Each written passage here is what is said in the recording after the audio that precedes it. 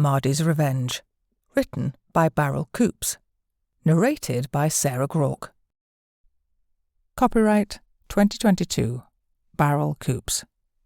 All rights reserved. Prologue. In a world where secrets whispered among the shadows could mean the difference between life and death, our story unfolds. It begins in a land divided, where power is seized through cunning and cruelty. Here, amidst the rugged terrain and dense forests, a tale of resilience and revenge is born. In a remote enclave, hidden from the world's prying eyes, a young girl named Mardi recovers from a brutal attack, helped by a recluse who lives in solitude and secrecy, a man who harbours his own secrets. She's known as the Ghost by those who fear her elusive presence. With hair as dark as the night and eyes that seem to hold the secrets of the universe, Mardi possesses a remarkable gift, the art of vanishing into the ether. Chapter 1. The Ghost. In the stillness of a post-apocalyptic world that had finally found its balance, the remnants of old societies had begun to knit themselves into something resembling stability. Towns and villages, once raised grounds of despair and lawlessness, now hummed with the promise of a new era. It was in this renewed world that the aging grandson of a girl known only as the Ghost wandered the land in the footsteps of his great-grandparents and his grandmother. With each step, he carried with him the legacy of his grandmother, a legend woven into the very fabric of the recovery. The Ghost, as she was called, had become a symbol of resilience and vengeance. Her tale was a dramatic saga of loss and reclamation, starting when a ruthless warlord, who had once terrorized their lands, murdered her father and brother and enslaved her mother. In the wake of devastation, she rose from the shadows of her former life, a fierce wraith driven by the fires of retribution and justice. Her grandson, now an old man with silver hair and a voice like gravel, made it his life's mission to recount her story, ensuring that her deeds would never fade into the fog of forgotten history. As a travelling storyteller, he moved from one town or village to another, each place a patch in the quilt of a recovering civilization. His presence was heralded by the anticipation of stories from the old world and the new, tales of horrors faced and overcome, of humanity's enduring spirit. Tonight, as the orange hues of sunset bled into the horizon, he stood at the front of a bustling village hall, his audience a spectre of eager faces bathed in the warm glow of lantern light. The room settled into a reverent silence, the kind reserved for the beginning of something significant. Tobias cleared his throat, the sound resonating softly through the hushed hall, his eyes gleaming with the intense glow of memory and emotion swept across the faces of the assembled crowd. With a gentle authority, he began. "Please, everyone, settle down. It's with a deep sense of honor that I introduce my daughter Mardi, named after her great-grandmother. Today, she will share with you a story of extraordinary courage and resilience." He paused, allowing the weight of his words to sink in. "This tale is about a young girl known to many of you as the Ghost. Despite her tender age, her petite frame and facing a path fraught with unknowns, she surmounted odds that many would deem insurmountable, and I am filled with immense pride today as I stand before you all to reveal that this remarkable girl that turned a tide in our land was my grandmother." His voice softened, imbued with reverence. "Before we begin, let me share something special. After today's reading, you will have the rare opportunity to take a piece of this history home. This book, a tangible connection to our past, is one of the few that has been printed in over 2 centuries. It represents a luxury, a beacon of knowledge that we have lived without for far too long. He stepped back slightly, making room for his daughter. Now, with no further delay, I will let Mardi's voice carry the legacy of her great-grandmother, a girl whose bravery not only challenged the darkest powers of her time, but also ignited a flame of liberty that burns in our hearts to this day. Mardi stepped up, her voice trembling with emotion as she looked out over the crowd, their faces painted with anticipation and quiet respect. Thank you for gathering here today. The story I am about to share transcends a mere recounting of events. It is a vibrant saga of defiance against tyranny, of a young girl's unwavering resolve to rectify the injustices that shattered her family. She stood alone, a solitary figure against a towering adversary, proving that the strength of one's spirit can indeed bend the arc of history towards justice. Her triumph was not hers alone. It was a victory for her children, her grandchildren, for all her descendants, me included. And yes, for each of you gathered here today. She ignited a spark, kindling a fire of fervour within the people, compelling them to rise up, to no longer accept the oppressive yoke they had borne. She awakened a dormant will, a will for freedom that had been suppressed but never extinguished. Her courage ensured that future generations would grow up in a land where they could all breathe the sweet air of freedom. Let her indomitable spirit envelop you as we turn back the pages of time to unveil her remarkable journey. Now, let us begin. I will read you her story, immortalized in print, ensuring her resolve is never forgotten. The room fell silent, every listener hanging on her words, ready to be swept away by the stirring tale of a girl whose spirit was unbreakable, whose legacy was their freedom. Mardi, a slender girl with long, flowing raven-black hair, navigated the challenges of a post-apocalyptic world. She found herself alone at a table in the dimly lit ale and food hall of a run-down boarding house, nervously waiting for her parents, my great-grandparents, to return, a routine that had become all too familiar. Her father, a news-teller and storyteller, led their nomadic family from one hamlet to the next, never settling in one place for long. They sustained themselves by sharing stories and news from their travels, receiving handouts, exchanging trinkets, and providing valuable information to the curious locals who gathered in rented halls or churches to listen for a few hours. Restlessly, Mardi twirled a knife in her pocket, one of her few possessions. Her gaze swept across the unremarkable individuals at nearby tables, casting a pall of decay over the place. An elderly man idly picked at scabs on his face. A woman struggled to hush her crying baby, and the rowdy drunks vied for attention, creating a scene that repulsed her. At least this time, her mother had taken her little brother Brody along with them. He was only 6, half her age, but she invariably ended up caring for him. She couldn't help but question why she, as a girl, was entrusted with this responsibility.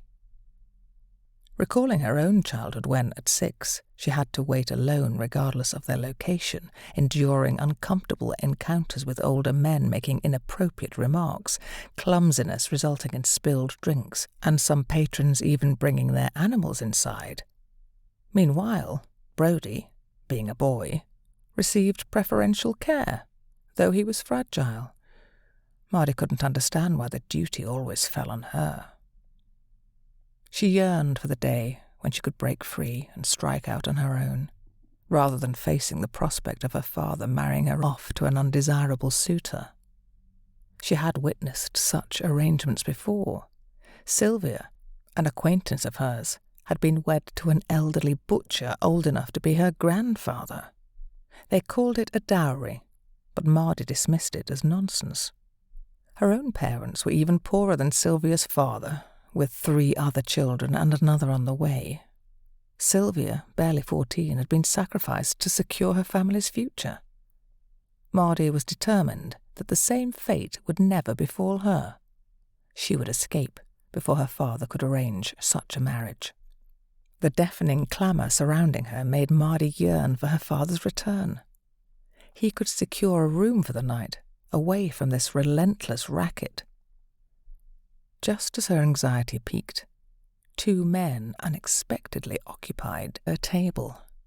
She instinctively tightened her grip on the knife, prepared for action. But, to her relief, their conversation centered on a topic that didn't involve her directly. Victor Anhalt. However, discussing Victor Anhalt was far from a good idea. Simply coming into contact with him or his henchmen could significantly shorten your life expectancy. While this region wasn't exactly his stronghold, with Victor being over 50 miles to the south, he was infamous as a slave trader, murderer and drug dealer, dealing in anything he could trade. He held villages in terror, demanding tribute, or else he'd abduct people to use as slaves. Those who dared to cross him would mysteriously vanish.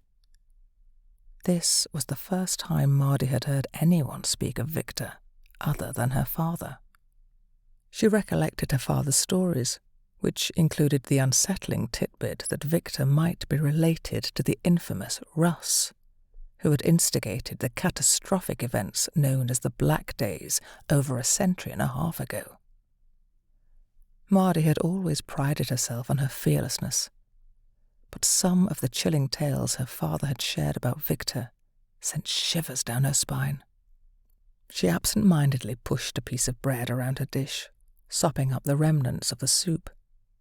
Despite being filling, the soup had a taste akin to musty wood.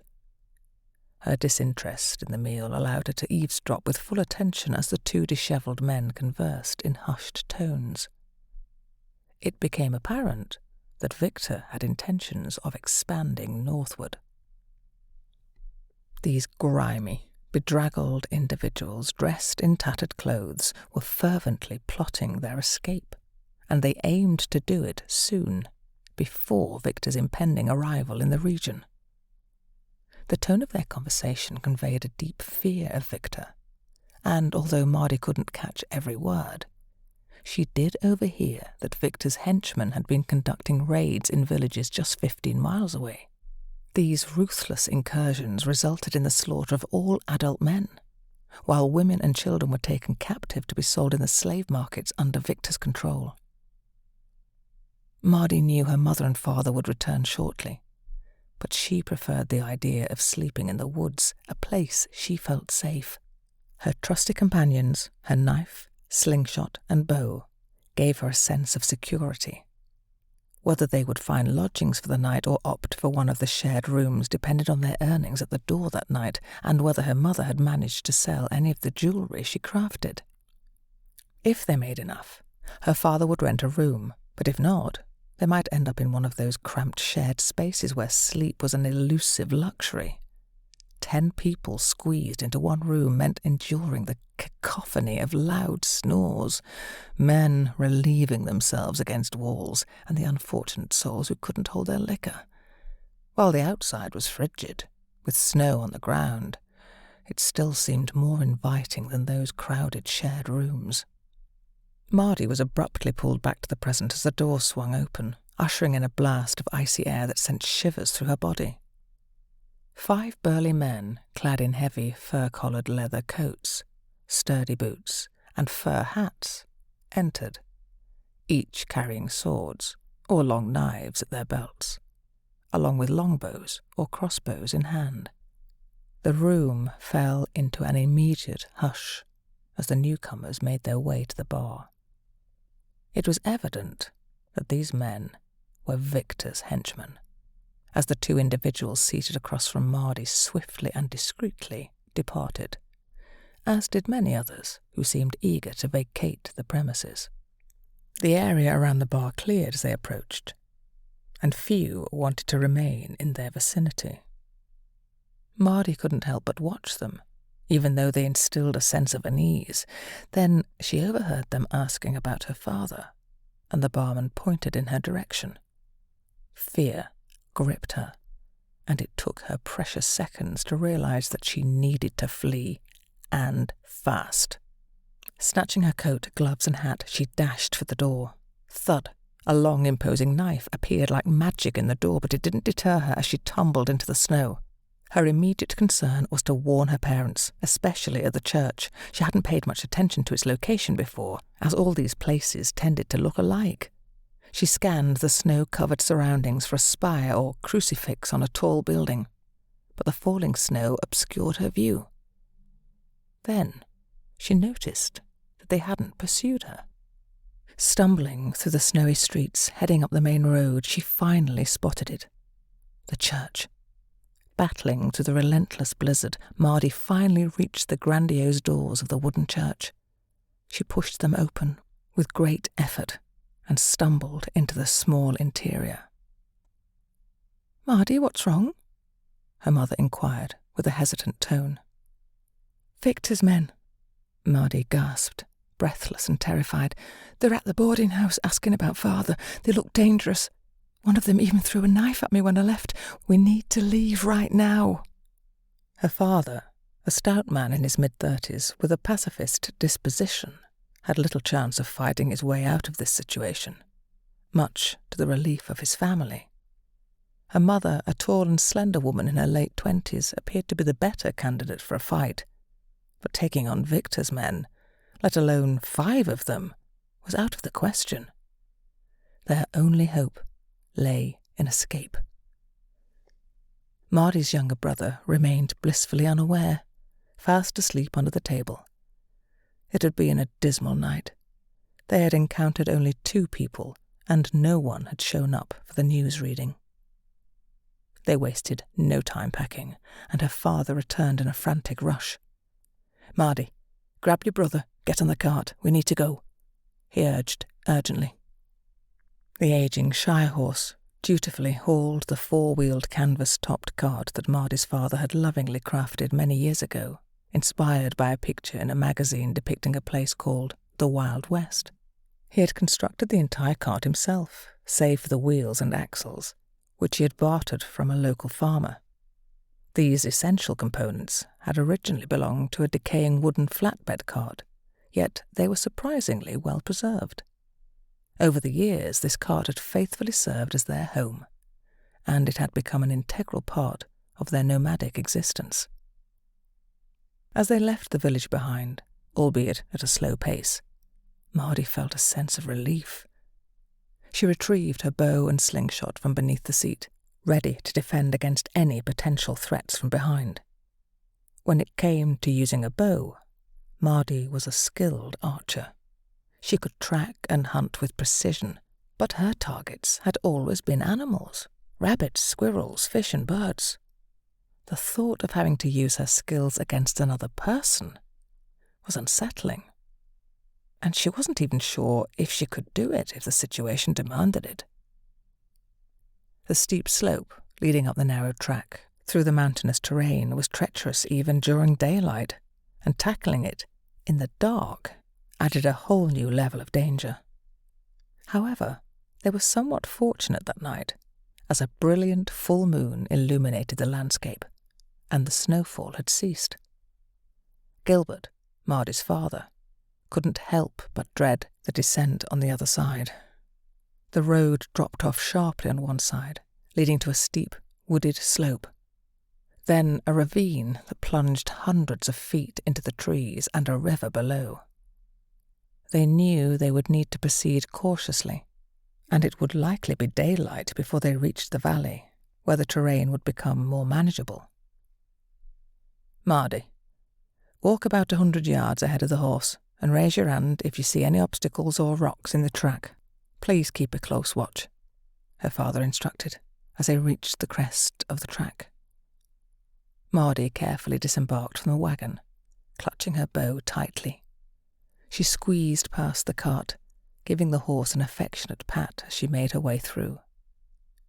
Slowly, she walked ahead of the cart, taking care to remove any rocks that might pose obstacles along the way, all the while keeping a safe distance from the precipitous drop on her left, where the ground sloped steeply all the way to the cavernous ravine.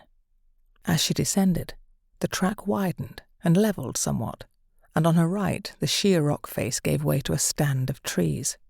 Her father called out for her to halt, signalling the need for a brief break. "Father, we can't stop now. They'll catch up with us if we do," she urged, her worry evident. "No, my girl, I need to stretch my legs. We've been on the move for hours and there's been no sign of them," he insisted. "We'll take a short rest so I can catch a bit of sleep. Just an hour or two. The moon's hidden behind the clouds and I can't see a thing. The most perilous part of our journey lies ahead and it'll be daylight in a few hours. Get some rest." Mardi wasn't thrilled about this decision. She had seen those men, and they were specifically looking for her father. They wouldn't stop their pursuit just because her father wanted to rest. Gilbert, her father, had pulled the cart aside into the shelter of the trees, but left the horse tethered to the cart, securing it to a tree before retiring to the back of the cart to catch some sleep, joined by the others. Mardi, however, insisted on keeping watch, deeming her father's decision unwise. She voiced her concerns, which earned her a sharp reprimand for her impertinence. Once she saw them settle down, Mardi grabbed a blanket and her bow, then retraced her steps back up the hill to maintain a vigil from the rise overlooking the path they had just travelled. She ascended slowly, mindful that working up a sweat could lead to freezing moisture once she ceased moving. The biting cold caused her fingers, nose, and ears to burn, but she pressed on until she reached the summit. As she turned the corner, her worst fears were confirmed. First, she spotted the flickering torches in the distance, and then the unmistakable sound of horse hooves clattering towards her. They were approaching, and she needed to return quickly. Her heart raced in her chest, pounding like a hammer, and it turned out her concerns were valid. Exhausted, she turned and sprinted back down the hill as fast as her legs would carry her, shouting at the top of her lungs, even though she knew they were over a mile away and they wouldn't hear her. The thundering hoofbeats grew steadily nearer, and she had no choice but to run faster, though her body protested, fatigued and pushed to its limit. The thundering hooves of the horses were upon her, and Mardi could hear them panting heavily. As she turned to face them, the lead rider struck her hard in the face with an object, sending her tumbling and rolling down the hill. Her world spun, and she was only half conscious as she desperately clutched at the ground, seeking anything to prevent her from plummeting over the edge. But there was nothing, and she slid down the steep ground helplessly into the darkness. Her body was jolted as she careered into bushes, rocks, and trees. Agonizing pain coursed through her as she frantically attempted to grasp onto something, anything, to halt her descent. The horrifying thought of the ravine flashed through her mind, and then, suddenly, there was no ground beneath her feet anymore. She was falling.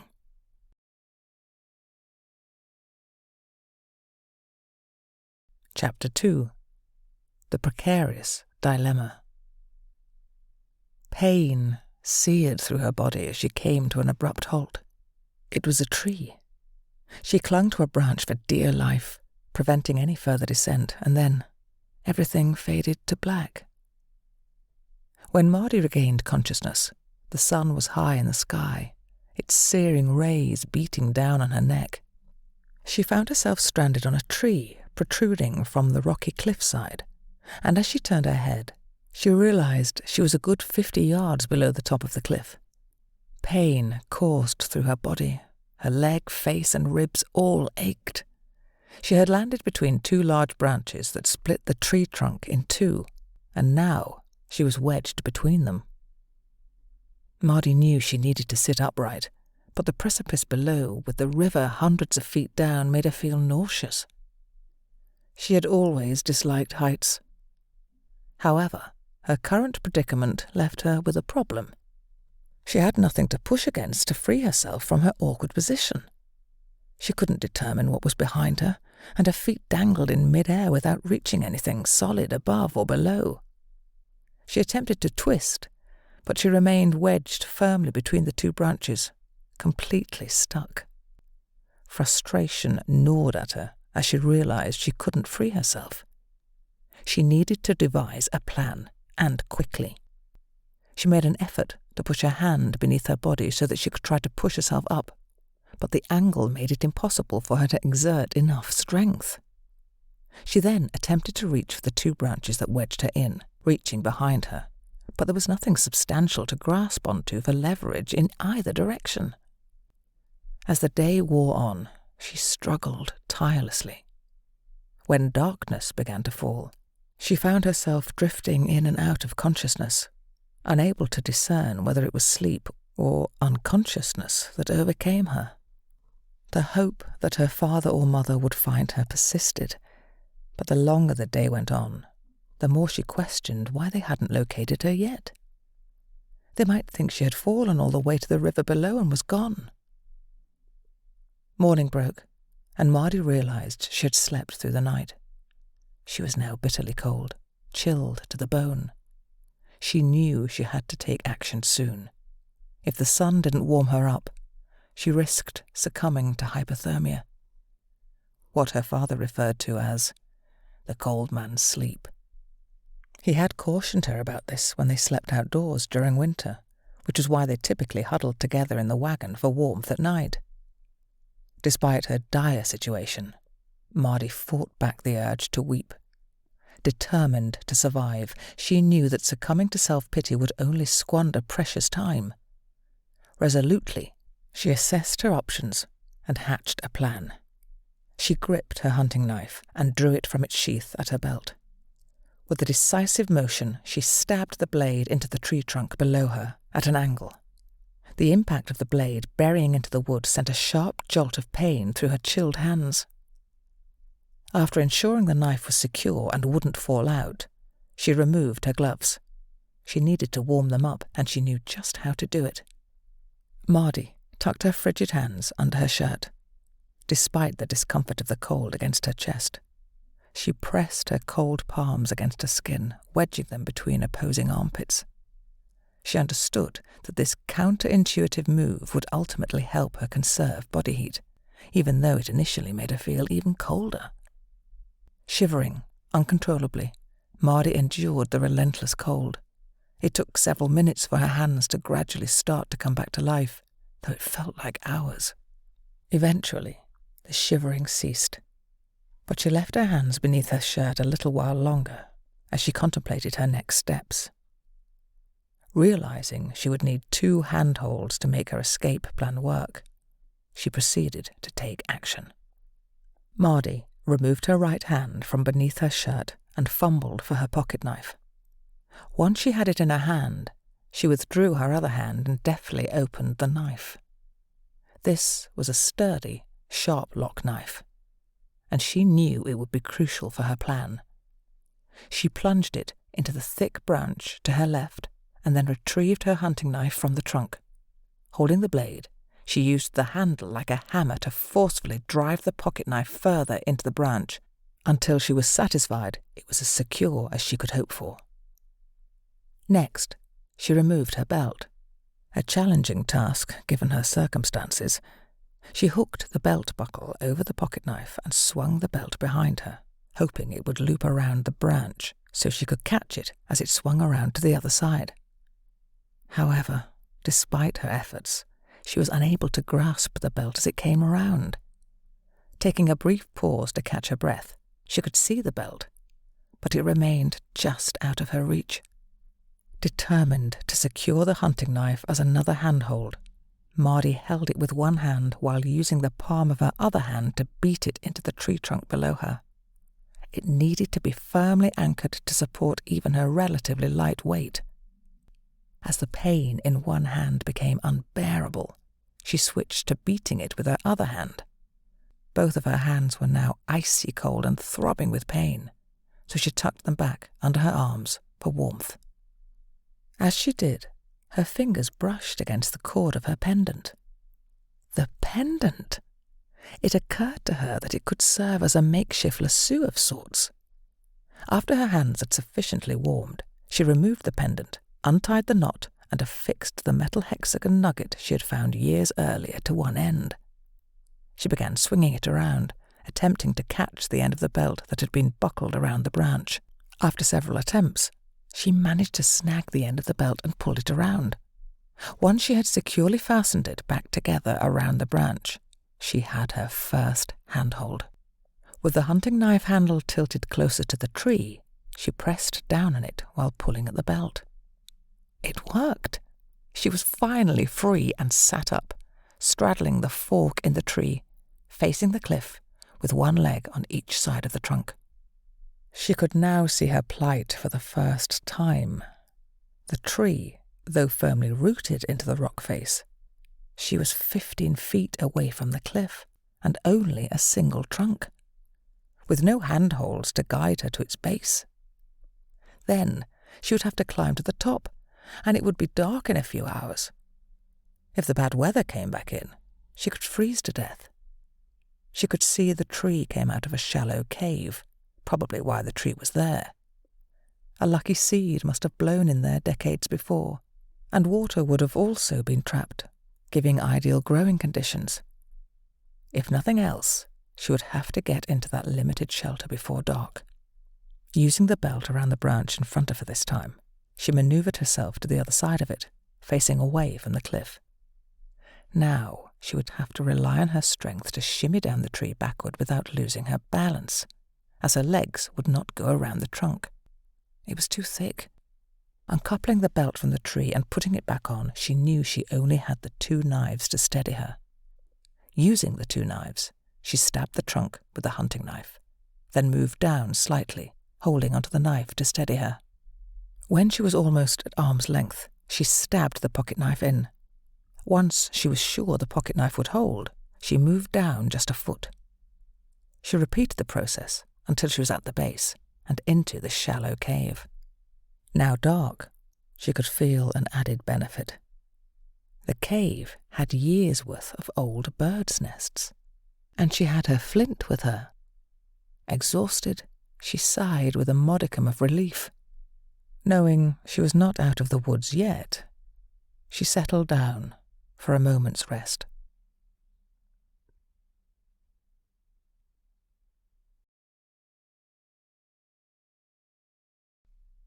Chapter 3.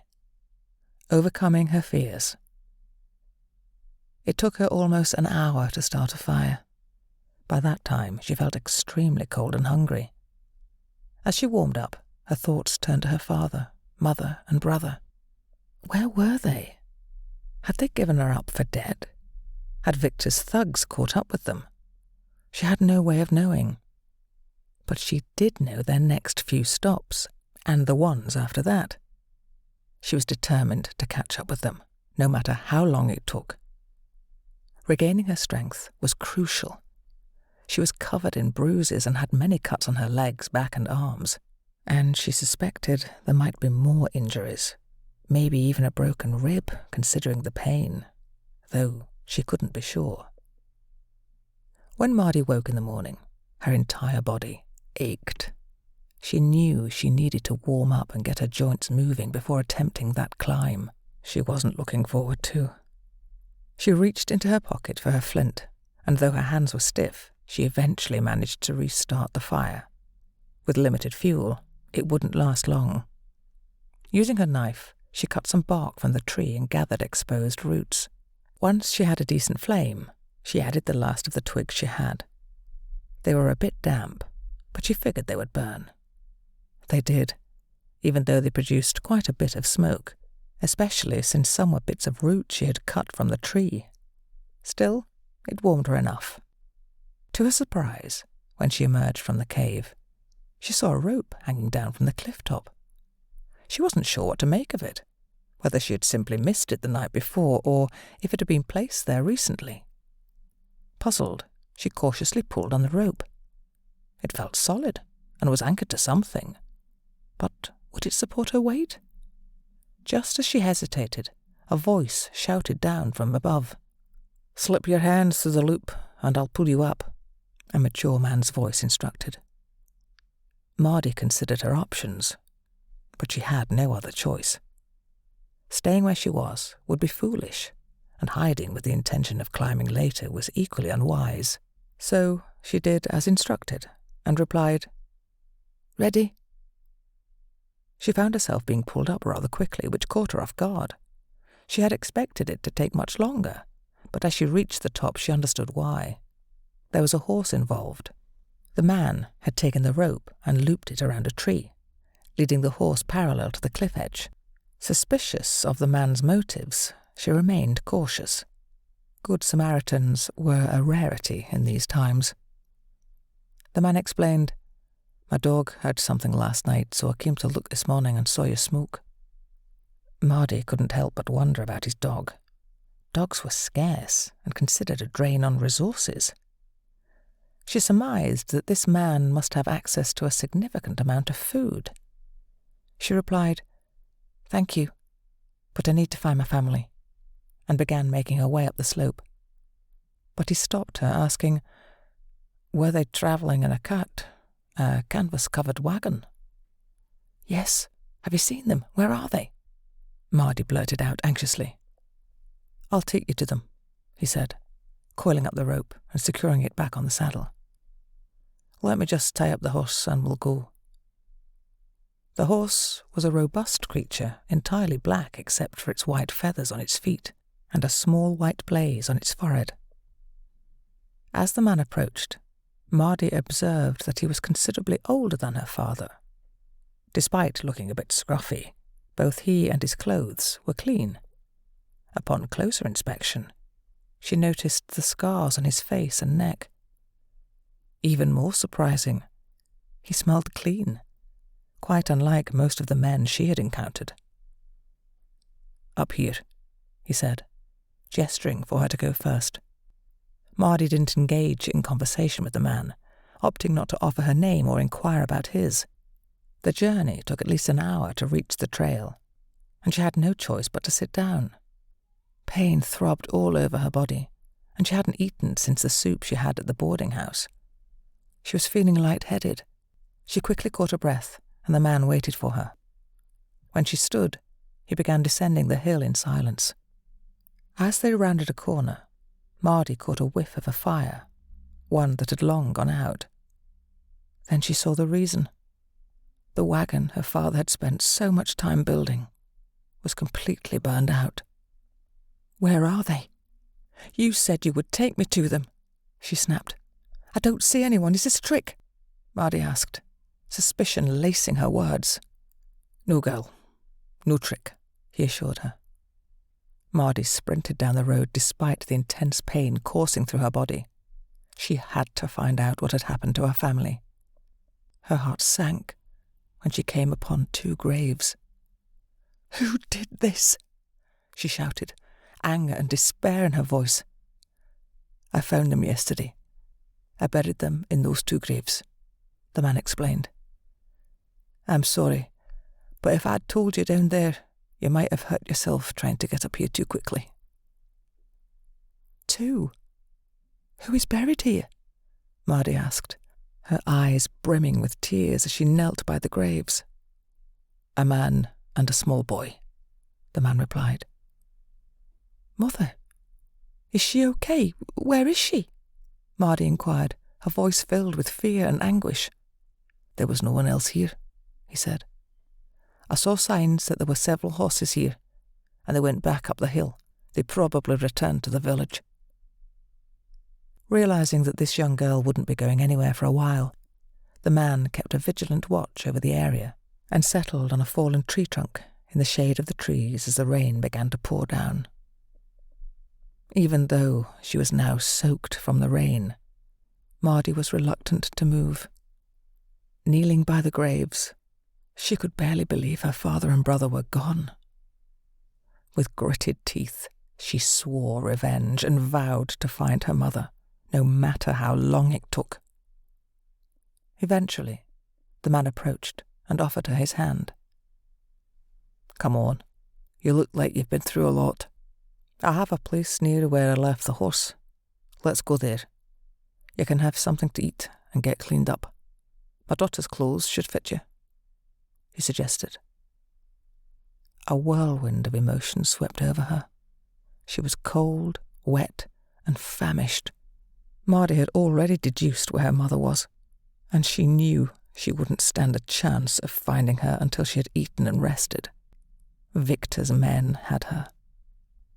With a sigh, she got up and walked over to the wagon. Despite the pain, she needed to retrieve her slingshot, which she hoped was still hidden beneath the floorboards, along with her father's stash of money.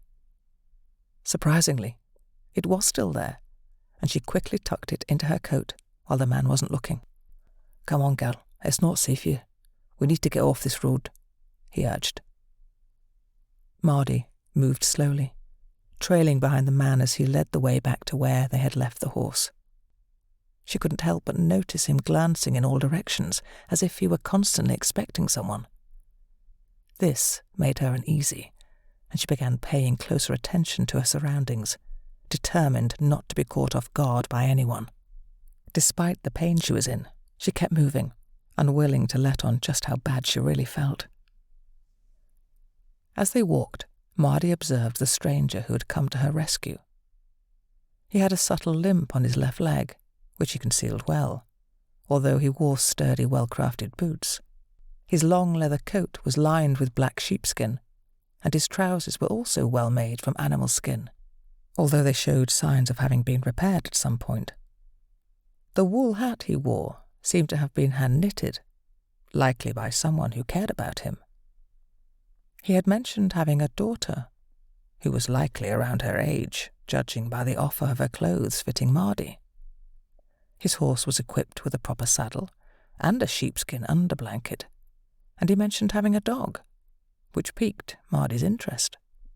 He had been truthful about the existence of the hidden place. Initially, Mardi couldn't see anything unusual as they walked for just under half a mile to reach the thick stand of trees. At first, it appeared to be a dead end, but the man used a stick to push aside a large bramble bush, revealing a hidden passage. It was a gate, cleverly disguised by living brambles. He led the horse through it, and then went back to erase their footprints with a fir branch before rejoining her and closing the gate. They turned left and followed a short path before making a sharp turn that seemed to double back on their previous route. The concealment of this place amazed her. Even though she had seen it with her own eyes, she was still surprised by the extent of its hidden nature. The trees were so dense that it felt as if the sun had disappeared. As they navigated the final bend, a clearing appeared, revealing his cabin. It was tucked away so well, and Mardi couldn't help but wonder why. They continued around the edge of the cabin, and that's when she saw it. An impressive vegetable garden. It was meticulously organized, with neat rows and raised beds. Despite the snowy conditions, a few winter crops were still poking through. The sight left her in awe. Then she heard the dog. Its barking indicated it was a sizable dog, but the man reassured her. "He's confined, so he can't harm you. I'll introduce you to him later," he said. The cabin was substantial, showing some signs of age but still impressive and well-maintained, much like its owner. As she followed him through the door, her eyes spotted her bow and quiver of arrows. Mardi said nothing and continued to follow him into the kitchen.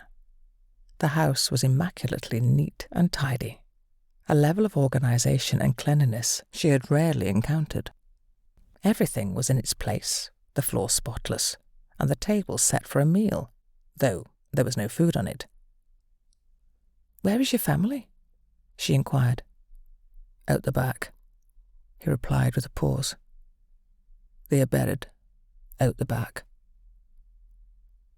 He stoked the fire, adding 2 logs to the firebox and closing it with a rattle.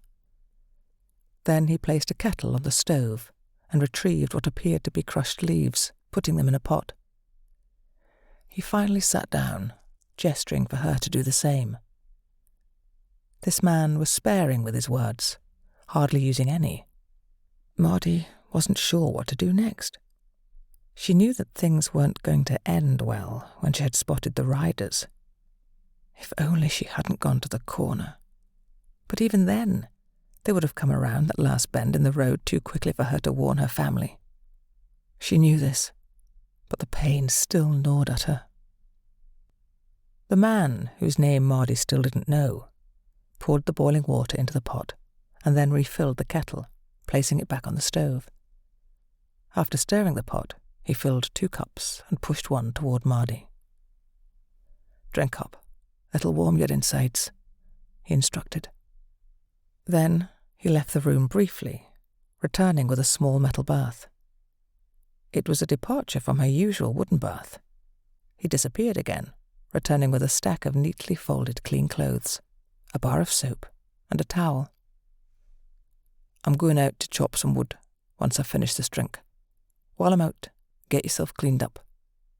When I come back in, I'll tend to those cuts," he explained, pouring the kettle of water into the bath and refilling it.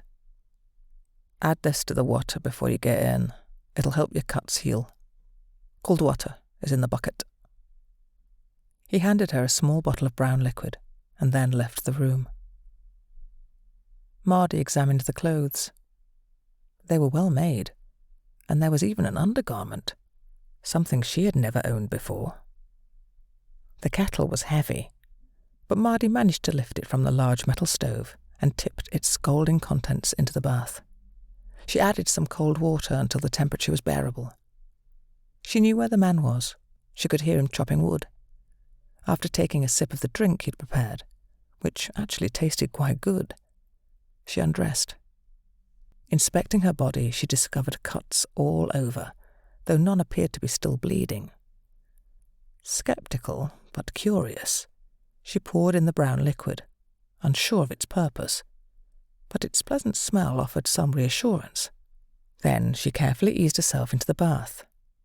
Sitting in the water, she found a few cuts she hadn't noticed before. Her body stung with pain, from the stinging cuts to the throbbing in her ribs. But she knew she was alive. About to climb out, she heard the door in the other room open, followed by a knock at the kitchen door. "Don't worry, I'm not coming in. I just wanted to know, have you found anything still bleeding now that you've had a look?" the man asked. "No, I don't think so," she replied. "Now that you've soaked, do you have any bad bruises or body parts that hurt more than they should?" he inquired. "My ribs hurt, but nothing has broken the skin," she replied. "Well, even if you've broken a rib, there's not much we can do about that except bandage it up. I'll leave you to get dried and dressed then," he said. As soon as she heard him leave, she climbed out of the bath, dried herself, checked to ensure she wasn't bleeding anywhere, and then got dressed. These were the nicest clothes she'd ever worn. Maybe this man was as genuine as he seemed. Yet, she couldn't shake the nagging feeling that something didn't add up. People didn't usually go out of their way to help others, at least not in her experience. Most were too consumed by their own problems to put themselves out for anyone else. Not even her father would do that. Why had he continuously scanned the area during their journey back? Why was this place so well hidden? Did he have enemies? Was someone looking for him? Questions swirled around her head. By the time she finished her herbal tea, she heard him re-enter the room. "Are you dressed?" he asked. "Yes, I am, thank you," she replied. He entered, carrying a large stack of logs, which he laid by the stove before sitting down. "My name is Tobias. Can I ask your name, please?" he inquired. "Mardi.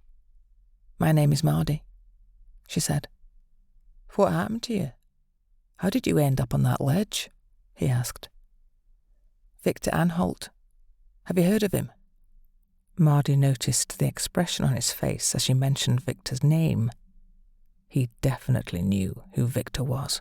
"Most folks have heard of him, I suppose, but isn't he down south?" he replied. Mardi then explained the series of events that had led her to fall off the cliff and land in the tree. Tobias listened attentively, not interrupting her. you were doubly lucky. First, they didn't capture you, and second, the tree saved your life. You're one lucky girl, he said. Mardi didn't feel lucky at all. Her father and brother were dead, and her mother was missing. However, she wasn't in the mood to correct him. After all, he had lost his wife and child, so he should know how terrible luck can be, she thought. Tobias picked up the brown metal pot from the stove and poured them both another drink. Drink it up. This will be the last hot thing until dark, he said. Then I will make us something to eat. You can get some rest in my daughter's room. You can take your drink with you if you wish. He stood, gestured toward a dimly lit hallway, and then opened the door to a bright room. Take as long as you need, he said. Close the shutters if you wish. He turned and left. The room wasn't large, but, like the rest of the house, it was clean and tidy, with straw mats covering the floor. The bed was neatly made, with a large sheepskin cover and a pillow that felt as soft as clouds. Mardi had seen old books before, but never this many. There was a whole shelf of them. There was also a chest with drawers, a candle in a frame on the table by the bed, and 2 large doors on either side. Mardi opened the first set of doors, revealing a variety of clothes hanging neatly on smooth wooden hooks. She had only seen something like this in magazines her father had come across when scavenging old-world buildings. But it was a first for her in real life. As she turned back to the main door, there it was. Her bow, hanging along with its quiver on the back of the door. The pair of doors on the other side of the bed opened together, revealing a shelf with a large metal bowl and a pitcher of water. In the cupboard was an old chair from before the blackening, which had a hole in its seat and, beneath, a night bucket. She had never seen anything like it before, but she thought it was a clever idea. Sitting on the bed, reality set in, as tears flowed freely. Her father and brother were gone. She would never see them again. And her mother, her dear mother, had been taken by those thugs. She would be Victor's slave. Her heart sank, and tears streamed down her face. What am I going to do? She whispered to herself. Anger and frustration welled up within her as she realized she was just a girl. What could she do against Victor and his henchmen? Lost in her thoughts, she must have fallen asleep at some point. The sound of knocking at the door jolted her back to the present. Slightly disoriented, she sat up, rubbed the sleep from her eyes and stretched. It was dark outside, with only the moon casting a dim glow in the room. "Yes, what is it?" she called out. "I have made some food," came the reply. "There's a candle outside the door. Come when you're ready." Mardi heard him go back down the hallway and closed the door at the other end.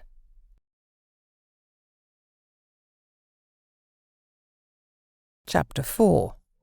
Tobias's Confession. The table was adorned with several bowls of steaming hot food, vegetables, potatoes, and a dish that emitted a tantalizing aroma, though Mardi couldn't quite identify the scent. A cheerful fire crackled in the hearth, casting a warm, flickering glow that outshone the candles on the table. As she settled into her seat, thoughts swirled in her mind. There's always a price to pay for help, she reasoned. Would she be expected to work in exchange for this meal? Her hunger, however, was undeniable, and she had no choice but to eat. Summoning her courage, she finally broached the question that had been haunting her. "I don't mean to seem ungrateful, and I genuinely appreciate your kindness. But I have to know, people don't usually help without expecting something in return. What do you want from me? What's the price for your help?"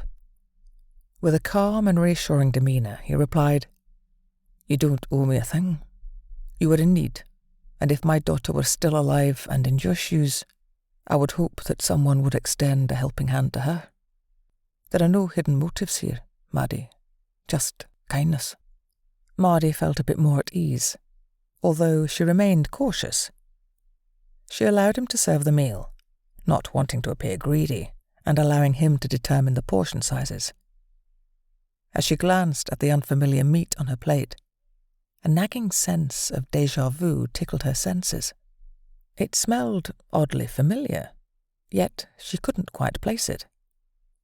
"May I ask what kind of meat this is?" she inquired. "It's venison," he replied. "You know what that is?" "Deer, right?" she responded. "That's correct." "Have you ever tried it before?" he asked. "No, never. It's quite delicious," she remarked.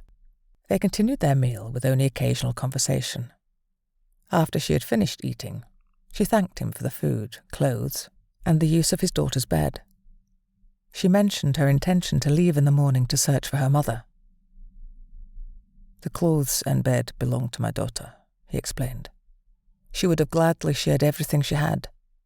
As for leaving, you need to heal first.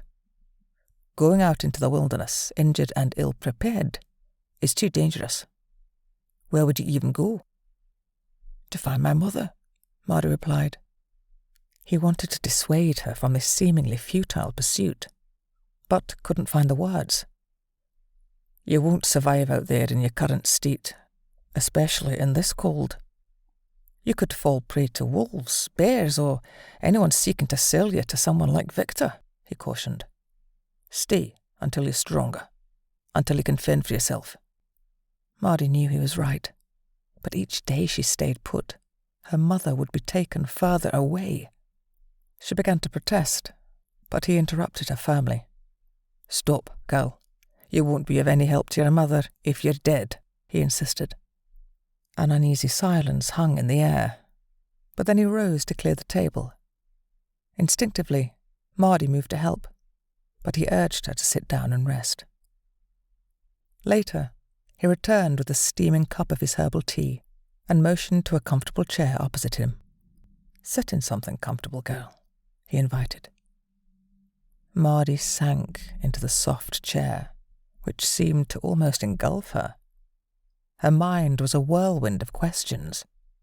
She wanted to know about his family, how and when they had died, how he came to find this place, how long he had been living here, and the reasons behind all the secrecy and security measures. However, she didn't want to come across as nosy. After all, he had saved her, provided her with food, shelter, and even clothing, all of which were better than she had ever known. As she observed him, he sat in contemplation, staring into the crackling fire and sipping his drink as if she weren't even in the room. His thick, greying hair and bushy beard made him appear older than he probably was. She had noticed the slight limp he concealed and the well-defined muscles in his arms, marking him as a fit and capable man. His choice to live in seclusion remained a mystery.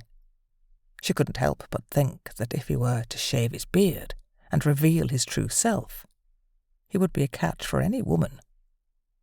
He had this place and everything that came with it, more than anyone she had ever met. It was he who eventually broke the silence. "Do you have any other family, girl?" he inquired. "No," Mardi replied, her voice tinged with sadness. "My uncle passed away over a year ago, and my grandparents died before I was even born. My parents never spoke of any other relatives." "Alone, just like me," he remarked, wishing he had chosen his words more carefully. Curiosity got the best of Mardi.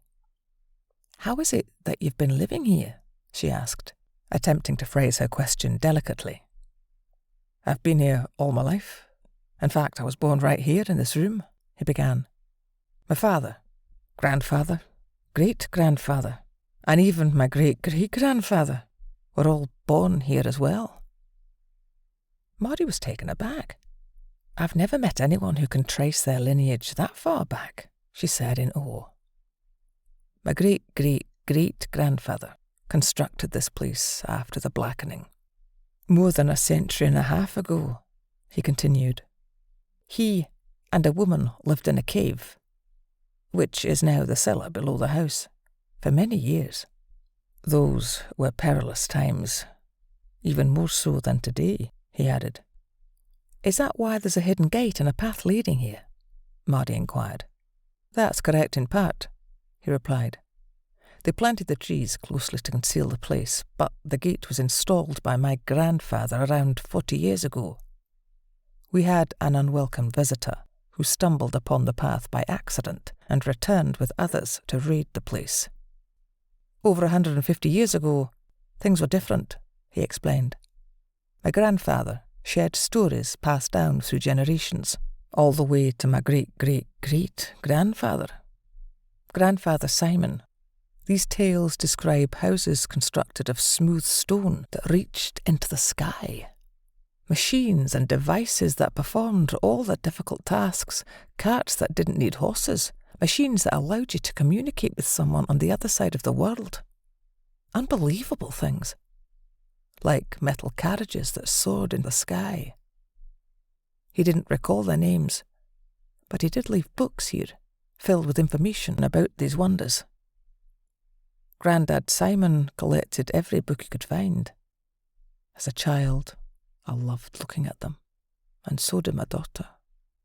In Grandad Simon's time, when everything went dark, the world fell into chaos. The strong seized everything or exploited the weak. A person's life held little value. Grandad Simon and his companion survived in that cave. He made a bow, and later a crossbow, hunted game, cultivated crops, and foraged for fruits and nuts in the autumn. They thrived, and as the trees grew around them, they found safety, he concluded. With that, he rose and disappeared into the kitchen, leaving Mardi to ponder the astonishing stories she had just heard. She could hear him moving about, but had no idea what he was doing, or when he would return. When he did return, he brought the pot to top up their drinks, and then took a seat. Sorry about that, he said. I needed to clean up the pots and put them away. I prefer not to leave them out. Mardi nodded, understanding his need for order and tidiness. She hesitated for a moment before asking a question that had been on her mind. I don't mean to pry, and you can refuse to answer, and I will understand. But can I ask how your daughter died? She inquired gently. He had never spoken to anyone about their deaths before, and he wasn't quite sure how to approach the topic. It was still a painful and raw memory, a wound that hadn't healed even after all these years. It was my fault, he began, his voice heavy with guilt. I led them back here, not taking precautions. I didn't realize they were following me. Who were following you? Mardi asked, puzzled. Victor's hawks, he replied, with a grim expression. That's what he calls them. They hunt people, for Victor. Why were they hunting your wife and daughter? Mardi inquired further, trying to understand. Not them. Me, he admitted, his gaze distant. I escaped from Victor's captivity. You see, I was one of Victor's slaves. He had captured me a few years earlier. Normally they killed men, but I knew horses, so I was useful to him. They locked us all in a compound, and I was responsible for the horses. But one of Victor's prized horses died, and I couldn't figure out what was wrong with it. From then on, my days were numbered. It took me a while to find a way out, but by sheer luck, a tree fell during a storm and created a gap in the fence. No one really knew where I came from. I had always said I came from the west, mentioned a village called Camitown. No one bothered to check, as it was run by someone just as powerful as Victor, or so I thought. He paused, a heavy sigh escaping his lips. It had been over a year, and I wasn't being careful to hide my tracks anymore. I thought I was safe. But when they sent out one of Victor's hawks to find me, he tracked me down to the village below here. When I was returning through the bramble gate, he ambushed me. Caught me off guard. I must have hit my head on something, or he struck me in the head. I'll never know for sure. When I regained consciousness, I was tied to a chair. He told me that he wasn't here to take me back. His orders were to kill everyone I loved and then kill me. He said, his voice quivering with the weight of the memory.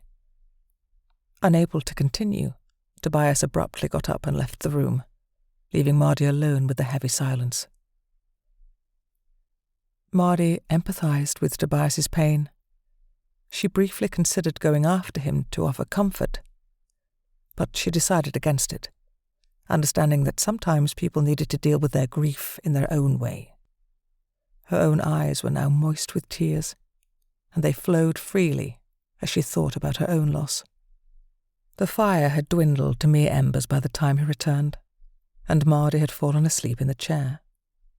She wasn't sure how long he had been gone, but she sensed he had been crying. Instead of acknowledging him, she pretended to be asleep, not wanting to intrude on his moment of sorrow. She watched him quietly, noticing the sadness etched on his face. If she had known him better, she might have offered a comforting gesture, but as a virtual stranger, she remained still and silent. After a while, exhaustion overcame him, and he too fell asleep. Mardi seized the opportunity to slip away unnoticed. She tiptoed to the bedroom, gently closed the door behind her, and sat on the edge of the bed. Alone in the dimly lit room, her own grief came rushing back. Her father, her brother, her mother. It was as though her world had unravelled in a matter of days. Tears streamed down her cheeks as she grappled with the overwhelming sense of loss. She regretted her last interactions with her brother, feeling guilt wash over her for not being more understanding. Her mother's fate was uncertain, and the unknown was almost unbearable. She didn't even know where to begin looking for her. Wiping away her tears, Mardi climbed into the bed, her emotions still raw. The world outside was dangerous, and she was far from safe. In this cruel new reality, she didn't have answers to the many questions swirling in her mind. All she could do was hope for a better tomorrow as she drifted into a restless slumber.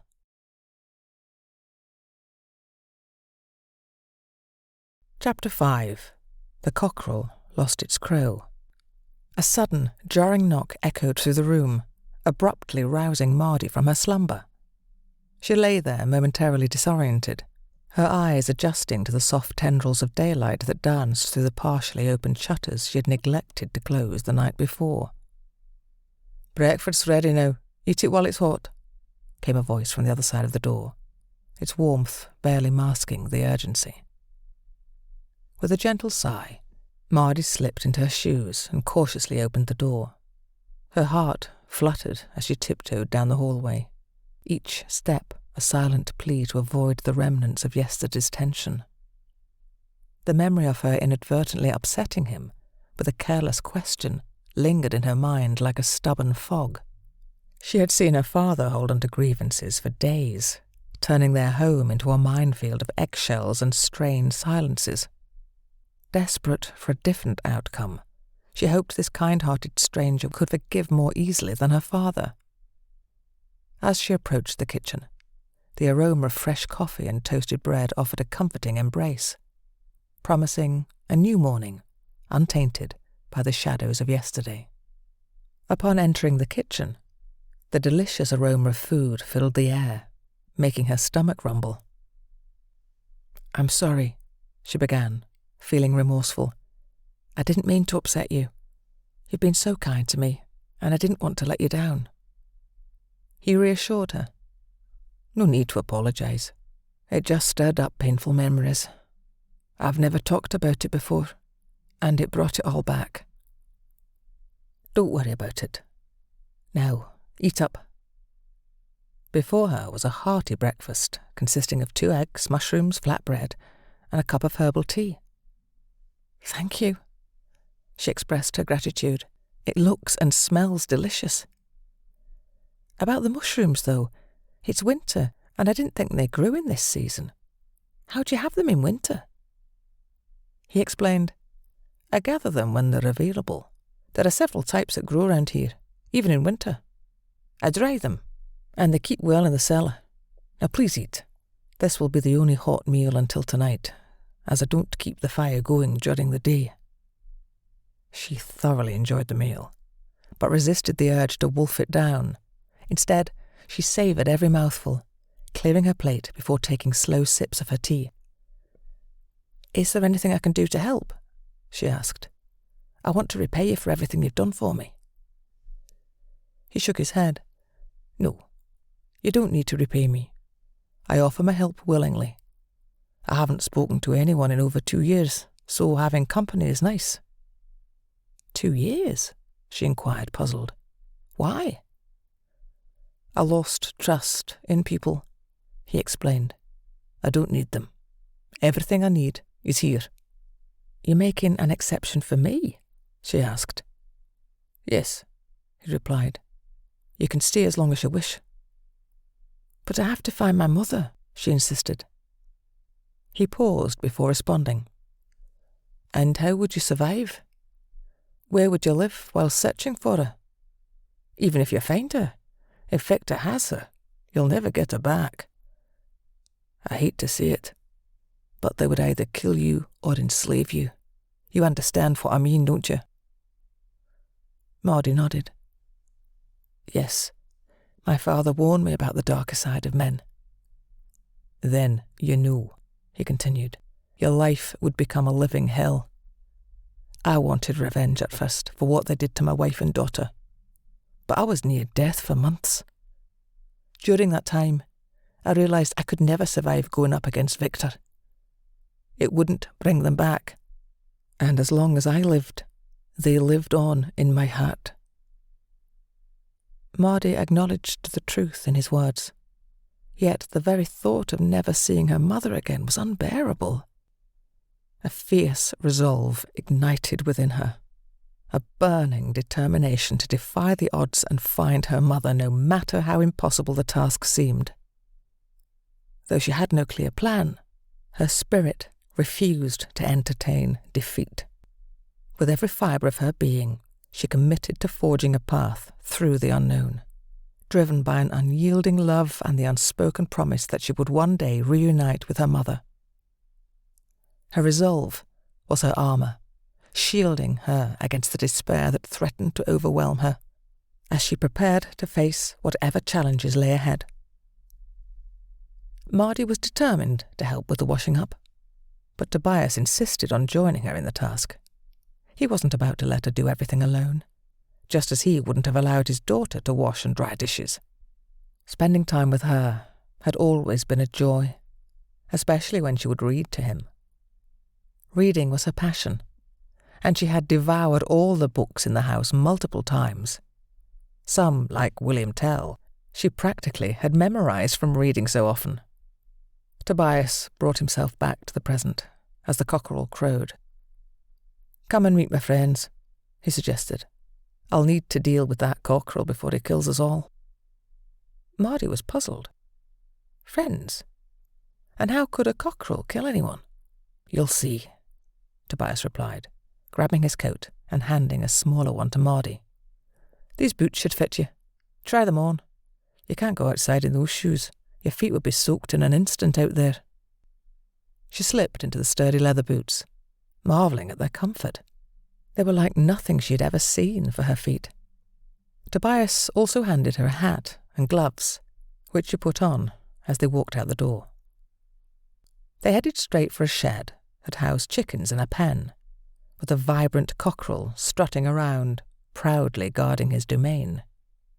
Tobias extended his arms like the wings of an eagle and moved slowly toward the unsuspecting bird, which immediately crouched down, trying to appear smaller. With a swift motion, he bent down and scooped it up. The impressive, multicoloured cockerel, far from pleased about being plucked from the ground, lashed out with its beak, narrowly missing Tobias's eye and instead catching him square on the cheek. "Now, boy," Tobias addressed the indignant bird, "it's time you lost your crow." He carried the disgruntled cockerel to another shed and retrieved what was once a woolen garment. He put his hand down the sleeve in the wrong direction and seized the cockerel by the head, sliding the rest of its body into the garment sleeve. "That's got you," he murmured. All that remained visible of the cockerel was its head, as the rest of its body was now wrapped in the garment. Tobias took a seat on a stool, positioning the subdued cockerel between his knees, facing him. He produced a pair of curved scissors from a drawer, gently forced the cockerel's mouth open, inserted the scissors, and snipped. "Now try crowing," he said, addressing the silenced bird. Mardi questioned, "Why did you do that? Don't you like his call?" "It's not that," explained Tobias. "His crow can be heard for miles, and there are people who would follow that sound and come to steal him. The chickens, and probably much more. There are many hungry people out there, especially during winter, and they'll take anything they can to survive. Some are even willing to kill anyone who gets in the way.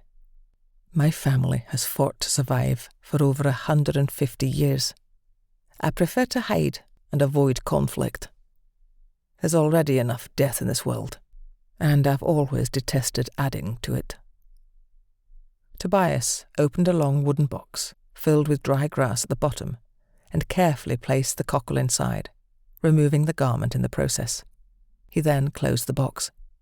"I'll keep him in the dark for a day or two, so he won't try to crow. He needs time for his throat to heal. I'll return him to the henhouse tomorrow night, which should be enough time," he explained. "Now, let me introduce you to all the other animals." After feeding the chickens, some surprisingly large rabbits, and the horse, Tobias introduced her to the dog, Borgo. The dog was massive, with black fur and pointy ears, yet it had the disposition of a gentle giant. Tobias let Borgo out to roam as they headed to feed some sheep in a small area of grass behind the house. The sheep had cleared the snow, revealing patches of grass. Next on their tour were some pigs in a pen, situated within an orchard. Mardi had not realized these were apple trees until Tobias pointed it out. Finally, he led her into a glass shed, and Mardi was taken aback by how warm it felt inside. The shed was filled with shelves holding numerous pots filled with soil. He explained that this was where he started his plants, the vegetables that would eventually go into the garden once the weather warmed up. Mardi was captivated by it all. It was almost overwhelming, but her curiosity continued to drive her questions. Mardi noticed black, flat, square boxes on the roof and couldn't resist asking what they were. Tobias replied that he would give her a book explaining how they worked, and left it at that. After playing with the dog for a while, they headed back inside, but Borgo had to stay outside. "No, I promise you some books. Come with me," Tobias said. He opened a door that Mardi had previously thought was just a wooden panel, as it looked nothing like a door. He picked up a candle in the lantern case, lit it, and led the way down some stairs. The stairs were carved into the rock and curved to the right as they descended, so Mardi couldn't see all the way down. They seemed to go on for ages, but then they opened up into a large cave or room. It was even larger than the house, with passages branching off in all directions. Mardi was left speechless. She had never expected to find something like this. The first corridor led to 2 rooms. In the first, there were several bows, crossbows, knives, 2 swords, along with quivers, arrows, and sheaths for the knives and swords. Axes of various shapes hung on the wall, and from the ceiling dangled spring animal and man traps of all sizes. Mardi had seen these before. She had nearly stepped into one while hunting for rabbits. The next room was filled with animal skins, leather from goats, rabbits, and deer. The abundance of leather surprised her. "Why do you have so much leather?" she asked. "I craft things from it," boots, gloves, coats, and many other items. For generations, we've worked with leather and metal. It was how we survived and acquired the other things we needed. I'm not so skilled with metal, but I enjoy creating items from animal skins, he explained. But there's so much. It must have cost a fortune, Mardi remarked. Most of it I hunted myself, and the leather came from my grandfather. He traded it for ploughshares he made when there was a severe illness among cows. The farmer would have just burned the cows, so they weren't expensive in the end, he clarified. Tobias led Mardi deeper into the expansive labyrinth of the cave, navigating through a serpentine corridor that mysteriously curved towards an ever-brightening source of light. Mardi's curiosity mounted with each step. They were far beneath the Earth's surface, yet the light intensified, hinting at secrets hidden within the cavern's depths. At last, they arrived at an opening in the cave, akin to a window carved into the rock face. It overlooked a sprawling valley from a dizzying height, offering a spectacular panorama. The valley below was a tapestry of greens and browns, dotted with tiny structures of a distant village. From this lofty vantage point, the village seemed frozen in time. A miniature world paused at a distance. Down there is Rivertown. Looks small and far away from here, doesn't it? Mardi thought Rivertown was further away from that, but then thought about it. To get to the road above Tobias's place, they had travelled a wide, sweeping arc up the mountain. Yet, yes, that would make sense, she thought, as she traced the entrance to the village, the tavern, and finally the church hall where her father held his last news and storytelling. She felt the loss of her family as she zeroed in on the hall, holding back the tears. After allowing Mardi a moment to soak in the awe-inspiring view, Tobias ushered her back towards the heart of the cave. They retraced their steps to the grand underground chamber, leaving behind the breathtaking spectacle, but carrying with them the memory of the valley as seen from above. The corridor opened up into another expansive room, its size rivaling that of the first chamber they had entered. This is where Grandad Simon and my great-great-great-grandmother lived for years after the blackening. Most of these things are from that era, Tobias explained, his voice echoing slightly in the vast space. As Mardi stepped further into the room, her eyes widened in awe. Here were the actual objects from a past age, items she had only ever seen depicted in the faded pages of books and old magazines her father had salvaged from the ruins of the old city. Though she had never been permitted to touch these relics, she had often studied them in secret, marvelling at their antiquity during her father's absences. Along one wall, a towering stack of books caught her attention, their spines adorned with vibrant illustrations depicting scenes of enigmatic allure and forgotten technology. Tobias reached for a particular book, one that he knew contained detailed information about the ancient rooftop panels. He also selected 2 other volumes, keeping their titles angled away from Mardi's curious gaze. "Come on, we can look at them upstairs," he suggested with a knowing smile. Brimming with excitement and eager to discover the secrets held within the pages, Mardi stepped aside, allowing Tobias to lead the way. Together they navigated back through the twisting cave system and ascended the old stone steps. Returning to the kitchen, Tobias placed the books on the sturdy table and carefully locked the door behind them.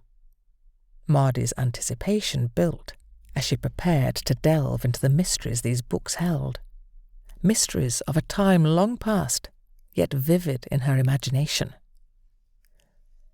They settled at the kitchen table, where Tobias handed Mardi the book she had been eagerly anticipating, titled The Power of the Sun, Heat and Light. Its glossy cover sparkled under the room's dim light. With a mix of reverence and curiosity, Mardi ran her fingers over the cover before flipping it open. As she delved into the first page, she encountered technical terms and names that were unfamiliar, but she persisted, her fascination undeterred. The book detailed the workings of photoelectric cells and photothermal solar panels, illustrating how these panels harnessed sunlight to heat water. Mardi grasped this concept intuitively. She had noticed how objects with darker colours absorbed more heat, making them hotter than lighter-coloured things close by. However, the mechanics of how the water circulated through the panels via a device called a circulating pump and the broader mystery of electricity eluded her. "Do you know what this electricity is?" she asked Tobias, her voice tinged with curiosity. Anticipating her question, Tobias handed her another volume, this one dedicated to the principles of electrical power generation and storage. Mardi turned the pages with eagerness, absorbing the information like a sponge. Each concept built on the next, unfolding the mysteries of energy that had long powered the world above. "Have you got any books on batteries?" she inquired, her interest deepening. Without missing a beat, Tobias slid the last of the 3 books across the table to her. These were the very books his daughter had once pored over in her own quest to understand the technology behind their rooftop panels. Leaving Mardi immersed in her studies, Tobias excused himself to begin the evening meal preparations. In the shed, he retrieved a rabbit he had caught the day before, just prior to rescuing Mardi. After cleaning it in the rain barrel outside, he gathered some vegetables from his root cellar and returned to the kitchen. Mardi, completely absorbed in the complexities of batteries and electrical storage, barely noticed the clatter of pots and the aromatic fusion of ingredients as Tobias began to simmer a hearty rabbit stew. Lost in a world of new knowledge, she continued her deep dive into the books, eager to unlock the secrets they held. As darkness settled in, Tobias lit a candle for himself and another for Mardi. "Finish the part you're reading, but then put them aside until tomorrow. Reading by candlelight for too long can damage your eyes. I read about it in a book, and that part about how your eyes can dim from straining to read caught my interest. My mother was younger than me when her eyesight began to fail. She used to sew by candlelight, and I think that's why she had trouble seeing later in life," Tobias advised. Mardi closed the book and stacked them neatly in front of her. "It's mind-blowing, the things they had back then.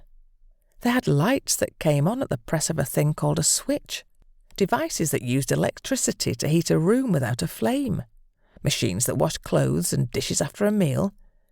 It's almost unbelievable, isn't it? And those coloured drawings that look just like real life. How could anyone draw like that?" she marvelled. "I know. They had so much more than that. Mind-blowing is the right word, I think," he agreed. "Do you think we'll ever have these things again?" "Maybe someday, but probably not in our lifetime," he said. "Anyway, we don't need 2 candles. Blow yours out for now. It'll be spring before I can make new ones. The bees go to sleep for the winter." Mardi couldn't even recall when Tobias had lit the stove, but as the aroma of the rabbit stew filled the air, she noticed it. He placed a kettle on the stove, and it soon boiled. After making some tea, he handed a cup to Mardi once it had cooled a bit. They enjoyed their meal, and as the evening wore on, Mardi grew tired. After helping with the washing up, she headed to bed. Tobias had been more open today, and Mardi found herself eagerly looking forward to the stories he shared. When she woke up that morning, she had been hesitant to even enter the kitchen, but now she couldn't get enough of his tales. They were stories passed down from his father and his father's father before him, reaching back through the generations to a time long ago. It was baffling to think how they had once possessed all those incredible things, only to let them slip away. It felt like sheer madness to Mardi as she lay in bed, contemplating what new revelations awaited her in the books she would read the following day.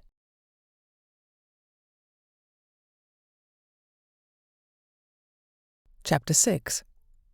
The Vikings. Mardi spent her initial days engrossed in the realm of old technology, poring over books that delved into the mysteries of the past. With each page turned, she discovered a world long gone, yet captivating in its intricacies. From there, she ventured into novels, immersing herself in the tales woven by authors. She embarked on her literary journey with Stephen King's Carrie, a book that sent shivers down her spine yet kept her firmly tethered to its suspenseful narrative. Her fascination with gripping stories led her to Joe Abercrombie's Best Served Cold, where vengeance danced on the pages.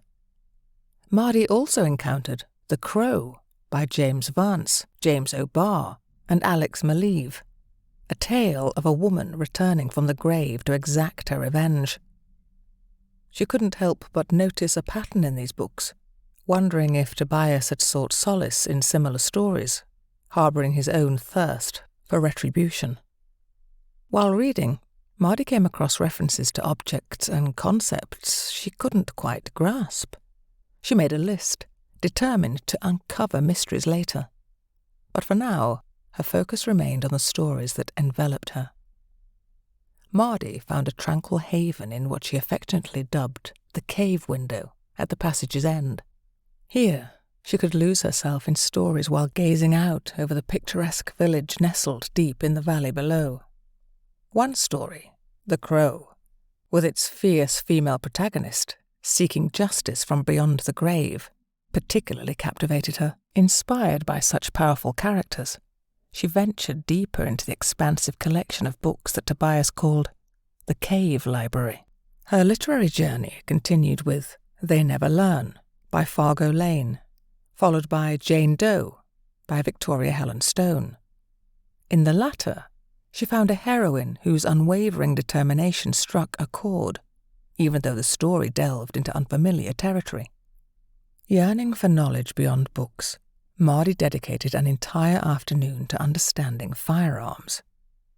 As dusk settled in, she ascended the stairs to find Tobias preparing to light the fire, eager to share her newfound insights and continue her exploration of the world's secrets. Tobias couldn't help but worry about Mardi and the books she was immersing herself in. He had read those very same books when he lost his family, seeking solace in their pages. He understood the allure of these stories, but he also knew the danger of the false sense of invincibility they could impart. In books, the heroes always triumphed, but real life was far less certain. He tried to convey this to Mardi, to make her understand the stark contrast between fiction and reality, but her enthusiasm for the stories seemed unshaken. Days melted away as Mardi devoured one book after another, each delving into themes of revenge, conquering fear, making the right choices, and the fantastical adventures of fictional superheroes. However, Tobias couldn't help but feel that these narratives might lead her down a perilous path. The world outside was harsh, unforgiving, and vastly different from the tales she was engrossed in. He knew that even with his own skills, proficiency in handling knives, axes, bows, and crossbows, along with a passable ability with a sword, he would be outmatched in a direct confrontation with Victor and his hawks. Their numbers and reach were formidable, and they would likely detect his approach long before he could get close, despite their belief that he was dead. Mardi couldn't help but be fascinated by the concept of guns and wished they still existed. She found them clever, particularly the one known as a sniper rifle, but they were relics of the past. She returned to the stack of books, sifting through them to find one with a missing cover and the first few pages torn away. It was an older book, its pages slightly browned and the paper showing its age. She began reading from what seemed to be page 3. Then this child reached up and pulled herself to her feet. Everyone knew she was dead. The village was aflame, and she was alone in a barren wilderness, where everyone wanted her and her people dead. The narrative introduced her to a girl named Estrid, who embarked on a journey of survival after her village was destroyed. Alone in a harsh world, She roamed for weeks, relying on her wits to stay alive. Eventually, she stumbled upon another survivor, a warrior living in a cave high in the hills. This stranger practiced with various weapons, honing his skills relentlessly. Estrid observed him from a distance for days, afraid to approach but determined to make contact. After much effort, she managed to convince him that she was alone, and he cautiously allowed her into his camp. Despite her presence, he never revealed why he chose to live in isolation. Mardi found herself engrossed in this new tale of survival, connection, and mystery, eager to uncover more about Estrid and her enigmatic companion. Under the warrior's guidance, Estrid, now 10 years old, received rigorous training in combat skills. She learned to wield a bow, axes, and knives effectively. This education took 2 years to complete, during which she honed her skills relentlessly. With her training complete, Estrid embarked on a mission of vengeance, targeting the garrison soldiers one by one. She marked all her arrows with a chilling label, the Ghost of Revenge, to instill extra fear in her enemies. Her tactics proved effective, whittling down her foes' forces gradually. It was a guerrilla warfare approach, employing hit-and-run tactics, hiding until they stopped searching and then striking again. It might take years, but for the first time, Mardi felt a glimmer of hope in her quest to rescue her mother. After finishing a book about Vikings, she delved into tales like William Tell and Robin Hood. Then she immersed herself in the Hunger Games series, eager to explore more stories of bravery, resistance, and survival. The following day, instead of her usual routine of having breakfast, washing up, and then heading down into the caves to read, Mardi decided to practice her archery skills. She fetched her bow and ventured to the bottom of the garden. There, she found a tall spruce tree still standing, but stripped of its bark. With a piece of charcoal, she marked a circle about the size of an apple, stepped back 15 paces, and began her practice. After hitting her target 8 out of 8 times, she moved an extra pace back and repeated the sequence. Unbeknownst to Mardi, Tobias spent countless hours each day quietly observing her progress from a distance. He admired her unwavering determination and the steadfast belief she harboured that she could ultimately triumph. However, his heart sank a bit each time she extended her archery practice to 25 paces, where she grappled with difficulties. Her bow simply lacked the necessary power to maintain accuracy at that increased distance, and he could see her frustration mounting. Tobias knew all too well that nothing could dissuade Mardi from her relentless pursuit of revenge. He harboured deep concerns about her intentions to confront Victor, not just as her mentor, but as someone who had come to care deeply for her. Years ago, he had resigned himself to a life of solitude, believing that he had lost everything and would never meet another soul who mattered. His family was long gone, and solitude had become his constant companion. Yet, here was Mardi, a young, determined girl, igniting a spark of connection he hadn't felt in years. As she embarked on an almost impossible mission to rescue her mother, she was taking on challenges that even he had found daunting. Watching her, Tobias felt a mix of admiration and worry. He saw in her the same stubborn fire that had once driven him, and he wondered how he could protect her from the harsh truths that lay ahead, without stifling the spirit that made her so remarkable. Tobias was haunted by the thought of Mardi stepping into danger, especially when her chances of survival seemed so perilously thin. He was determined to assist her, driven by a silent hope that perhaps she might reconsider her perilous quest. In his heart, he wished for her to stay, to eventually inherit this sanctuary and maybe even build a life here. The thought of her finding happiness, perhaps even raising a family in this secluded haven, brought a sense of solace to his weary soul. Watching her tirelessly practice her archery, Tobias was acutely aware of the enormous challenges she faced. Though he had kept a watchful eye on her these past few days, he endeavoured to remain unseen, not wanting to make her self-conscious of his concern. Yet his empathy for her struggles was profound. As Mardi continued to refine her skills, Tobias quietly retreated into the depths of the cave, carrying with him both the burden of his fears and the flicker of hope that she might yet choose a safer path. He was well aware that her bow had a mere 12 pounds of draw weight. Despite this limitation, he marvelled at how she managed to shoot arrows farther than most could with such a low-powered bow. Mardi's physical strength surpassed that of most individuals her age and size. Yet she would still need to build her strength further if she aimed to fire arrows over longer distances. Taking out the bow his father had crafted for him when he was just a year older than Mardi, he also fetched a matching quiver filled with arrows. Unlike her arrows, these had metal tips. He hung the bow on the back of her bedroom door and placed a soft leather wrist guard and finger protection piece in a drawer by the table, intending to give them to her later. Mardi returned as the evening dimmed, her bow in hand, placing it on her bed as she went to tend to her sore arm and blistered fingers caused by the string.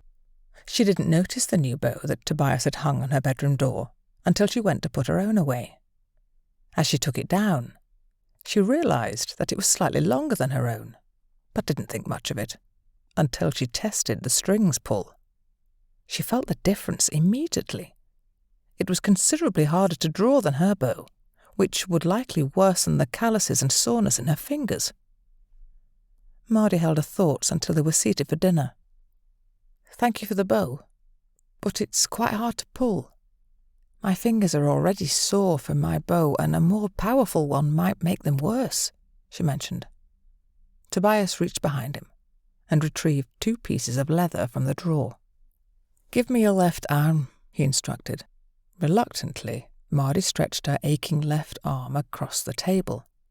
He slid the leather wrist guard onto her hand and wrist. "It seems like the right size. I won't lace it up now. You need a few days for your arm to heal first," he advised. "Now, give me your right hand."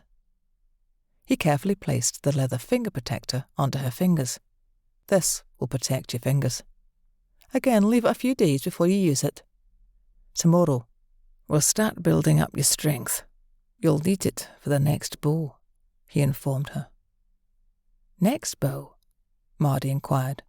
"Yes. You'll probably progress faster than I did, but my father made a series of bows, each slightly longer. Due to their construction, each one is more powerful than the previous one. I've restrung all of them, so as you become ready, we'll move you up to the next one," he explained. "Tomorrow, read these." He handed her books on various martial arts. "I did learn some of this, but it was never something I thought I'd need. So I wasn't a very good student. If you plan to go out there by yourself one day, you'll need to be able to use your hands and feet to defend yourself in situations where you don't have your bow or can't use it," he advised. "It will also give your arm and fingers time to heal properly, and then we can start building up your muscles."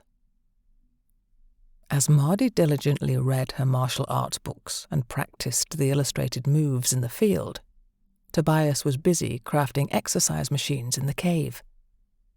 He meticulously constructed these devices using drawings, diagrams, and pictures from various books as references.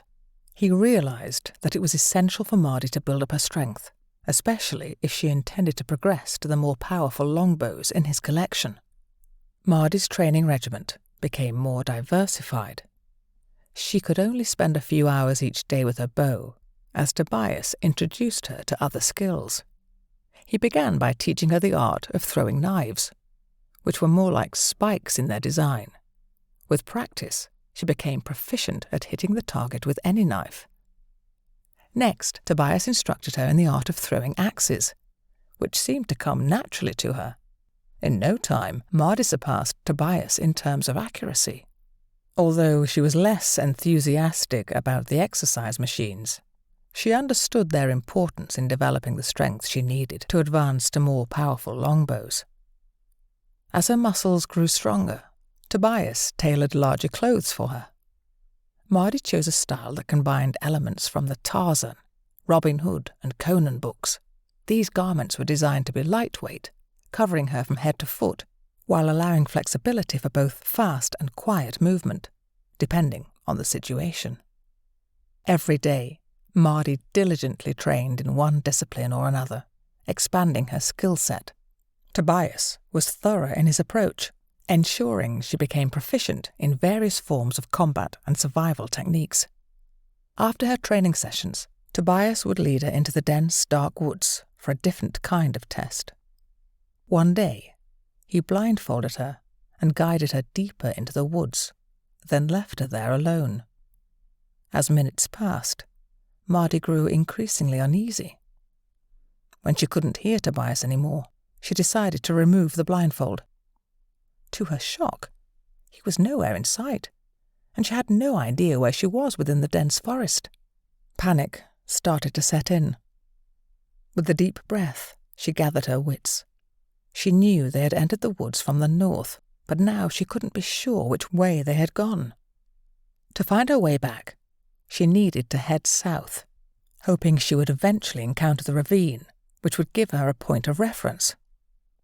The forest was so dark that determining north or south was challenging, but she recalled that moss typically grew on the north side of trees.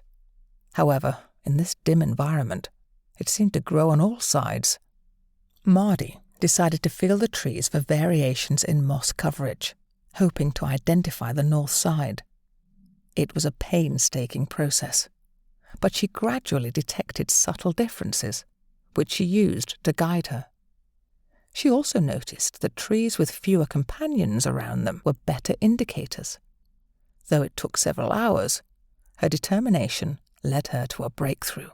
Mardi emerged from the woods, nearly returning to the exact spot where they had entered. Tobias, waiting on a fallen pine trunk, was surprised by her quick return. The following day, they ventured into a less dense part of the forest. Tobias blindfolded Mardi again. "What again?" she asked. "No, this time, tell me how many animals you saw, and point in the direction you saw them," he instructed. Mardi rattled off several animals and indicated where she had seen them. She was accustomed to hunting squirrels, rabbits, and birds, so she always kept an eye out for wildlife. After she had finished, Tobias removed her blindfold. "The two biggest you missed," he said, "the bear to your left and the deer over there." Mardi had to squint and adjust her eyes, but he was indeed right. "One food and one danger," he continued. "But the bear is not bad to eat. Still, it's a little dangerous to hunt. Out here, there are also wolves, wild boar, and, in some places, big cats. You have to be aware of these and other dangers." "I'll improve," she promised. "Okay, but tomorrow I'll blindfold you, take you to another spot, and then remove the blindfold. After I count to 5, you close your eyes and tell me what you've seen. Being aware of your surroundings at all times is crucial, especially when you're in the wild," he cautioned. "You don't want to stumble into danger, be it from an animal or a person." As days turned into weeks, Mardi's skills continued to sharpen. Tobias knew that her training was progressing well, and he began to prepare her for a more advanced phase. "Tomorrow, find a spot here in the forest, watch and listen. You'll need to do this for weeks until you truly become attuned to your surroundings. This skill will be valuable not only in the wild, but also in a village, town, or alehouse. Anywhere you find yourself," he advised. "Once I think you're ready, we'll venture down to the village. You'll observe the people without being seen. Try to gauge if they pose any threat to you or each other. Predict their intentions by studying their movements, what they carry, and how they carry themselves. However, that's still a week or two away." He continued, emphasizing the significance of listening in the forest. Listening can often be more reliable than using your eyes. Everything makes a noise. Your task is to discern what each sound means. Over time, you'll become familiar with specific noises and learn to predict what's causing them before you even see it. Remember, you'll often hear something before you see it, giving you advance notice. When you hear something, remember the 3 options: hide, run, or hunt.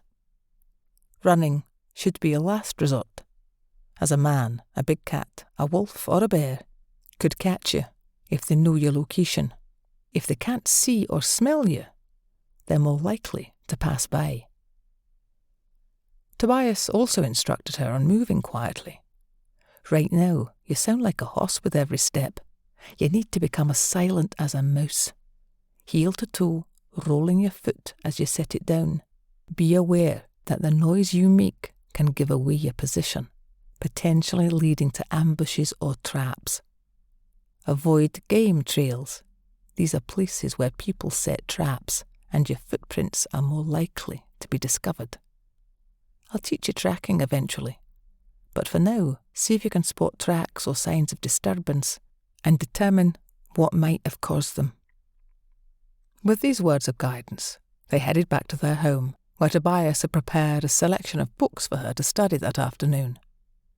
Mardi was now ready to face the forest alone the next day, continuing her journey to become a skilled survivor and hunter.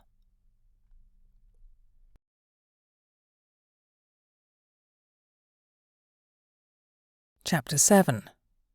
Tobias. Tobias couldn't help but worry. Mardi was a quick learner, and that meant she might leave soon to pursue her mission. She had become like a daughter to him, and while he wished she would stay, he understood that he couldn't force her. Pushing too hard would only create resentment between them. He even considered going with her, but that would leave little behind for them to return to. The dog and horse would limit their route and require extra food, making them more visible. He'd have to make a difficult choice regarding them. The chickens, goats, sheep and rabbits could survive if he freed them, but his garden would likely wither away without care. However, if Mardi survived, she would have a place to come back to if he kept things running. He remembered a similar excuse he had used in the past when he failed to avenge his wife and daughter. He didn't like that he was a coward then, and he didn't want to be one now. He resolved to help Mardi in any way he could, teaching her everything his father had taught him, preparing her for the dangers and the lengths people would go to protect themselves and their families. He knew it would take years to do it right, but Mardi didn't have that kind of time. It would be weeks, maybe a few months. But she was waiting for the right moment, saying, "I'll know when I'm ready, when I know." Mardi delved into the books with great enthusiasm. Among them were volumes on tracking, trapping, identifying bird calls, wild herbs, edible mushrooms, and knowledge about nuts and berries that could be safely consumed. There were even sections about recognizing the sounds made by various animals. While she was already familiar with some of these, she had watched animals closely to understand their behaviors. For instance, she had observed rabbits diligently, staying near their burrows, always alert, intermittently pausing to chew, lifting their heads to survey their surroundings, and then returning to their meals. Squirrels, on the other hand, had a distinctive way of climbing trees by spiraling around the trunk as they ascended, constantly scanning their surroundings. She had witnessed how they collected nuts in the autumn and buried them for winter sustenance, a habit shared by jays. Her knowledge extended to accidental observations, like the sudden appearance of moles as they pushed their way up through the ground, or the methodical woodpeckers creating holes in trees, tapping and listening for grubs beneath. These were the sorts of things she had encountered during peaceful moments spent in wooded glades or while taking a break after a successful hunt. She was particularly interested in learning about animals that could be hunted for food, as meat was far too expensive to buy, but her skill with the bow had made her a proficient hunter. Her father had occasionally ventured into the old city for days at a time, returning with books and other tradable items. He never disclosed his visits to anyone, and simply claimed that he had acquired these items through trade when questioned. When Mardi was fortunate enough to have a successful hunt, she took the opportunity to thoroughly survey her surroundings for the next day.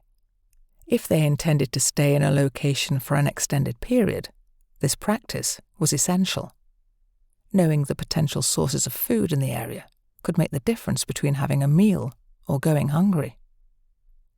Understanding the presence of animals in the vicinity also made her future hunts more efficient. However, her interest had primarily been in animals she could hunt for sustenance, and she hadn't paid much attention to creatures that didn't fall into that category. To her, focusing on such animals seemed like a waste of time. Tobias, on the other hand, had opened her eyes to a new perspective. She needed to be acutely aware of everything within her line of sight and earshot at all times. Failing to do so could potentially put her in the position of becoming the prey rather than the hunter. The books on nuts and berries initially seemed like a redundancy for Mardi, as she had been collecting these natural resources all her life. However, not wanting to miss out on potentially valuable information, she decided to open one of the books and start reading. While she recognized some of the entries, there were several new discoveries. Pine nuts and beech nuts were among the nuts she had never collected before. There was also a fruit her mother had warned her to avoid called sloes, which she now recognized from the book's illustration. Cowberries, which her mother had said tasted bad and might be poisonous, turned out to be safe to eat. Similarly, she had always been told that elderberries were poisonous, but this book informed her that they could be consumed if cooked. The book also mentioned red berries like red currants, hawthorn berries, and rowan, which were edible when cooked, even though they weren't known for their great taste and were often mixed with sweeter ingredients. The book on mushrooms proved to be quite fascinating as well. While she was aware of the existence of a couple of edible mushroom varieties, this little book was filled with information about mushrooms she had always considered poisonous. She decided to take this book with her when she ventured back into the woods. Its compact size and detailed pictures would help her identify edible mushrooms, even though it was winter. The next book she explored covered various flowers, herbs, and foliage that could be eaten. Once again, many of these were better suited for cooking than consuming raw. Mardi shifted her focus to a book that intrigued her, titled Surviving the Unprepared When Unprepared. Its content revolved around survival techniques in the wild without any prepared equipment. One particular section caught her attention: the concept of creating a fire that produced minimal smoke, known as an improvised rocket stove. It could be fashioned from clay or built into a sloping bank. Mardi was eager to try this method as soon as she could find the necessary materials. The book provided detailed instructions on crafting these stoves in various ways, where to locate the required resources, and essential safety precautions for handling fire, including what to do and what to avoid. It even offered guidance on igniting a fire using a flint, as well as a unique method involving a spinning stick using a bow, which was entirely new to her and piqued her curiosity. Further exploration of the book revealed instructions for constructing a mud oven, ideal for cooking various wilderness finds such as birds, wild vegetables, and even hedgehogs, though the latter was a culinary endeavour she wasn't quite sure about trying. The book also delved into the topic of water sources, explaining what could be safely consumed and what should be avoided. While Mardi was already familiar with this knowledge, she was intrigued by the concept of water purification tablets, something she had never encountered before. Learning about their existence and their role in sterilizing water for safe consumption was enlightening. The book went on to discuss shelter building techniques in the forest, a skill Mardi was well versed in. However, the idea of a hammock for comfortable sleeping in the wilderness caught her attention. The thought of having a portable and cosy bed that she could take with her on her journeys was particularly appealing, especially given its apparent simplicity. Mardi continued her exploration of survival literature, delving into a book focused on evading capture and staying hidden in the wild. The book emphasized the importance of leaving no trace that could be followed, maintaining silence, and avoiding the production of smoke. It also warned against the scent when smoking, the distinctive smell that lingered but also was carried by the breeze, and could cling to one's clothes, something Mardi found intriguing and decided to ask Tobias about, as she couldn't fathom how a person could smoke without serious injury afterwards. Camouflage was a concept she was already familiar with, but the idea of an improvised ghillie suit was entirely new to her. The book provided a clear explanation of how to create one and how it could effectively aid in hiding in plain sight. The use of mud and moss to cover bare skin also seemed like a practical technique, especially for evading pursuers or observing others without being noticed. The section on movement particularly caught her attention. While she had instinctively employed these principles when hunting, she had never consciously realized it. The chapter explained the significance of stillness and how remaining motionless, even in plain sight, could make one blend into their surroundings and go unnoticed. It touched upon the primal instincts of fight or flight. Although Mardi wasn't entirely sure about the exact meaning of these terms, she grasped their general significance.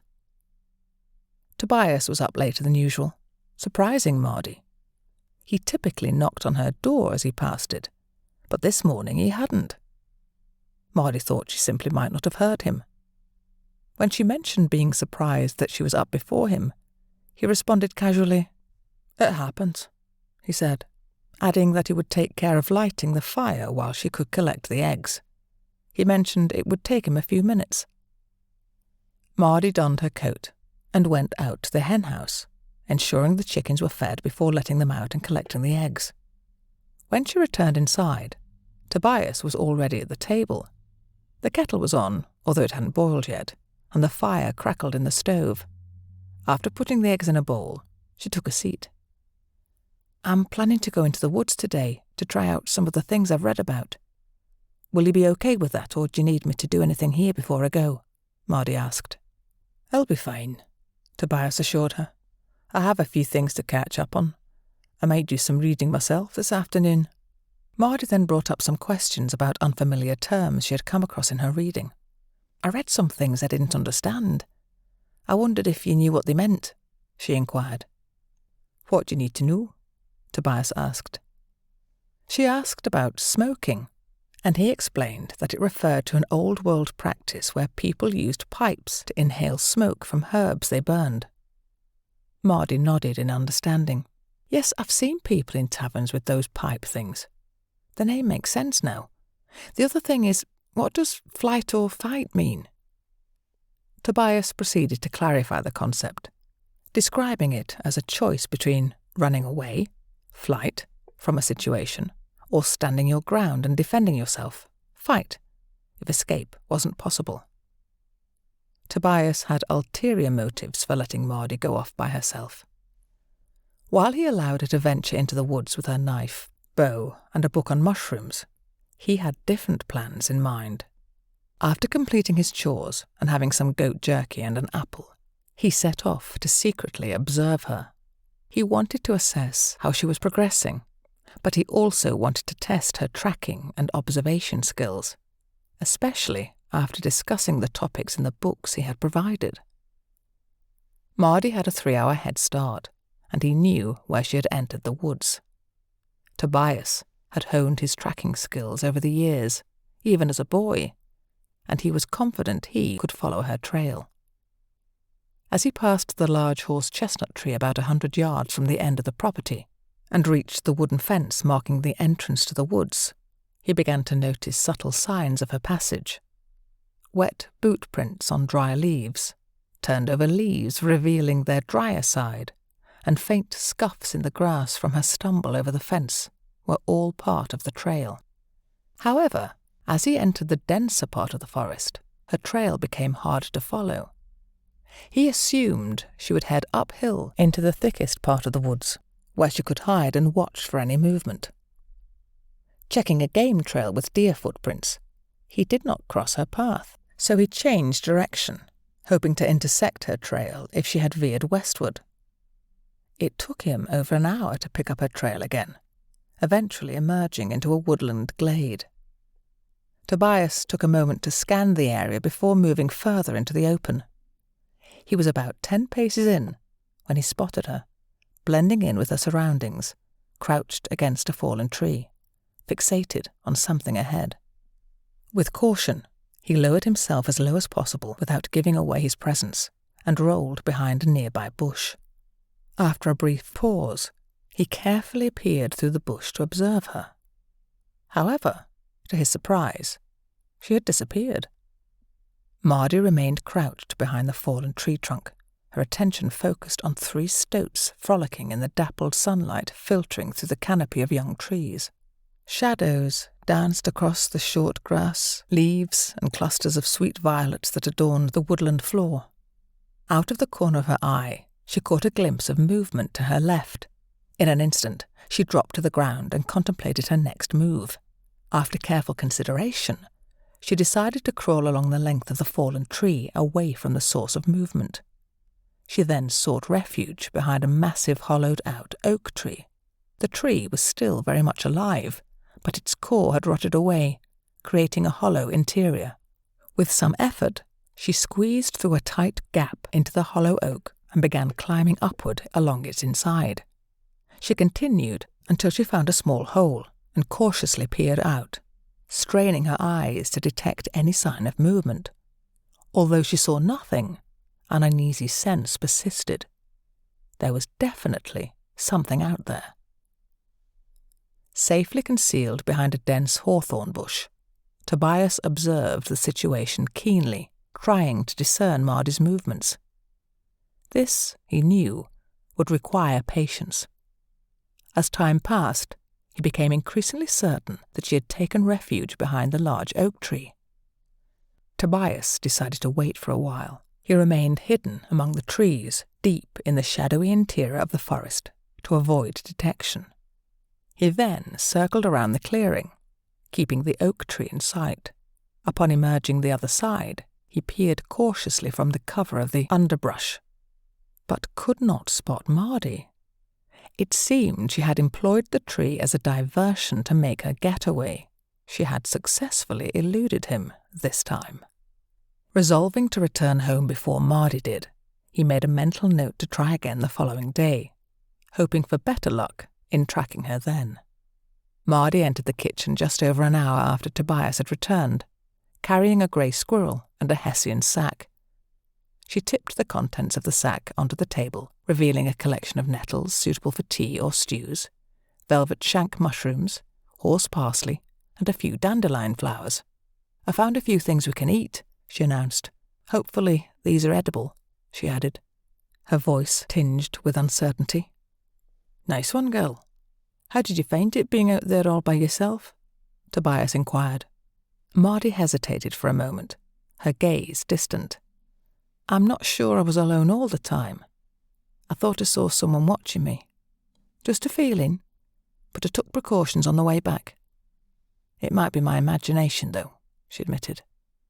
"I saw a rabbit on my way to the woods, but as I wasn't expecting it, it saw me as I saw it.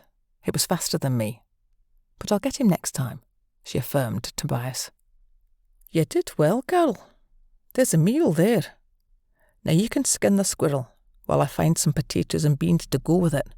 It'll make a nice stew," Tobias said, appreciating her resourcefulness. On the following day, Mardi made a last-minute decision to venture eastward outside the fenced area of their farm. This part of the land was a protected area, secluded and accessible only from the farm itself. It formed a triangular piece of ground, with each side extending 3 miles. The first side ran the length of the farm and abutted the dense conifer forest, providing no passage. The northern boundary was hemmed in by the towering mountain ridge with its sheer cliffs disappearing into the clouds. To the southeast lay the ravine, leading to a precipitous drop into the valley below. The woodland here had a diverse mix of trees and was more open compared to the conifer forest and the western woodlands where Mardi had explored the previous day. Tobias had pointed out a clearing in this area, a place he used for grazing sheep during the summer months. He explained that this spot was well hidden, making it unlikely for anyone to stumble upon accidentally. Tobias's grandfather, Simon, had painstakingly cleared it over the years, and the relentless browsing of goats and deer ensured that tree seedlings didn't stand a chance of growing back. Mardi embarked on her mission to create a smokeless fire. After crossing the clearing, being cautious not to disturb the grass, she realized she had left noticeable traces of her passage. Disappointed with herself, she resolved to be more careful next time and continued her search for a suitable spot to set up her smokeless fire. Using her knife, she began by cutting into the earth to create a vertical channel for the back and sides of the chimney. Lacking clay, she opted for the second method. Finding flat stones proved challenging, but eventually she gathered enough, including a large one for the front. The largest and flattest stone went in front of the channel she had carved with her knife, while 3 smaller flat pieces formed the base of the tunnel. She filled the gaps with earth and firmly packed it down. Next, she scoured the area for very dry small pieces of wood, dry moss and flaky bark. Carefully, she ignited a small fire using dry grass and pushed it through the tunnel into the chimney. Then she fed it with small twigs until it caught and began to burn with minimal smoke. With the smokeless fire burning steadily, Mardi stepped back to observe her creation. There were occasional wisps of smoke, but none breached the thick tree canopy overhead. Satisfied with her success, she retrieved a metal cup from her bag and filled it with water from her leather flask. Adding the gathered herbs, she waited for the water to boil, taking in the sight of her ingenious setup. Once her herbal drink was ready, she swiftly extinguished the fire by collapsing the chimney with her knife, causing it to go out almost instantly. Then she sat back and enjoyed her warm drink. When she had finished, Mardi concealed all evidence of the fire. She covered the disturbed ground with the original turfs, placed the flat rocks back in position, and scattered some leaves about haphazardly, mimicking the way they naturally fell from the trees. Her secret fire site was now virtually undetectable. Perched high in the oak tree, Mardi carefully observed the world around her. She had climbed up to a secluded spot, leaving no tracks behind, and now she settled in to listen and watch with utmost patience. In the distance, the rhythmic tapping of a woodpecker echoed through the trees as it searched for its meal. Mardi's sharp eyes caught sight of a lone deer, a female, gracefully moving between the trees, grazing on leaves and grass. A quick rat darted through the leaf litter, while a tiny mouse worked diligently to crack open an acorn below her perch. Suddenly, a noise behind her sent a shiver down her spine, and she turned her head slowly to investigate. Something had moved into the trees behind her. Frozen in place, she stared in that direction. 2 goats unexpectedly appeared in the clearing, racing off to her left. Hot on their heels, a large black cat, possibly a puma or panther, stealthily pursued them. Panic gripped Mardi's heart as she knew these cats could climb trees, and she questioned whether her bow would be sufficient protection. However, to her immense relief, the big cat showed no interest in her. Instead, it continued its relentless stalking of the goats. With precision, it pounced on the unsuspecting rear goat, digging its claws into the animal's back and forcing it to the ground. In one swift motion, the predator turned the goat and sunk its teeth into its throat.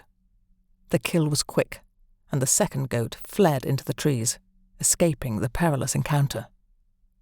the victorious cat dragged its meal back into the forest, disappearing in the direction from which it had emerged.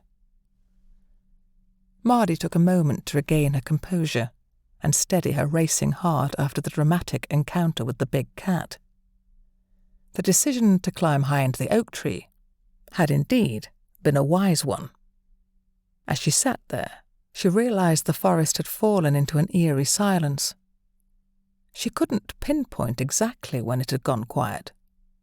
Was it when the goat called out? When its companion fled? Or when the cat growled in triumph? The timing was crucial, so she settled back and focused not just on the presence of sounds, but on the patterns and changes in the forest's noises. Out of the corner of her eye, she caught a squirrel, not more than 10 feet away.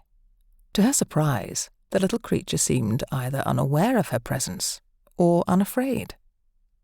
Mesmerized, she watched as it leaped from one branch to another and then bounded across to a neighboring tree, disappearing from sight in a matter of seconds. Shortly afterward, a smaller deer, a muntjac deer, crossed her path. It moved gracefully through the forest, almost in slow motion, frequently pausing to scan its surroundings for any potential threats. Mardi observed the peculiar-looking creature with keen interest. Mardi, who was only half an hour's walk from the house, had initially planned to stay in the woods until nightfall to observe any changes in the forest sounds. However, with the recent sighting of the large cat, she began to reconsider the wisdom of her decision.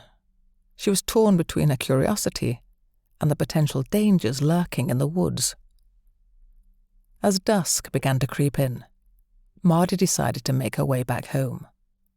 She realized that Tobias had no idea where she was, and he might become concerned and start looking for her.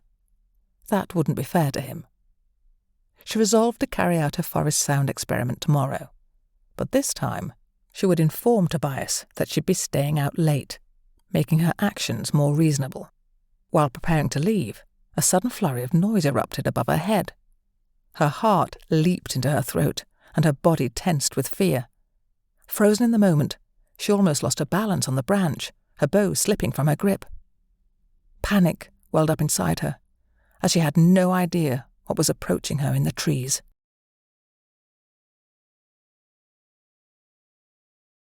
Chapter 8. She let the arrow fly. Ducking down quickly, Mardi shielded her face as a nearby lifeless tree, just 20 yards away, suddenly released a swarm of bats from a gaping hole in its trunk. She clung to the branch she was perched on with trembling legs, her heart pounding in her chest. She waited until the bats had flown by, and then slowly regained her composure. Once the bats had dispersed, Mardi carefully descended from the tree, retrieved her bow, and began her journey back to the house. Tobias had been quite concerned as he had ventured out to track Mardi but had lost her trail in the field even before reaching the tree line. However, he chose not to mention this to her. "Where did you go?" he inquired. Mardi proceeded to recount her day, describing her activities at the campfire, the encounter with the large cat, and her frightening encounter with the bats, which had been the most unsettling part of her day. She also explained her plans to leave later the following day and return after dark, clarifying her reasons for doing so. As they shared details of their days, Tobias carefully avoided any mention of his attempt to track Mardi. He took great pride in the fact that she had learned to move so stealthily, leaving no trace for others to follow, a testament to her growing skills and expanding herself beyond his teaching. He saw no reason to bring up his tracking efforts, not wanting to cast a shadow over her achievements. Listening to her recount her day, Tobias felt a surge of emotion.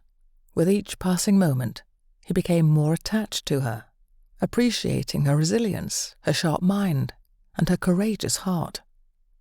The thought of her eventual departure cast a pall over his spirits. Realizing just how deeply he would miss her when she left was a poignant revelation. The prospect of losing her presence in his life filled him with a profound sadness, a reminder of the inevitable loss that echoed the emptiness he'd felt for so long before she arrived. This growing bond, while a source of immense pride in her accomplishments, also underscored the solitary void that her absence would once again bring. As planned, she departed a little later the following day, helping Tobias with the morning chores, which included feeding and watering the animals and engaging in some archery practice. Afterward, she made her way back to the same tree, where she settled in and prepared herself for the bats, this time ready for their arrival. Throughout the day, she observed the forest sights and sounds. She watched as deers passed by, noted the squirrel's regular route to the adjacent tree, and spotted the cautious goat that had narrowly escaped the big cat, which now stayed out of sight. Mardi became more attuned to the birds that inhabited the woods, their songs and their graceful movements from branch to branch as they searched for food. She also realized that some of the sounds she heard were produced by insects, frogs, and the occasional dead branch falling from the heights of the trees. While she had not identified all the noises, they were becoming increasingly familiar compared to the previous day. One sound had continuously puzzled her, a noise resembling the strangled quack of a duck, or at least that was one way she thought of it. What perplexed her most was that this sound only occurred when a gentle breeze rustled through the forest. Each time it happened, she closed her eyes trying to make sense of it and coming up with various imaginative explanations that were eventually dismissed. With her eyes tightly shut, she focused on the direction of the sound, meticulously tracing it back to the source, a surprisingly simple one.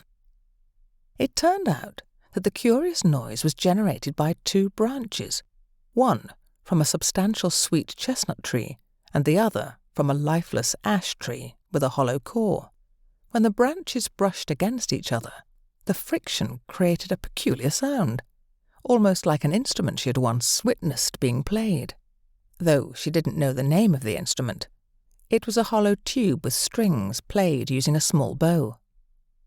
As darkness descended, Mardi took a sip of water and prepared herself for the arrival of the bats. Then the sun dipped below the horizon.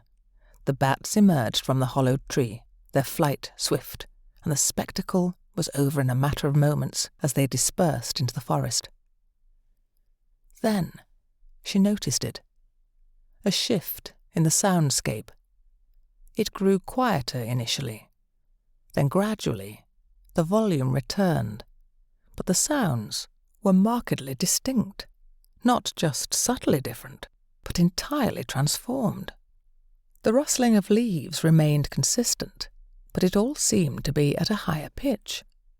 The chorus of bird songs had given way to a cacophony of croaking frogs, their calls louder and more numerous as they competed with each other for attention. What she had initially mistaken for an owl turned out to be more complex, with multiple calls and even different types of calls. A fox called out intermittently, perhaps in search of a mate, each call punctuated by moments of silence as it awaited a response. During the day, the forest had been a realm of birdsong, insect clicks, and the rustling of unseen creatures. Yet, as night fell, the woods transformed into a symphony of whistles and calls, a revelation that struck Mardi despite her many years spent wandering the woods since she was able to walk. The distinction in the forest soundscape between day and night had never been so apparent to her. Satisfied with her newfound knowledge, she descended from the tree. As she moved silently through the forest, bow at the ready for any unexpected encounters, she couldn't help but notice another difference. The insects. They seemed to have become more active, feasting on her exposed skin. With little choice, she pressed on, maintaining her silence, periodically stopping and listening for unusual sounds or any signs of potential threats. Apart from a surprise encounter with a wild pig that darted across her path, causing her to startle, she remained acutely attuned to the sounds of the forest. Upon reaching the fence at the edge of the field, something swooped overhead, She assumed it to be an owl on the prowl for rodents in the moonlit night.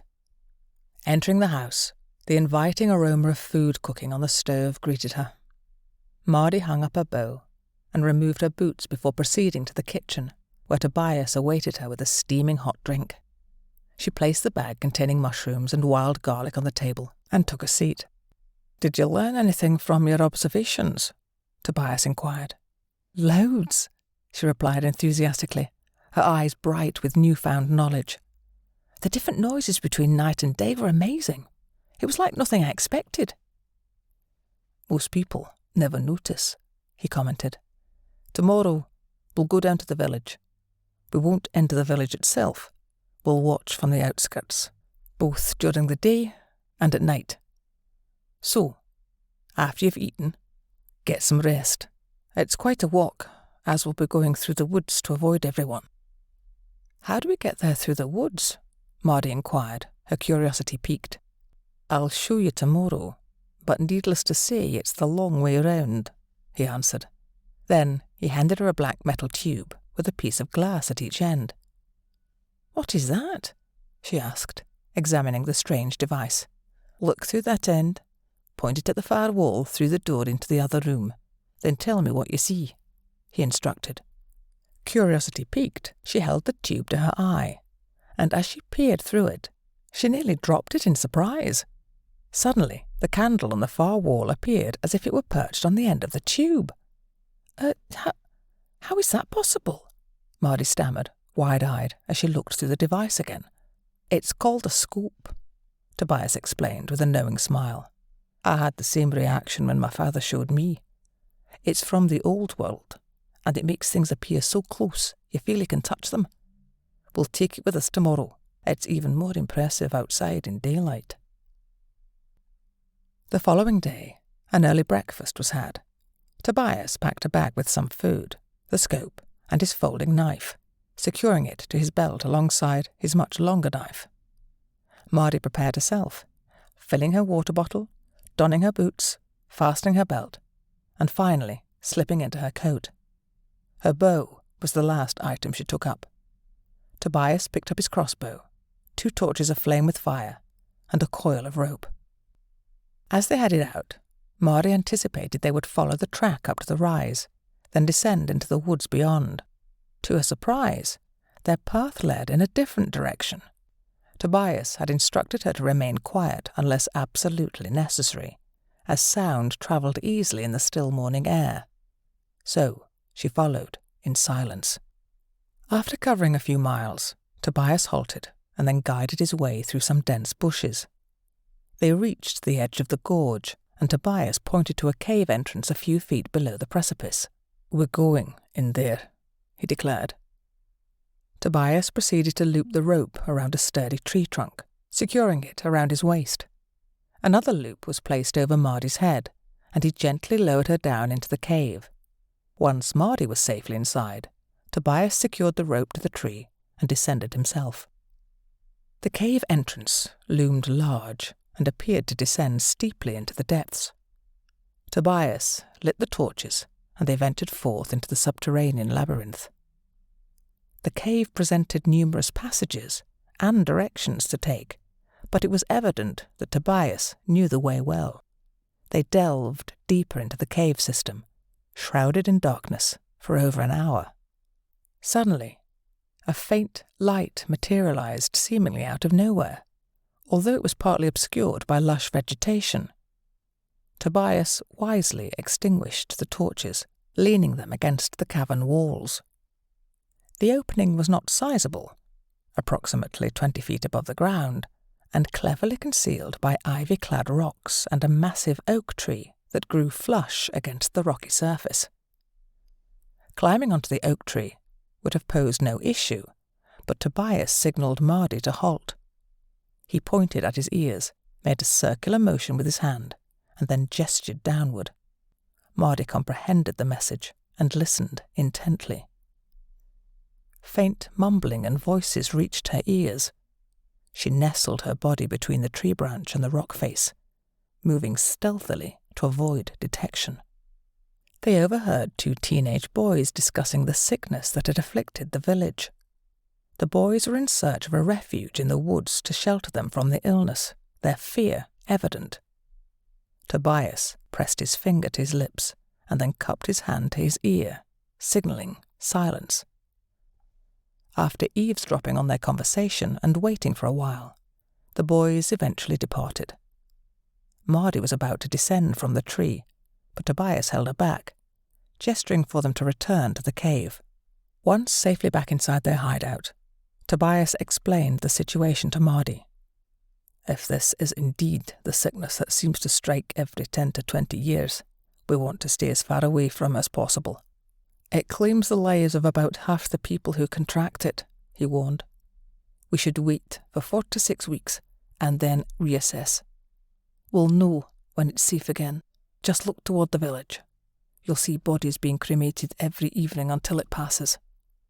If we see 3 days without fires, we'll venture out and check. Until then, we stay safe here." Mardi's archery skills continued to improve over time. She gradually worked her way up to larger longbows, testing her strength and precision. However, she realized that pulling a full-size longbow might be a step too ambitious. The last reflex bow that Tobias had given her suited her perfectly. With dedicated practice, she honed her ability to hit her targets consistently. Once she felt confident in her accuracy, Mardi decided to challenge herself further by practicing the art of archery, trying to shoot arrows over longer distances. With time and perseverance, she mastered the technique of arcing her arrows to extend their range. Though she could hit her targets at these extended distances, she understood that it was not a reliable method and preferred getting closer to her prey for a more accurate shot. As the weather grew warmer and the garden provided them with more food, Mardi found herself needing to hunt less frequently. Instead, she turned her attention to a different aspect of her skills. She began to test her ability to approach various animals stealthily without alerting them to her presence, relishing the thrill of observing them without being detected. This newfound talent added an exciting dimension to her life in the wilderness. For weeks, they had been diligently observing the spot outside the village where the infected bodies were cremated. It was a grim task, but it served as their gauge for when it might be safe to venture into the village. They had noted that the frequency of the fires had dwindled over time. After an entire week without seeing any burning, they decided it was time to make a reconnaissance trip to the village. Following the same route through the cave system, they emerged at the concealed tree they had used before. From there, they proceeded cautiously down to a ridge that offered a vantage point overlooking the river and the village below. As they gazed upon the village, it became evident that something had changed. The roads leading in and out of the village were barricaded with carts, large branches, and sizable rocks on the bridge spanning the river. The village appeared desolate, with very little movement to be seen. Even the once bustling tavern and boarding house stood eerily quiet. Tobias contemplated the situation and then turned to Mardi. "It might be a bit early for us to proceed with our original plan," he remarked. "Let's give it a few more weeks, and then we'll come back again. Seeing the village like this, I can't show you what I wanted to." Mardi nodded in agreement, and they made their way back to the cabin, deciding to exercise caution and patience in the face of the uncertain circumstances in the village. Summer had arrived, and Mardi remained committed to her training. She continued honing her archery skills and practiced her tracking abilities diligently. When she wasn't immersed in these pursuits, she could often be found basking in the warm sunlight beneath an apple tree, engrossed in one of the many books she had discovered in the library. 4 weeks had passed since their last reconnaissance trip to the village, and they ventured to try again, as Mardi was eager to learn what Tobias would reveal. A hopeful sign was the sound of voices approaching along the track that greeted them as they reached the oak tree at the cave entrance. As the voices grew louder, a man and 2 teenage boys appeared, clearly out on a hunting excursion. They passed under the tree where Mardi and Tobias were concealed, and soon disappeared from sight. Tobias turned to Mardi and spoke in a hushed tone.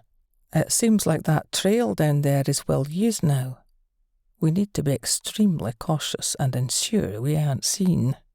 We must avoid any possibility of being discovered, and we definitely don't want anyone to stumble upon the cave entrance."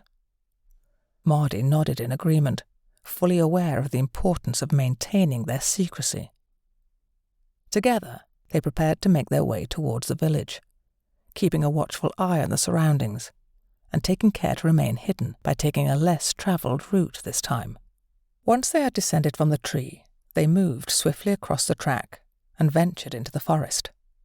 Their path initially led them through a series of bushes and mixed woodland, which soon transitioned into a dense, dark pine forest, where the trees grew so close together that it felt as if they were engulfed in shadow. The darkness was nearly absolute, and Mardi struggled to see her own feet. However, like a magical transformation, the trees gradually thinned out, and they arrived at a ridge that overlooked the unassuming settlement they had been observing. Perched on this ridge, sheltered by the surrounding trees, they had an advantageous vantage point. Below them, a small, fast-flowing river separated them from the village.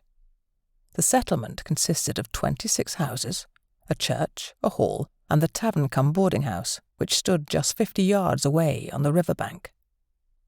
This village was a crossroads for travellers, with one road leading west through the valley, and another heading east out of the village. Additionally, there was a track that led over the mountain pass, the very route Mardi had taken 5 months earlier, the same path, where she had lost her father and brother, and where her mother had mysteriously disappeared. Tobias surveyed the village through the scope, then handed it over to Mardi.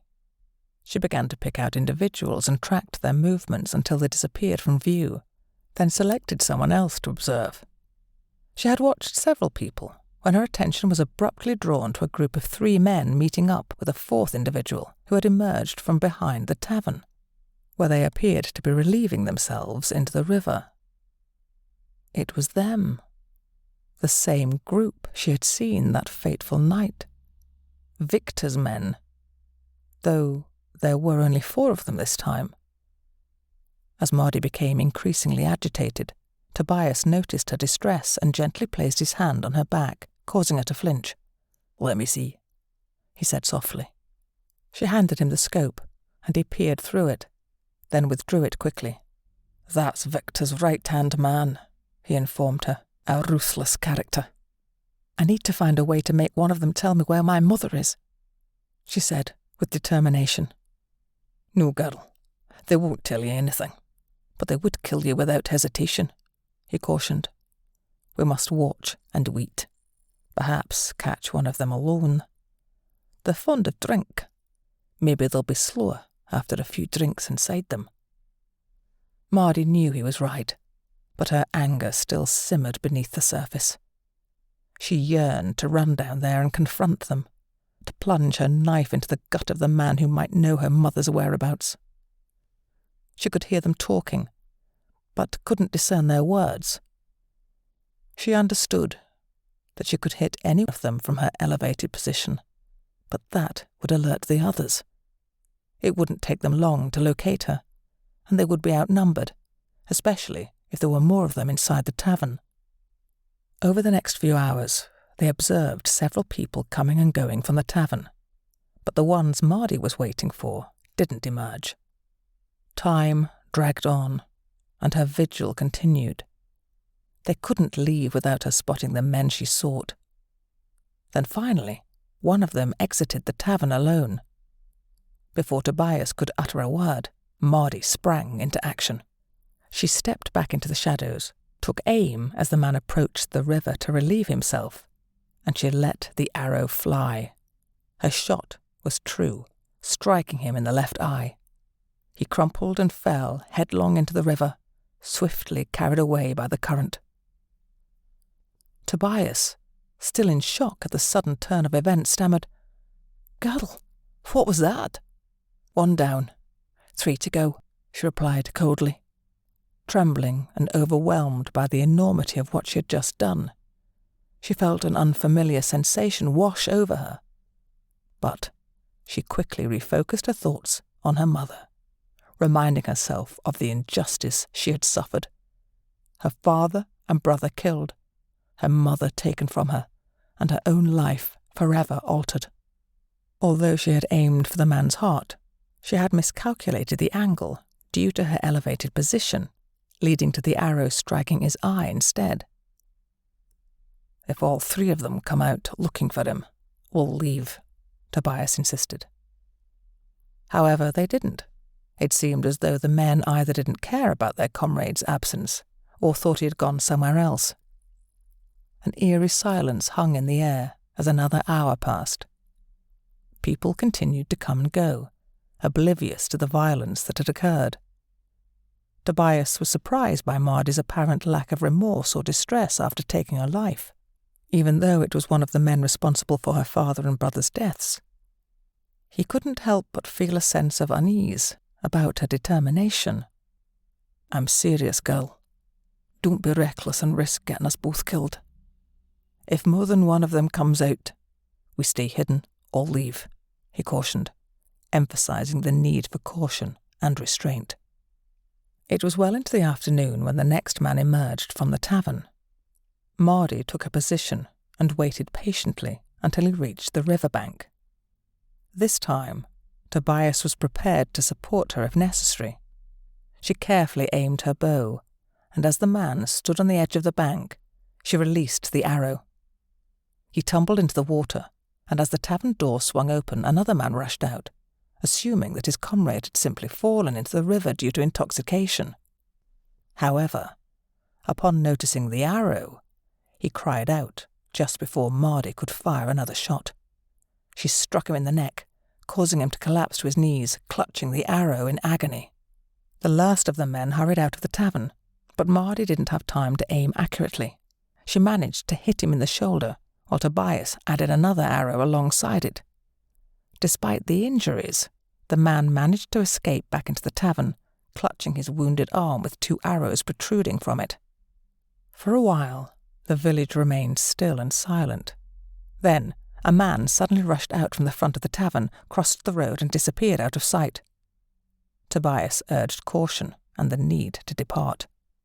"No, wait," Mardi said firmly. The man reappeared, this time on horseback, and galloped out of the village. "He'll be back, and you won't come alone," Tobias warned. "We need to return to the house."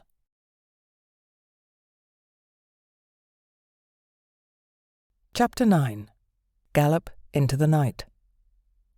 Tobias ignited the stove and began preparing their meal. Amidst the crackling of the fire, he turned to Mardi, a sense of gravity in his voice. "You realise you've set something in motion," he remarked. "They'll send more men to search for you, and they might even stumble upon this place." Mardi met Tobias's gaze, her expression etched with solemnity. "I know," she said, her voice heavy with the weight of her decision. "But I had no other choice." As the words left her lips, a sharp pang of realization struck her. In her quest for vengeance, she had not only endangered herself, but had unwittingly drawn Tobias into the fray as well, risking everything he had painstakingly built in this secluded haven. The gravity of her actions settled upon her like a shroud. She understood now the depth of her selfishness. In her single-minded pursuit of vengeance, she had failed to consider the consequences her actions might have on him.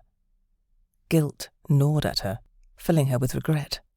She had not warned him, nor had she paused to consider his safety alongside her own burning needs. Determined to rectify her oversight, Mardi resolved to ensure that danger would never come knocking at their hidden sanctuary. She owed Tobias that much, and so much more, for the home and guidance he had provided her. Now, more than ever, she needed to protect him as fiercely as he had protected her. Tobias nodded in understanding. "We need to prepare. They'll start in the village, and a few of them know I'll live up here, though not exactly where. They won't give up easily. Victor." is relentless. Mardi considered the situation. How long before they can get back here? 3 days, maybe 5 at most, he replied. Can you anticipate their route? She asked. There's only one way into the valley, the road that the one who escaped used, he explained. How many do you think they'll bring? She inquired. He had 22 men when I was there, but he could have more. He won't send all of them, maybe 10, Tobias estimated. Mardi pressed on. Could you draw me a map showing their route and where Victor's base is? Tobias looked puzzled. What are you thinking? Intercepting them, she said with determination. They won't expect that. By yourself? It's suicide, he warned. Maybe, she admitted. But if I can reduce their numbers before they reach here, there will be fewer searching for this place. I've read about hit-and-run tactics in a book called Rambo. He was just one man. I know I'm not as well trained, but I must try. Mardi recalled a book she had read about traps, wooden spring traps that could be cleverly hidden in the woods. She retrieved it from the cave library and brought it to Tobias's attention. These will be useful, she said, showing him the book. We can make some. You also have those man traps. You could use them for your protection. Tobias considered a suggestion. They could work, especially since there are limited ways in and out of here. I'll give it some thought, he replied. Tobias grappled with a tumult of emotions as he considered Mardi's plan. The very thought of one girl taking on Victor's men struck him as sheer madness. It was nothing short of suicide. Deep down, he desperately wanted to prevent her from embarking on such a perilous mission. He didn't want her to go at all. Over time, her presence had become a staple in his once solitary existence, and the thought of losing her was unbearable. Yet he knew all too well the futility of trying to stop her.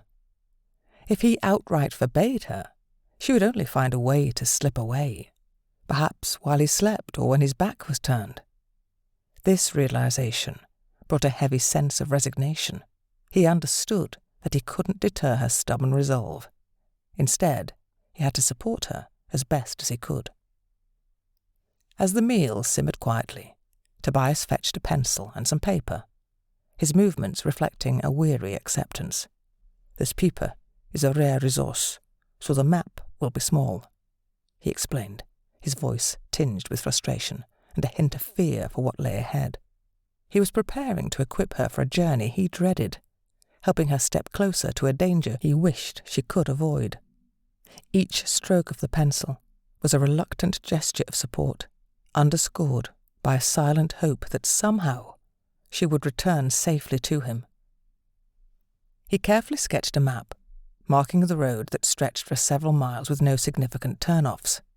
He highlighted areas where woodlands flanked the road on both sides, as well as a section with steep cliffs on one side and the river on the other. He emphasized that the river was never far from the road. Turning the paper over, he created a less detailed map indicating the location of Victor's stronghold. He described the compound, which dated back to the Old World, with a 6-foot fence encircling the perimeter. He recounted what he remembered about the buildings, including Victor's place. However, some structures remained a mystery to him as he had never ventured inside. Mardi carefully studied the map, her mind racing with tactical possibilities. There were several places where she could barricade the road if given enough time to prepare. I plan to leave late tonight, so I can reach the village in daylight, she informed Tobias. If the villagers have any inkling of what happened earlier, they won't be travelling this way. They're more likely to head west. Tobias, his concern evident in his voice, pleaded with her. Please stay here. It's safer than being out there. Stay. Mardi shook her head with determination. I have to go. If I catch them off guard, they might think it has nothing to do with this area. They could even believe they were tracked there. Mardi descended into the cellar cave and carefully assessed the available weapons. She selected 2 axes she had practiced with, reasoning they would provide both utility and defence. Additionally, she gathered 3 more quivers of arrows, intending to leave these in strategic locations as a fallback option. She also took an extra knife, a few reels of the strong fishing line from the old world that Tobias possessed, and her trusty bag, which already held her flint and some dry tinder. Mardi added some jerky, an extra flask of water from the kitchen, and a small sharpening stone. Her bag also received 2 boiled eggs, carefully wrapped in cloth. To ensure she stayed on course, she decided to take the compass Tobias had given her, and she contemplated asking if she could take the scope still in her pocket. Just as she sat down to ponder if there was anything she had missed, Tobias entered, carrying an armful of logs that he deposited by the stove. Mardi immediately expressed her concerns and apologies. "I'm sorry I've brought this on you. I should have thought about the consequences before I fired that shot. I hope I have not ruined it here for you. I will do all I can to entice them into another direction," she said, genuine remorse in her voice. Tobias reassured her, his demeanour calm and resolute. No, girl. You have not upset me. There was always a chance I would be found here one day. There are things I can do to protect myself. Don't worry about me. I have this covered." Mardi nodded and informed him of her impending departure. "I will be leaving soon. I need to be on the other side of the river and away from the village before light." "I know. I understand," he replied, giving her a heartfelt hug. Mardi hugged him back, feeling a deep sense of gratitude and sadness. She blinked back the tears that threatened to well up. "I must go. I am so pleased to have known you. Thank you for everything you have done for me. If I live to 100, I will never be able to pay you back." Tobias offered a warm smile and simple words. "Come back. That is all the payment I could ever want. Just come back to me." With her heart heavy, but resolved, Mardi put on her boots and then a new multicoloured lightweight leather coat adorned with tassels. Tobias had crafted it for her after she mentioned the ghillie suit. She secured the belt over the coat, slipping the long knife into its sheath. Gathering her bag, bow, a coil of rope, and other essentials, she left the cabin quietly, closing the door behind her. Tobias, too, had felt the tears welling up, and he barely made it to his bed before he let himself cry. Mardi had been a ray of light in his life after the devastating loss of his family. She had given him a renewed sense of purpose, but now, it seemed, he might never see her again. Rather than dwelling on her departure, he decided to focus on securing the things that meant a lot to him. In multiple trips, he began moving his cherished possessions into the cellar. On the last journey, he brought up the man-traps, his spare crossbow, and a good selection of bolts for it. After enjoying a final cup of nettle tea, he went to bed, though he doubted he would find any sleep that night. The villagers had found out from the tavern owner that 3 of Victor's men were now dead. They knew what this meant. None of them were safe from reprisals. The tavern owner loaded a cart and headed out of the village, over the mountain pass, as the others leaving were heading west. The horses from Victor's dead men were soon utilised by the first ones planning to leave, though they had little idea of where they were going to go. Before it was even dark, half of the residents had left. The ones that stayed behind, either because they had nowhere to go, or were staying to slow down any pursuers protecting their family members, giving them time to escape. They met in the hall for a discussion about the best thing to do. There were a lot that wanted to welcome Victor's men that were bound to return, saying if they put up any defence, they would massacre everyone. They had heard of this happening to other communities, but no one knew any names of what communities these were. One man, the butcher, Manfred, insisted that this was just rumours put about by Victor and his men to instill fear and stop anyone from challenging them. The dissenters won the day. They would not put up any resistance, but if things started to turn ugly, there were several that would fight back. Manfred and his 2 grown-up sons, along with 7 others, collected their bows and hid them in the woods, a place easy to get to and a defensible position on higher ground, all ones that had got their families out of the village. Mardi traced the same route to the cave entrance as before, descending carefully from the cliff behind some thorny hawthorn bushes. Inside the cave, She followed the directions Tobias had provided. However, her concentration was disrupted by the sound of voices. People approaching, hurriedly, moving along the track beneath the tree.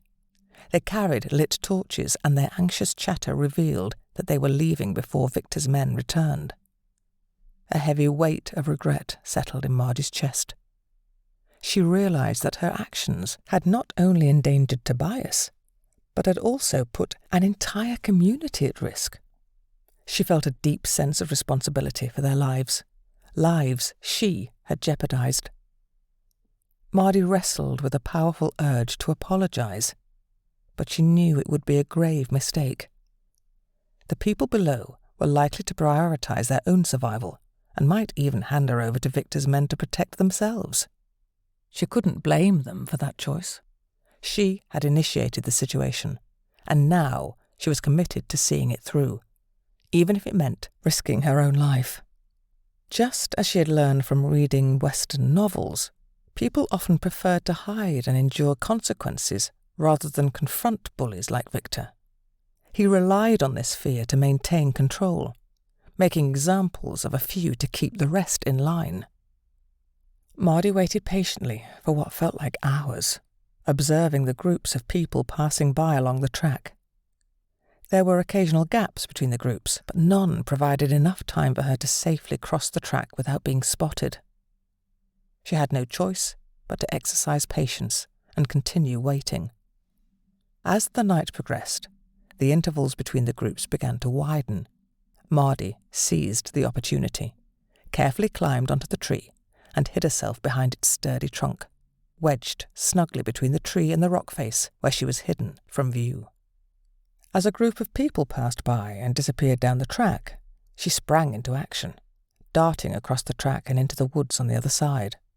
She followed the woods along a ridge until she found a suitable spot to descend to the riverbank, although it took a bit of effort. However, it was a safer option than venturing onto the road. Once on the riverbank, she maintained a low profile as she followed the river, remaining hidden until she reached the bridge. At this point, she had no other choice. She needed to cross the bridge to enter the trees on the opposite side of the river. From there, she could make her way out of the village while staying concealed. With the first signs of daybreak, the birds started their lively morning chorus.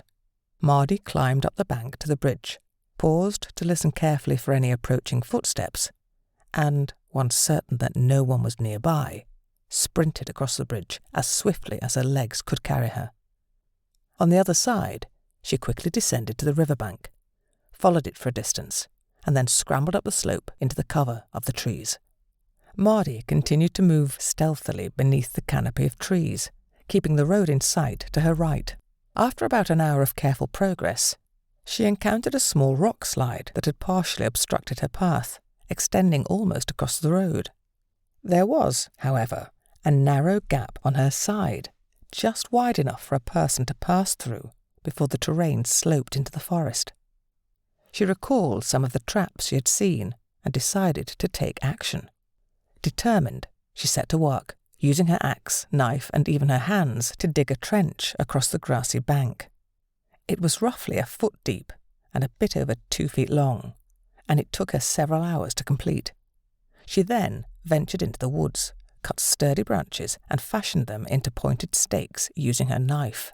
Returning to the trench, she positioned the stakes with the sharpened ends facing upward, making it a dangerous pitfall. To conceal her work, she used thin branches to cover the hole and scattered leaves over the area to camouflage it effectively. Exhausted and emotionally drained, Mardi retreated deep into the forest, seeking solace in a secluded grove where shadows danced under a canopy. She climbed a tall tree, finding a sturdy branch that offered her a perch and a moment of respite from the chaos. It was there, amidst the rustling leaves, that the enormity of her actions fully dawned on her. She had taken 3 lives, each one a haunting weight on her soul. The realization triggered a visceral response. Her stomach churned with the gravity of her actions, and suddenly she doubled over, her body rejecting the turmoil within as she vomited into the leaf-strewn ground below. She reached for her water bottle, her hand trembling, but was overcome by another wave of nausea before she could even grasp it. As she clung to the branch, all she could think about was Tobias, the kind-hearted man who had saved her from despair, nurtured her and trained her. Her actions had not only endangered herself but had also imperiled his life and potentially the lives of the entire village. The thought gnawed at her conscience, feeding a relentless guilt that intertwined with her dread.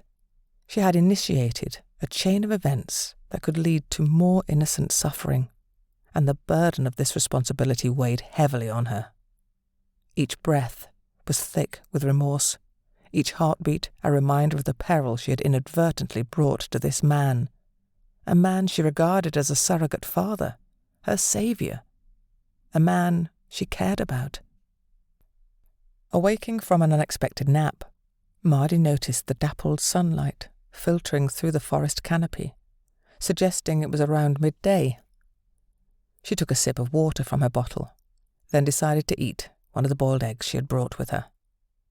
With her energy restored, she climbed down from her perch, staying vigilant as she scoured the surroundings for anything out of place. Determination filled her heart as she reminded herself that she had no other option. She had to continue her mission, no matter how many lives it cost, be it 1 or 20. Her resolve was unshakable. She was doing this to protect Tobias from bearing the consequences of her actions and to seek justice for her family. Victor would pay for his crimes, and she was determined to ensure that no more innocent lives would be lost. Despite the unsettling nausea that had plagued her, she knew she couldn't afford to falter now. Making her way back within sight of the road, Mardi resumed her journey. After about 2 hours, she noticed a large boulder perched on a ridge across the road. Carefully navigating through previous rockfalls and scattered debris, she made her way to the top. The massive rock, twice the size of a horse, seemed to defy gravity, barely held in place by an earthen bank. Testing its stability, she found that with a little effort, the boulder could be dislodged, potentially dragging a swathe of loose rock with it down to the road below. Realizing she needed leverage to tip the boulder over the edge, Mardi considered her options. Cutting down a small tree might work, but it could draw unwanted attention. Luckily, Tobias had given her a flexible metal wire with handles on each end. Although she had never used it before, now was the time to try. Selecting a sapling roughly the thickness of her leg, she followed Tobias's instructions. It took her a few minutes to get the rhythm of the sawing motion, and it was slow going, but she finally managed to fell the sapling. She swiftly trimmed the branches with a knife, then dragged the makeshift lever to the boulder. Positioning another rock behind it to anchor the pole, she inserted the pole into the gap beneath the boulder and paused, considering her next move. Looking down the road, she realized she had a clear view for some distance. Perhaps it would be more strategic to wait until Victor's men were directly below. That way, the boulder could achieve a more impactful result. If she acted now, the rock might simply roll across the road and into the trees on the other side, potentially missing her targets.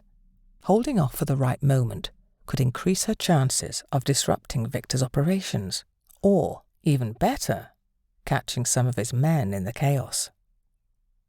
As Mardi continued her journey along the ridge, she was aware of her increased exposure, but the high vantage point provided a panoramic view of the surrounding landscape. This allowed her to detect any potential threats long before they could reach her, a calculated risk that seemed worth taking, especially since it enabled her to move more quickly. As the daylight began to fade, her luck turned favourably when she spotted a rabbit.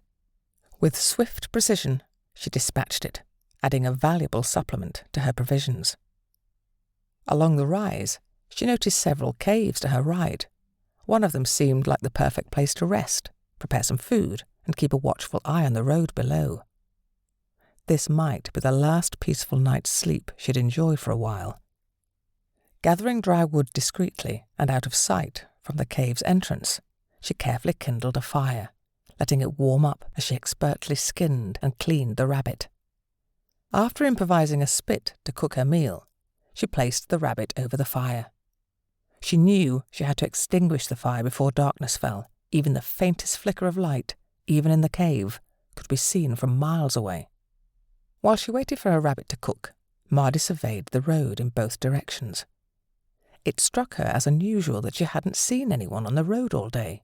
She hadn't expected any signs of life coming from the village, but the absence of anyone from the direction where she anticipated Victor's men would be coming raised her suspicions. With her hunger satisfied, Mardi extinguished the fire, not wanting to risk attracting unwanted attention in the dark. As night enveloped the countryside, she scanned the landscape, not expecting to see anything of note. However, her keen eyes detected flickers of light in the distance, just within the limits of her vision. Consulting the map Tobias had given her, she deduced that it had to be the crossroads where the road intersected with the north-south route. Although she hadn't thought she was that close, the possibility intrigued her. She desperately wanted to investigate, but she knew it would take her a good 3 hours to reach the crossroads, and she needed sleep. As darkness settled in, she pondered her options. Her bladder reminded her of a pressing need, and she decided to use it to advantage. By letting the bladder wake her up in a few hours, she could grab some much-needed sleep now. She had waited until morning to relieve herself before, rather than venturing into the woods in the middle of the night. With her remaining rabbit meat safely stored in her bag, she placed it on a ledge within the cave and then nestled herself in a secure position, well out of reach of any potential predators. Exhaustion quickly overcame her, and she drifted into a deep slumber, knowing that she would need her rest for the challenges that lay ahead. Waking with a start, it wasn't her bladder that had roused her, though that would need attention soon. A noise echoed from further within the cave. Mardi's heart raced as she reached for her bow, only to realize it was useless in her current position. She carefully returned it beside her and instead grasped her knife, though she couldn't help but think her axe would have been a better choice at this moment. Suddenly, emerging from the cave's depths, a fox appeared. It had likely been drawn by the scent of the rabbit she had cooked earlier. The fox darted from the shadows and into the moonlit entrance of the cave. Mardi's racing heart slowly began to calm as she realized the source of the noise was just a curious animal. Wide awake now, she decided to tend to her bladder, breathing a sigh of relief for the second time in less than 5 minutes. Collecting all her belongings, Mardi realized she still had 4 quivers full of arrows. She decided to leave one behind on the ledge to lighten her load. The moonlight was a blessing, allowing her to travel reasonably fast. In pitch darkness, she would have had to move more cautiously to avoid any mishaps like twisted ankles. When she arrived at the spot where she had seen the fire, it was still smouldering weakly. Several horses tied to a tree suggested that these were indeed Victor's men, though she couldn't be entirely certain. Surprisingly, there were no sentries on guard. Staying well hidden in the trees, she cautiously approached the camp. She got close enough to hear the sound of snoring, indicating that the men were asleep. There were 6 horses in total, matching close to the number Tobias had estimated.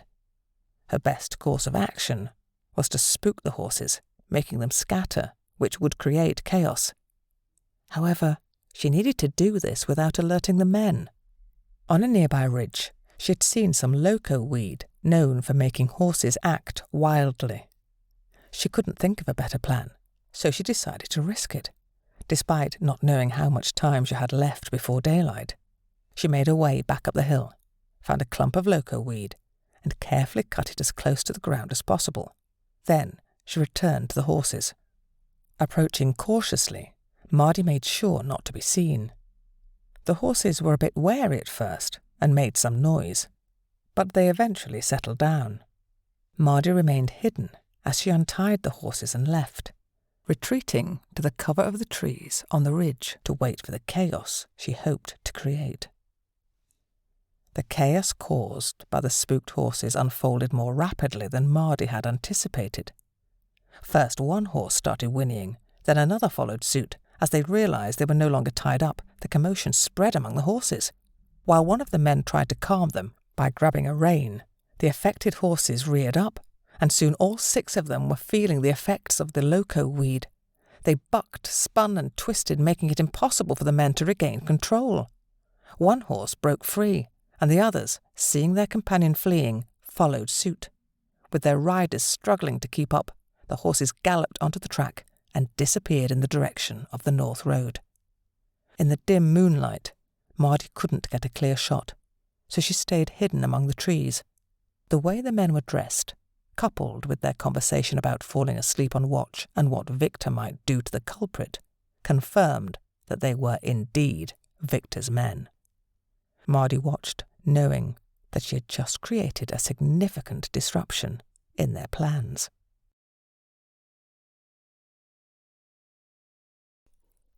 Chapter 10. Scar. The Camp. Early that evening, in the camp, a flickering fire cast dancing shadows as they awaited the arrival of Victor's second-in-command. Scar. Fredrickson took charge in the interim, efficiently organising the group's tasks. One person tended to the horses while 2 others stood guard.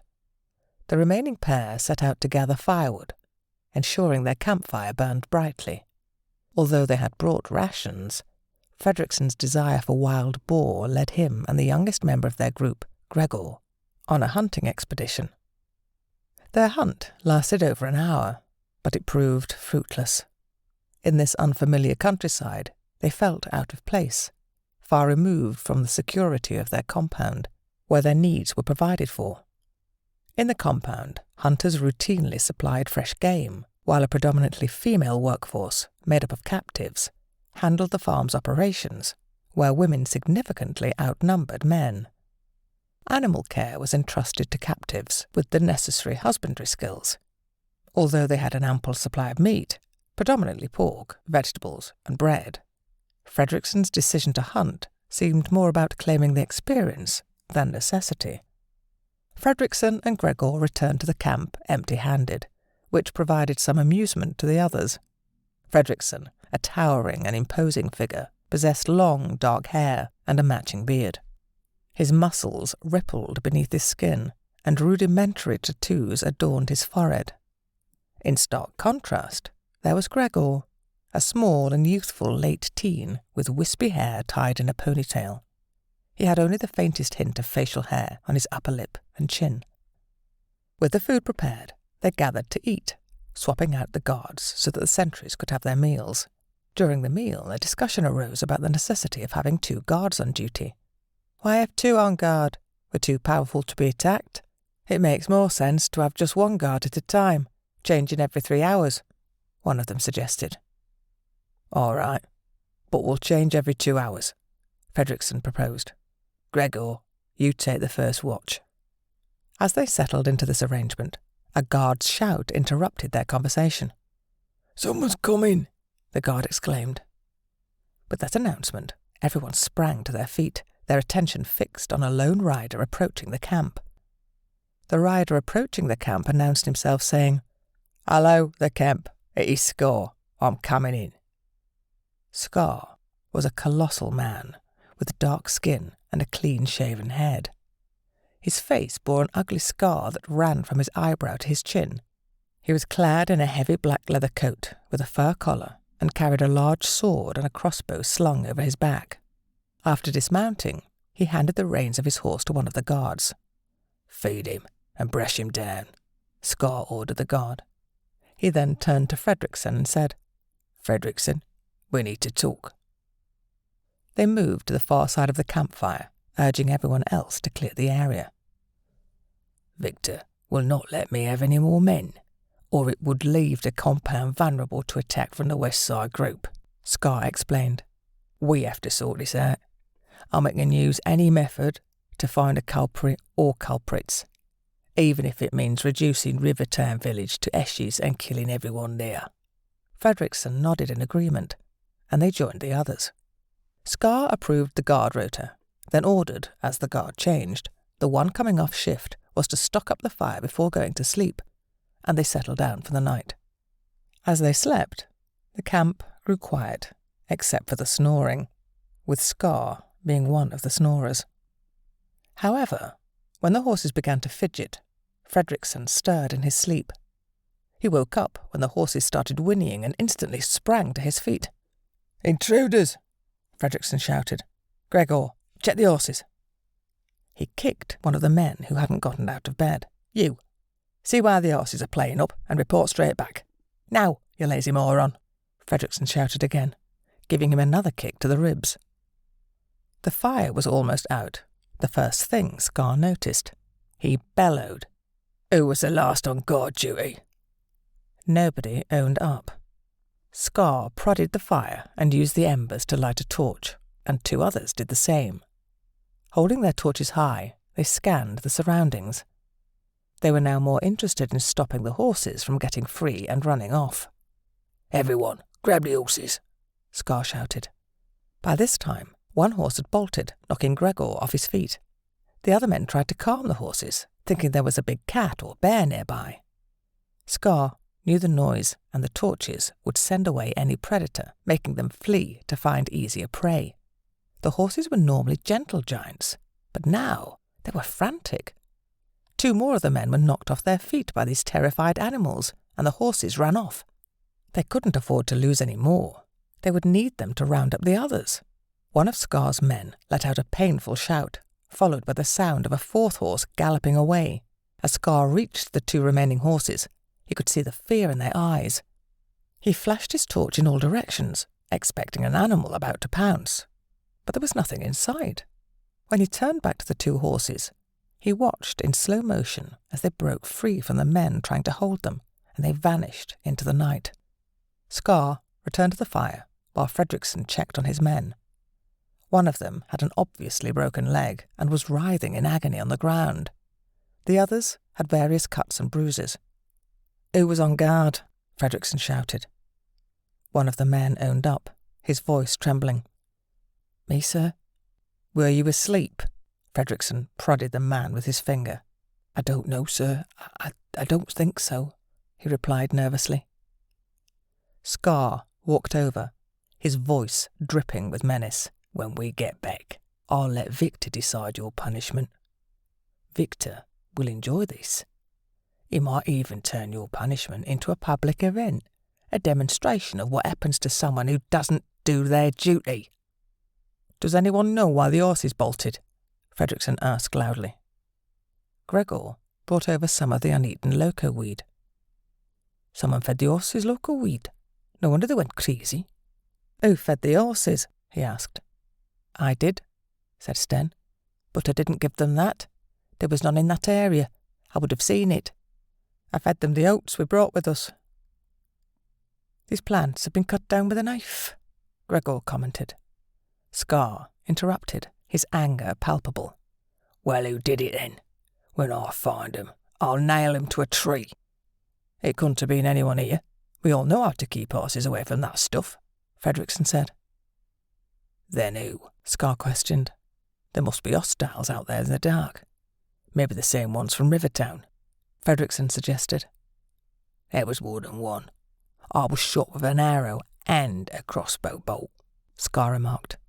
As Sten stepped to the side of the fire, an arrow struck him in the neck. He fell to the ground without a sound, crumpling into a heap, his arm flopping into the fire and catching fire itself. Panic erupted as everyone dived for cover. The darkness offered them no view of their attacker, but the fire illuminated the camp, leaving them vulnerable. They had no way of extinguishing the fire, and the uncertainty of how many assailants were lurking in the shadows kept them pinned down. As the fire gradually burned down, and the first light of day broke, Fredrickson decided to send someone to scout the area. "Denton, see what you can find." Scar approached Sten's lifeless body, pulled out the arrow, and examined it closely. "This is the same person who shot me 3 days ago," Scar said, pointing out distinctive markings on the arrow shaft. It bore the ominous message, "I am coming for you, Victor." Fredrickson, who couldn't read, inquired about the message's content. "It says, 'I am,' which sounds like it's the work of just one person. If there were more, it would likely say 'we.' wouldn't it?" Scar replied. "You're right," Fredrickson conceded. "It seems we're dealing with a lone individual. We need to track him down. Who's the best tracker here?" "Denton and Sten are both excellent," Fredrickson answered. Scar sneered. "Well, I guess Sten won't be joining us anymore. Where's Denton?" "Denton is the one I sent to check the area," Fredrickson replied. "Let's hope he found something useful," Scar remarked. Gregor quickly fashioned several hazel wands into a makeshift splint.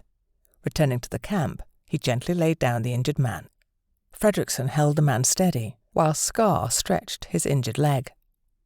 Gregor skillfully used the hazel wands to craft a splint, securing it with strips of the man's own trousers. The injured man let out a harrowing cry of pain, then fell silent as unconsciousness overtook him, relieving him from the intense agony. Scar turned his attention to Gregor. "You there? What's your name?" he demanded. "It's Gregor," came the reply. "All right, Gregor," Scar ordered briskly. "Stoke that fire and get some food cooking." Fredrickson voiced his concerns. "What's our plan now?" "We'll wait until Denton returns," Scar explained. "Hopefully, he'll have information about the horses and who's behind this. Until then, all we can do is wait." The sun climbed higher in the sky, but there was still no sign of Denton's return. "Where the hell is your man?" Scar demanded, his frustration evident. Fredrickson explained patiently, "If Denton is tracking someone, he'll keep tailing them until he eliminates the threat or finds out where they're headed. If he believes they're settling in or meeting up with others, he'll come back to report." Scar, unused to waiting, considered going after Denton himself. However, Fredrickson pointed out the risks of Denton mistaking him for an enemy if he heard someone approaching from behind. As the day progressed, Scar's agitation grew, and he continued to grumble about Denton's absence. Fredrickson took over guard duty, allowing Gregor to prepare some food and distance himself from Scar's growing impatience. The day was drawing to a close, and they were all becoming increasingly concerned about Denton's delayed return. Once the meal was ready, Scar and Fredrickson ate, while Gregor took over the watch. Passing by Ivor, who was now awake, Gregor handed him a plate of food and informed him that he would stand guard from his sitting position against a large ash tree to allow Gregor to cover the other side.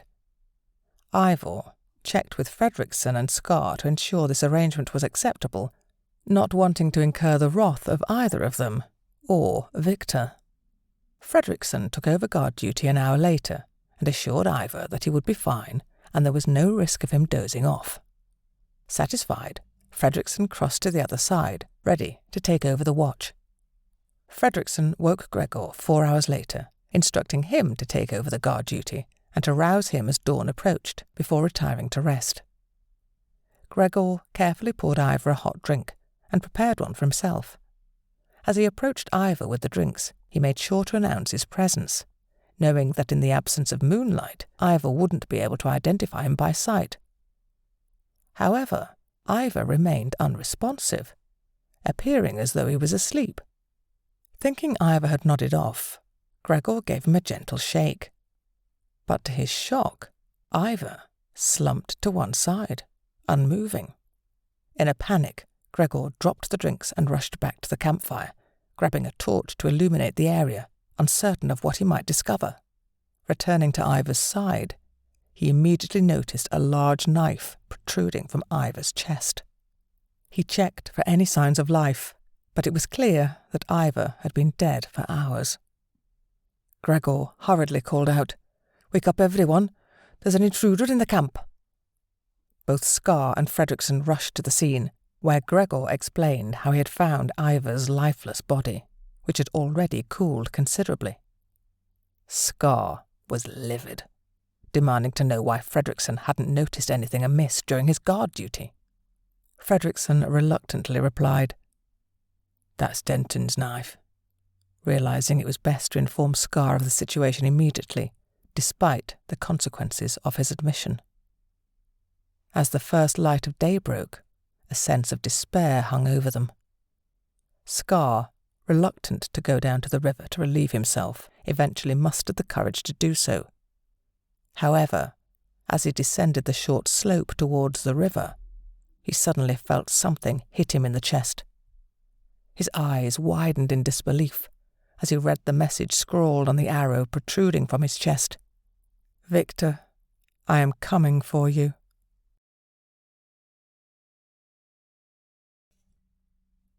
Chapter 11. Mardi, taking a chance. Mardi hunkered down in her hiding place, eyes fixed on the camp across the road. Her plan was still forming, a puzzle with missing pieces, and she had to play it by ear. The group, on the other side, was clearly agitated about losing their horses. Their voices carried across the night, but she couldn't make out all their words. Still, she could discern who was in charge. It seemed like the second in command was the one calling the shots. Observing them, Mardi saw them foolishly adding more fuel to the fire. This was her chance, and she had one of her specially prepared arrows ready. Just days ago, she had used her small knife to etch a chilling message onto several arrows. "Victor, I am coming for you." She hoped it might rattle them. A large tree obstructed her view of the three men by the fire. Unable to get a clear shot, she silently moved to a new vantage point and waited. If any of them left the fire's safety now, she could catch them off guard. She didn't have to wait long before one of them stepped aside. It looked like he was preparing to leave, but suddenly halted. There was no wind, and they were about 20 feet away from her. She could hardly miss, but she needed him to turn for a better shot. Shooting him in the back might not be lethal. Patiently, she bided her time. The man shifted slightly, but it still wasn't ideal. She had to go for the headshot, even though it was a small target at this range. She was convinced she could make it, and with determination, she released the arrow. It struck him at the base of his spine, causing him to collapse half in and half out of the fire. The remaining two men wisely kept low and out of sight. Mardi did the same, watching for any other opportunities, but none presented themselves. As dawn approached, she spotted someone leaving the camp from the side where the horses had been tethered. It seemed that someone was now hunting her. Mardi observed the man's movements closely as he crossed the road. At first he headed west and then veered onto the north road. It was clear to her that he was on the trail of the horses. She cautiously climbed up the bank to the ridge, keeping an eye on him. Before long, the man returned, his gaze scanning both sides of the road. Mardi instantly grasped his intention. He was searching for her tracks. With the knowledge that this man was possibly a decoy, Mardi decided to lure him away from the camp. She needed to create a false trail to keep him occupied. Although she was skilled at hiding her tracks, she had to think of a way to leave an obvious trail now. Staying among the trees, she followed a game trail, running for half an hour, deliberately leaving signs of her passage. Then she doubled back into the woods, carefully retracing her steps, and found a suitable tree to hide in while still keeping a view of her recent path. Mardi waited patiently for over an hour before she heard the man's approach. He wasn't being very cautious. He was tracking her trail at a brisk pace. Choosing a clearing in the trees as her ambush spot, she readied herself.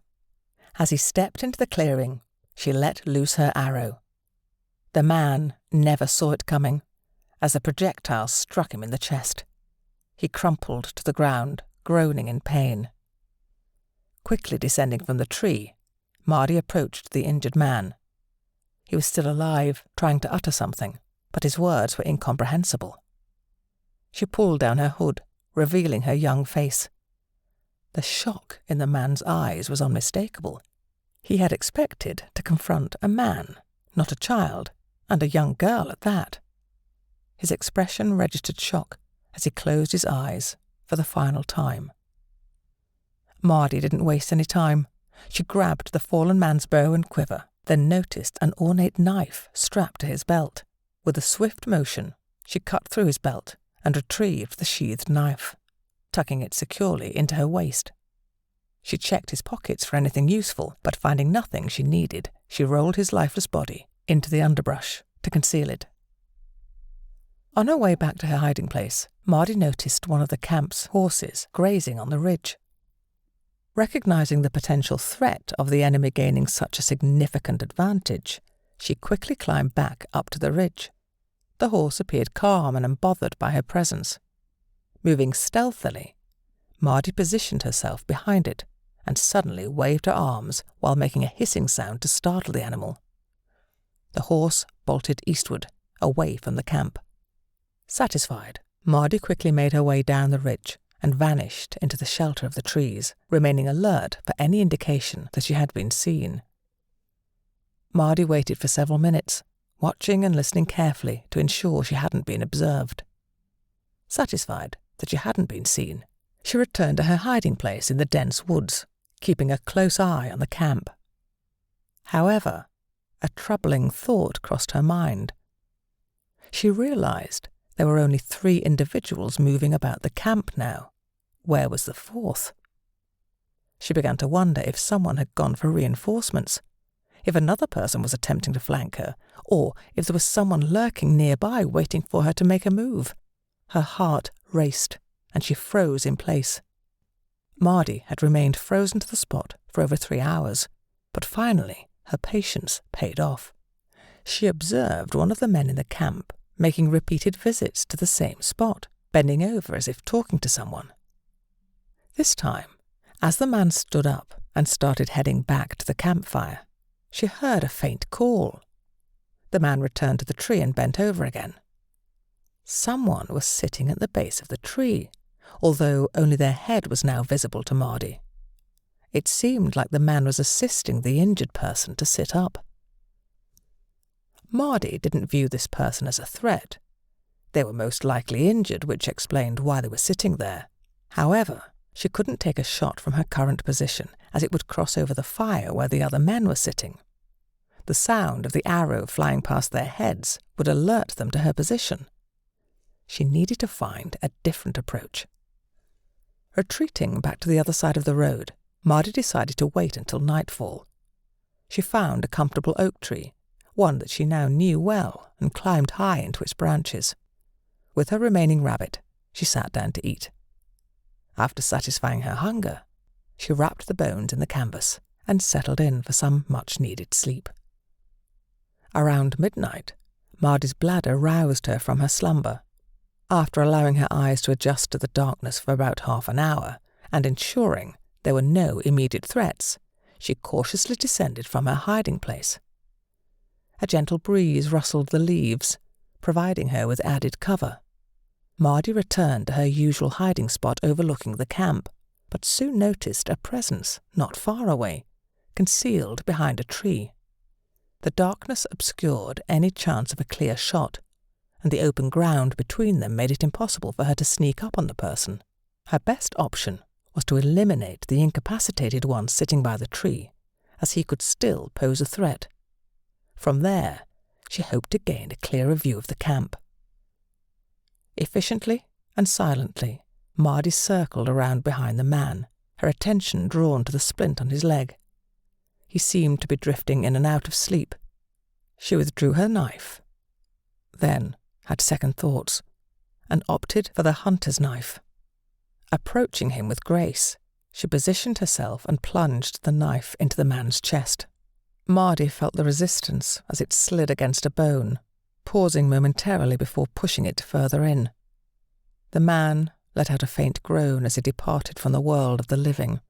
Warm blood flowed over her hands, and suddenly an overwhelming feeling washed over her. She began to feel unwell and nauseous, realizing that this was the first time she felt strange, even guilty, about killing someone immediately after doing it.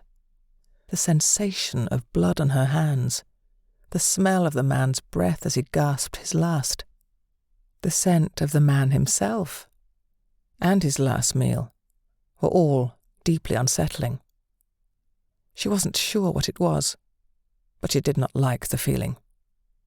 She knew, however, that she would have to face this again, as there were likely more killings ahead. The previous time, it had been a distant act, on the other side of the camp, with no close-up encounter with their blood. Now, she felt her head spinning. Returning to her tree, Mardi decided to get some sleep.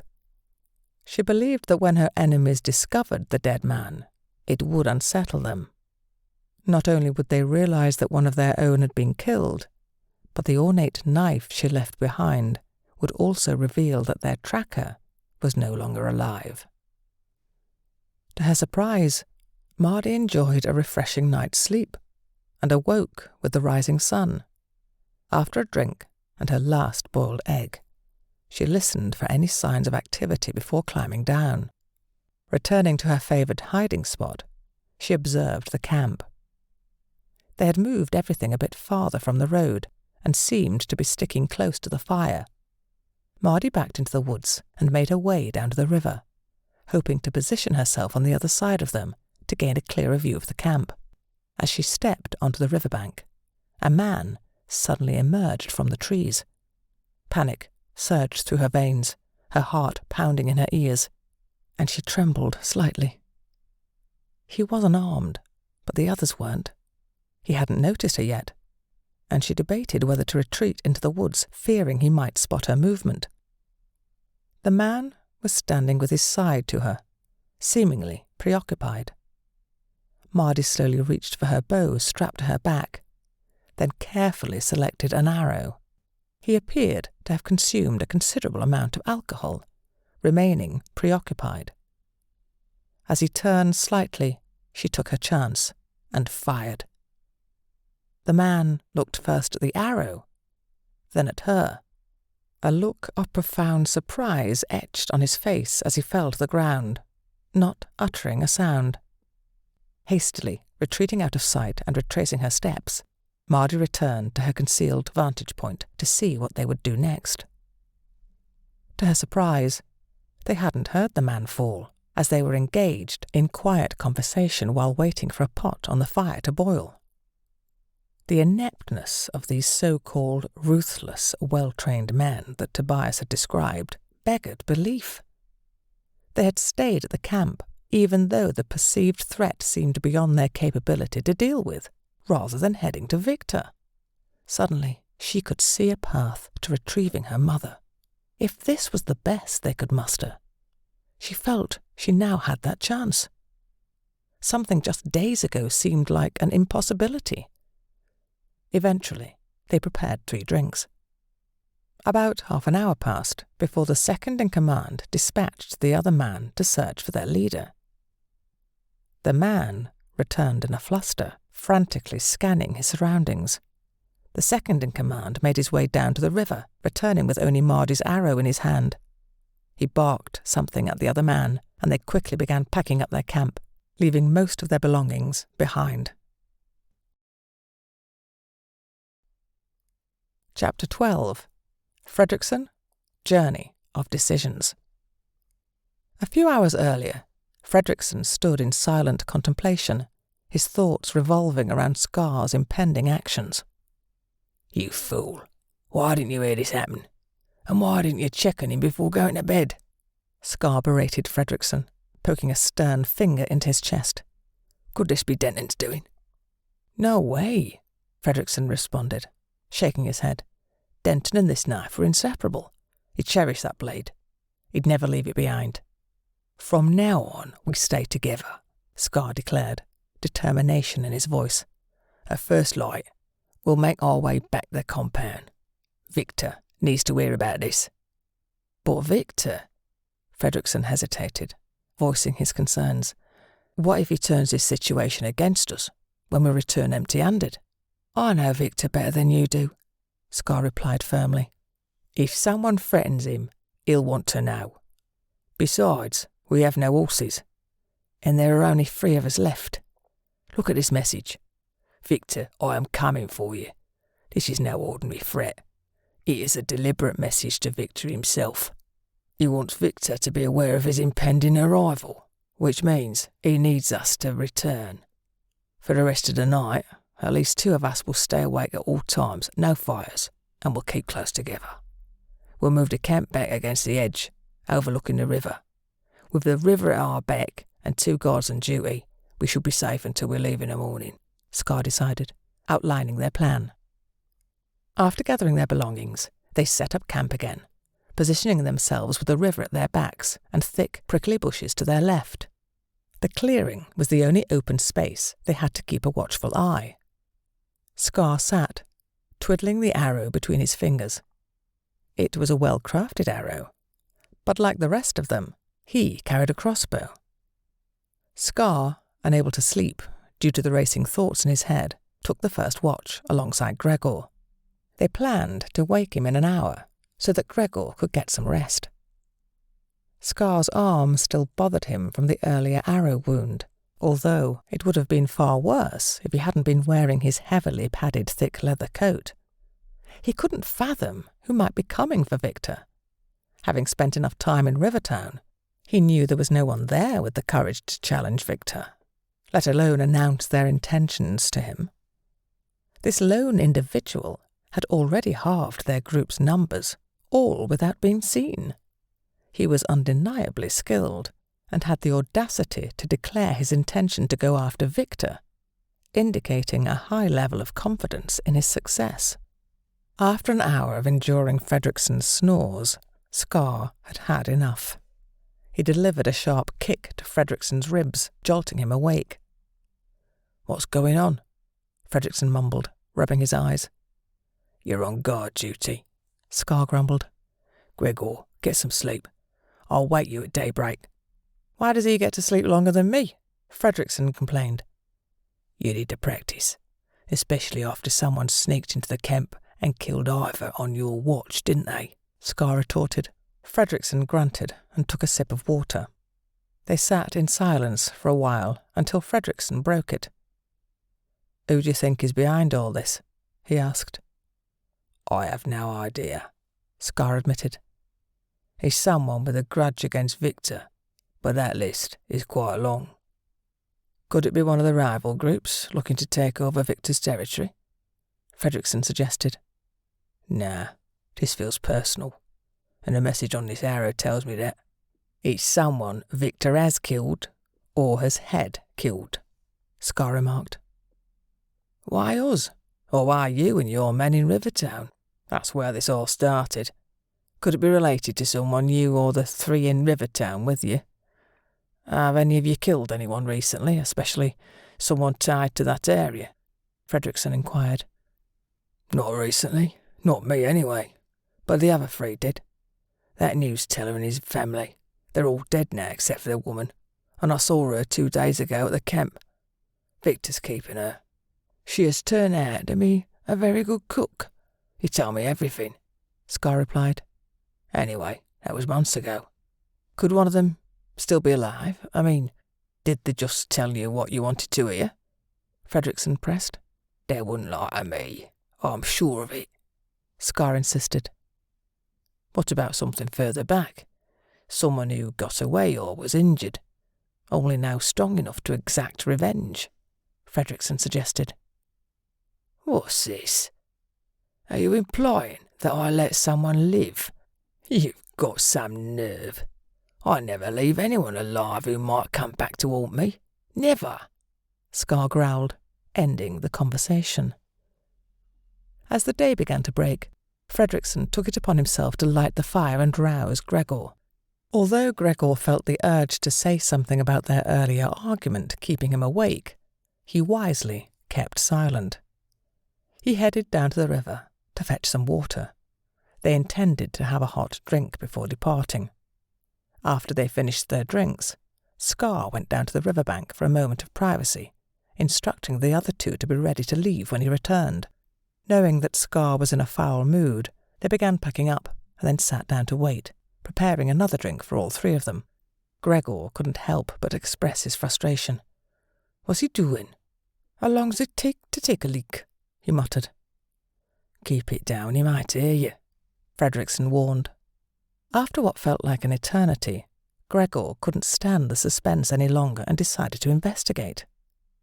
As he emerged from the bushes, he was met with a shocking sight. Scar lay on his back with an arrow protruding from his chest. Panicked, Gregor rushed back to inform Fredrickson, who immediately went to inspect the situation. They confirmed the worst. Scar was dead. Fredrickson examined the arrow carefully. "We have to get out of here and fast. Leave him," Fredrickson said, urging Gregor to action. "Come on, move. What are you waiting for?" They scrambled up the riverbank, hastily grabbing their swords, knives and crossbows. With a sense of urgency, they disappeared into the woods, heading in the direction of their compound. It had taken nearly a full day to reach the camp on horseback, and on foot it could stretch to 2 or even 3 days through the woods. They held out hope that they might cross paths with one of their patrols, although patrols had become scarcer since the sickness claimed many lives during the winter. These days, the guards rarely ventured far from the compound, as Victor was determined not to leave it undefended. In addition, the likelihood of any threats coming from the north was minimal. There were no known dangers in that direction, nor in the east. Their main concerns lay to the west and the south, but they knew that both groups had been hit hard by the sickness. Their rivals were in no shape to pose a significant threat, and as far as they were concerned, victory was all but assured. After trekking for about 4 miles, exhaustion washed over them, and they decided it was time to take a break. They sat down to share some bread and took sips of water. That's when it hit Fredrickson. He had left his quiver behind, still hanging on the tree near their campfire. He had taken it off before going to sleep and forgotten to retrieve it. Fredrickson turned to Gregor and asked, "How many bolts do you have left?" "I've left mine behind." Gregor, somewhat reluctantly, handed over 4 of his bolts. Unlike Fredrickson, who had someone else make his bolts, Gregor had to craft his own.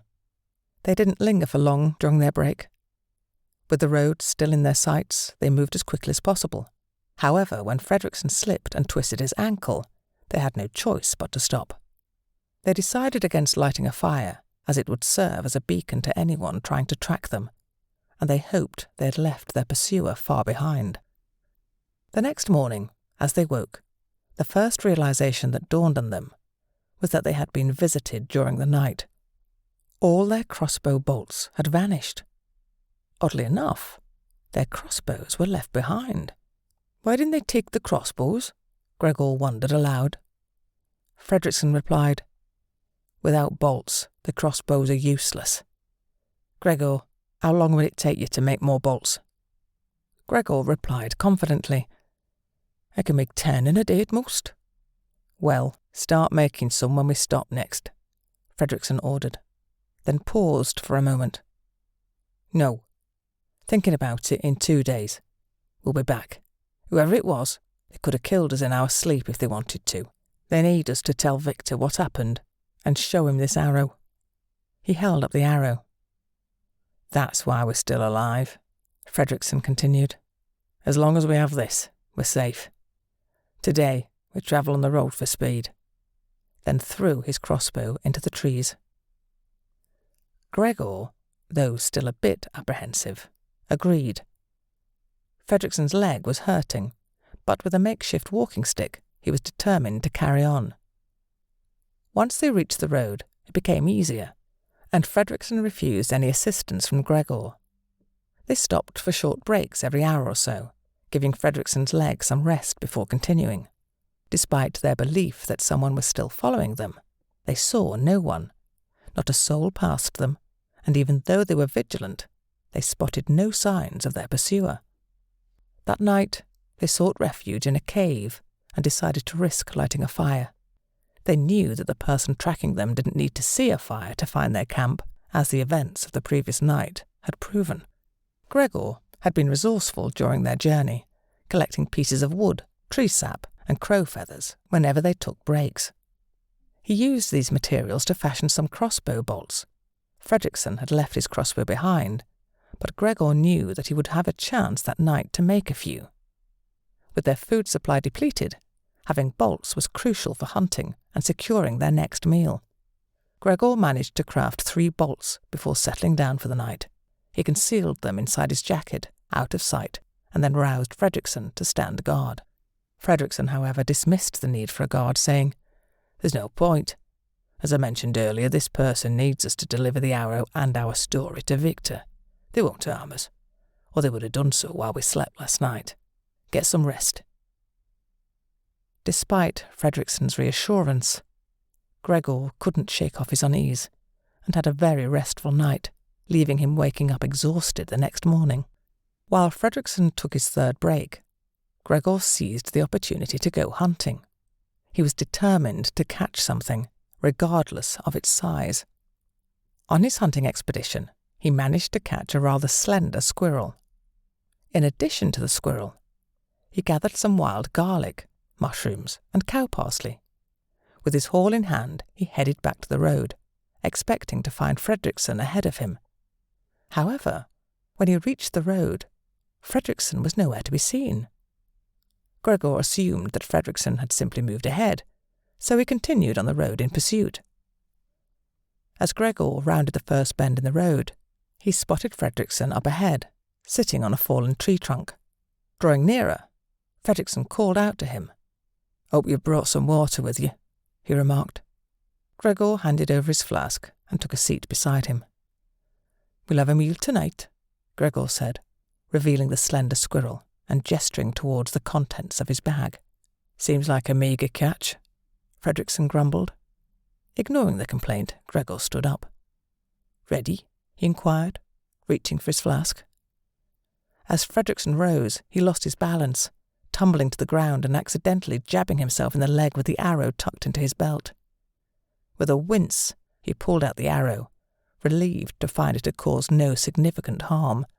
Fredrickson then handed the arrow to Gregor. "You can carry this," he said, pushing away Gregor's offer of assistance.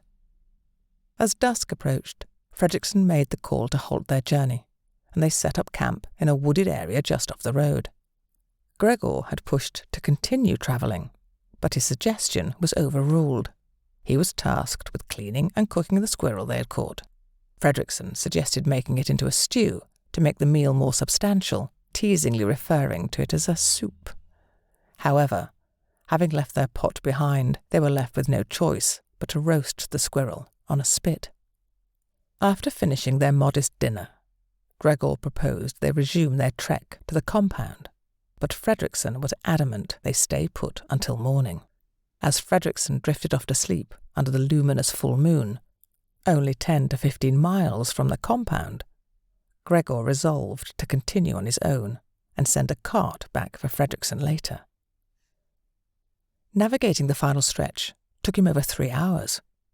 The compound had been heavily fortified the previous year in response to numerous raids. As he neared, he called out to the guard stationed in the tower, announcing his arrival. "It's Gregor. We've been attacked. Let me in. I have a message for Victor." The gates opened, and 4 men rushed out, 2 armed with bows and 2 carrying torches. Once they were convinced that there was no threat, and that this was not a decoy, they led him inside and closed the gate.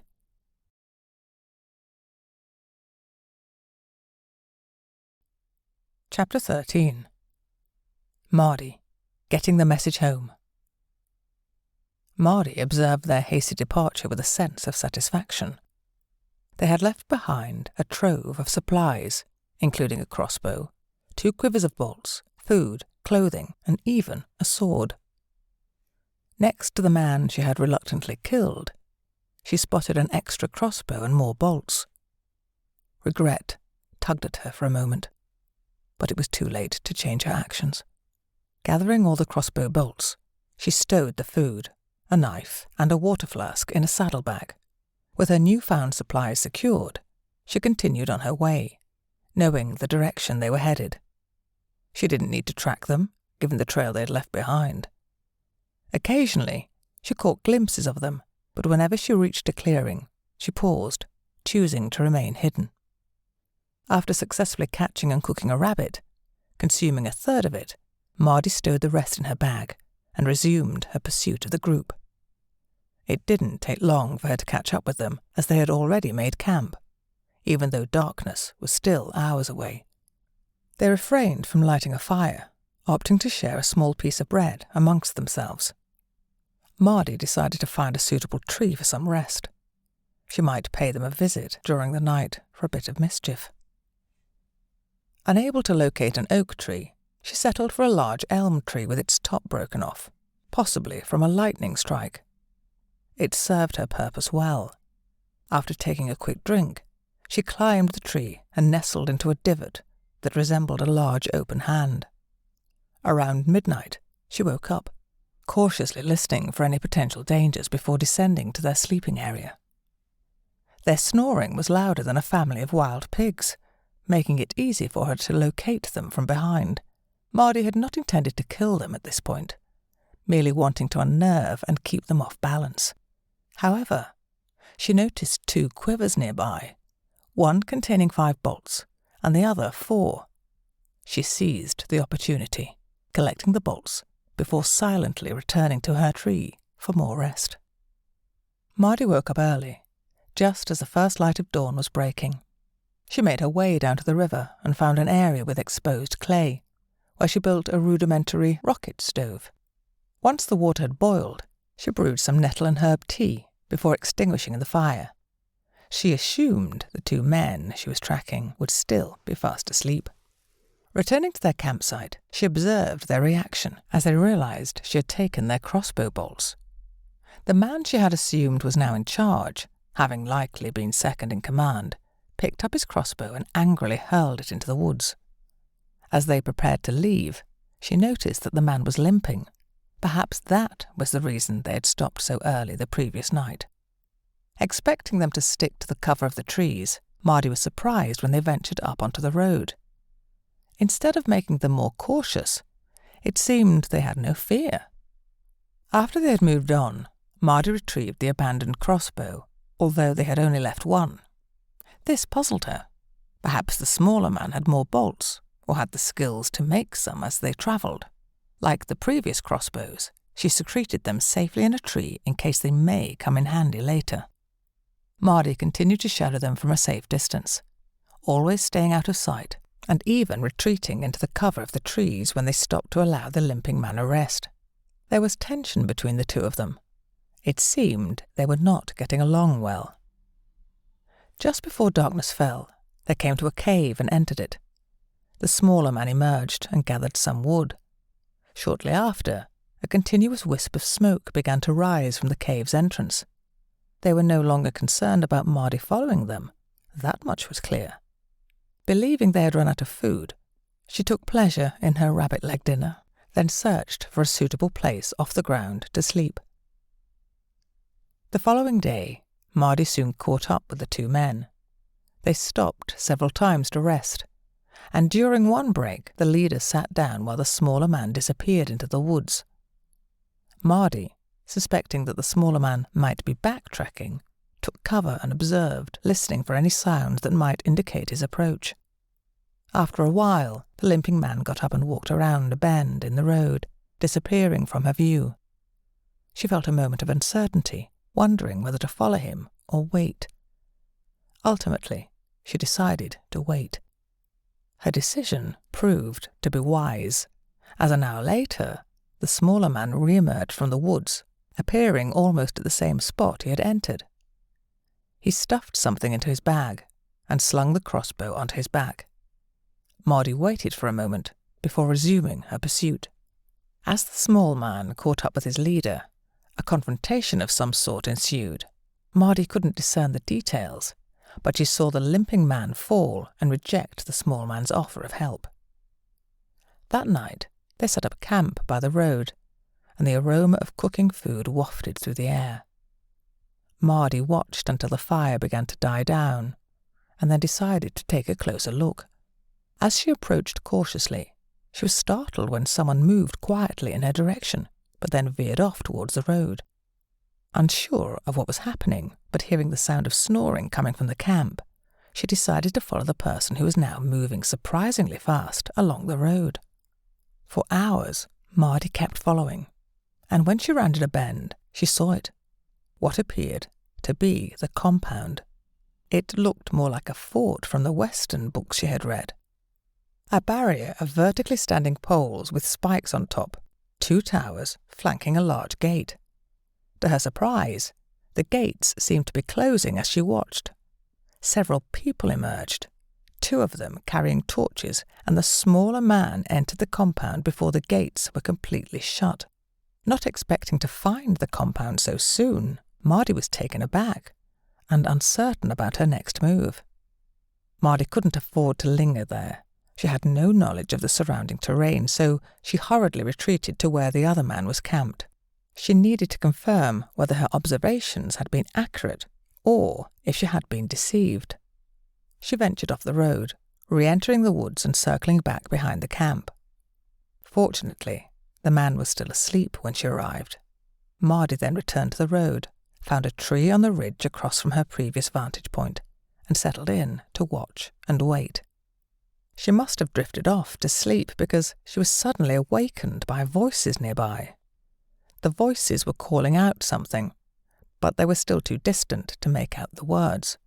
However, she could now see them clearly. 2 riders, followed by a horse-drawn cart. Mardi was torn. Taking out these men would diminish the number guarding the compound, but she needed them to retrieve her arrow, thus delivering her message, a message she was determined to ensure Victor saw. With time passing, she needed to think fast and make a decisive move. The original man, staggering out from the forest, inadvertently made Mardi's decision for her. She swiftly retrieved one of her marked arrows and took aim, firing it directly into his chest. He had effectively been a dead man walking from the moment she had encountered him at the first camp, but she hadn't killed him then. Her suspicion was that the other guy would simply flee without delivering her message to Victor. However, there was no mistaking it now. He had received her message, especially if these 3 individuals ever managed to locate him. It took them a while, but eventually they found their fallen comrade and loaded him into the cart. Mardi continued to follow them from her vantage point on the ridge, maintaining her high ground. As they reached the gates, she seized the opportunity and swiftly eliminated the leading rider, followed by the one at the rear. She disappeared into the foliage before they had a chance to react or spot her. Her message had unquestionably reached its destination, reinforced by the killing of 2 men right on the compound's doorstep. Mardi knew that they would soon be searching for her, so she retraced her steps as quickly as possible. Her plan was to retrieve the crossbow and then circle west, avoiding the back of the compound to find an alternative entry point. She held the advantage. They relied heavily on their horses, while she was fit and agile. She would choose routes inaccessible to them, although she also had to remain vigilant, knowing that they might have trackers in their ranks. Mardi retraced her steps to retrieve her extra arrows, bag, and the crossbow she had stashed earlier. With deliberate intention, she fabricated a deceptive trail leading away from their last camp, taking her through the trees, across the river, and into the woods on the opposite side. Then, she skillfully concealed her tracks until they dissipated entirely. She backtracked, leaving no trace behind, and changed her direction to head west. She crossed the road at a point further from the compound and their recent campsite, ascending onto the ridge. Remaining concealed within the forest, she continued her westward journey for the remainder of the day until she was exhausted, hungry, and thirsty. After consuming a small portion of her cold rabbit and taking a sip of water, she settled down for the night, perched in a tree and surrounded by darkness. The next morning, Mardi shifted her course to the southwest. Her eyes peeled for a suitable hiding place that could serve as a base in emergencies. It needed to be within a day's journey from the compound, but far enough from any settlements or travellers, a sanctuary where she could remain concealed if the need arose. She continued to stick to the high ground, not too high to risk exposure, still seeking refuge among the trees. After almost a full day of travel, she reached a high cliff where she spotted signs of something broken and jagged in the rocks, potentially caves. However, the darkness had descended by the time she reached this destination, rendering it too perilous to explore. Just as before, she found a tall tree in a dense part of the woods and settled herself comfortably for the night, eager to investigate the caves come daybreak. Chapter 14. Victor. Gregor entered the compound under the stern watch of 2 guards, who escorted him directly to Victor's quarters. The air crackled with tension, reflecting Gregor's mounting nervousness as he awaited Victor's appearance. The sound of approaching footsteps echoed ominously, amplifying the anxiety that gripped him as perspiration began to bead on his forehead. Victor burst into the room, his face a mask of fury, his presence alone seeming to darken the atmosphere. Without preamble, he launched into a barrage of questions about the death of Scar. Gregor's voice faltered, his words stumbling over each other as he detailed the ambush and Scar's untimely death. With every detail Gregor revealed, Victor's fury seemed to grow exponentially, his eyes burning with unchecked anger.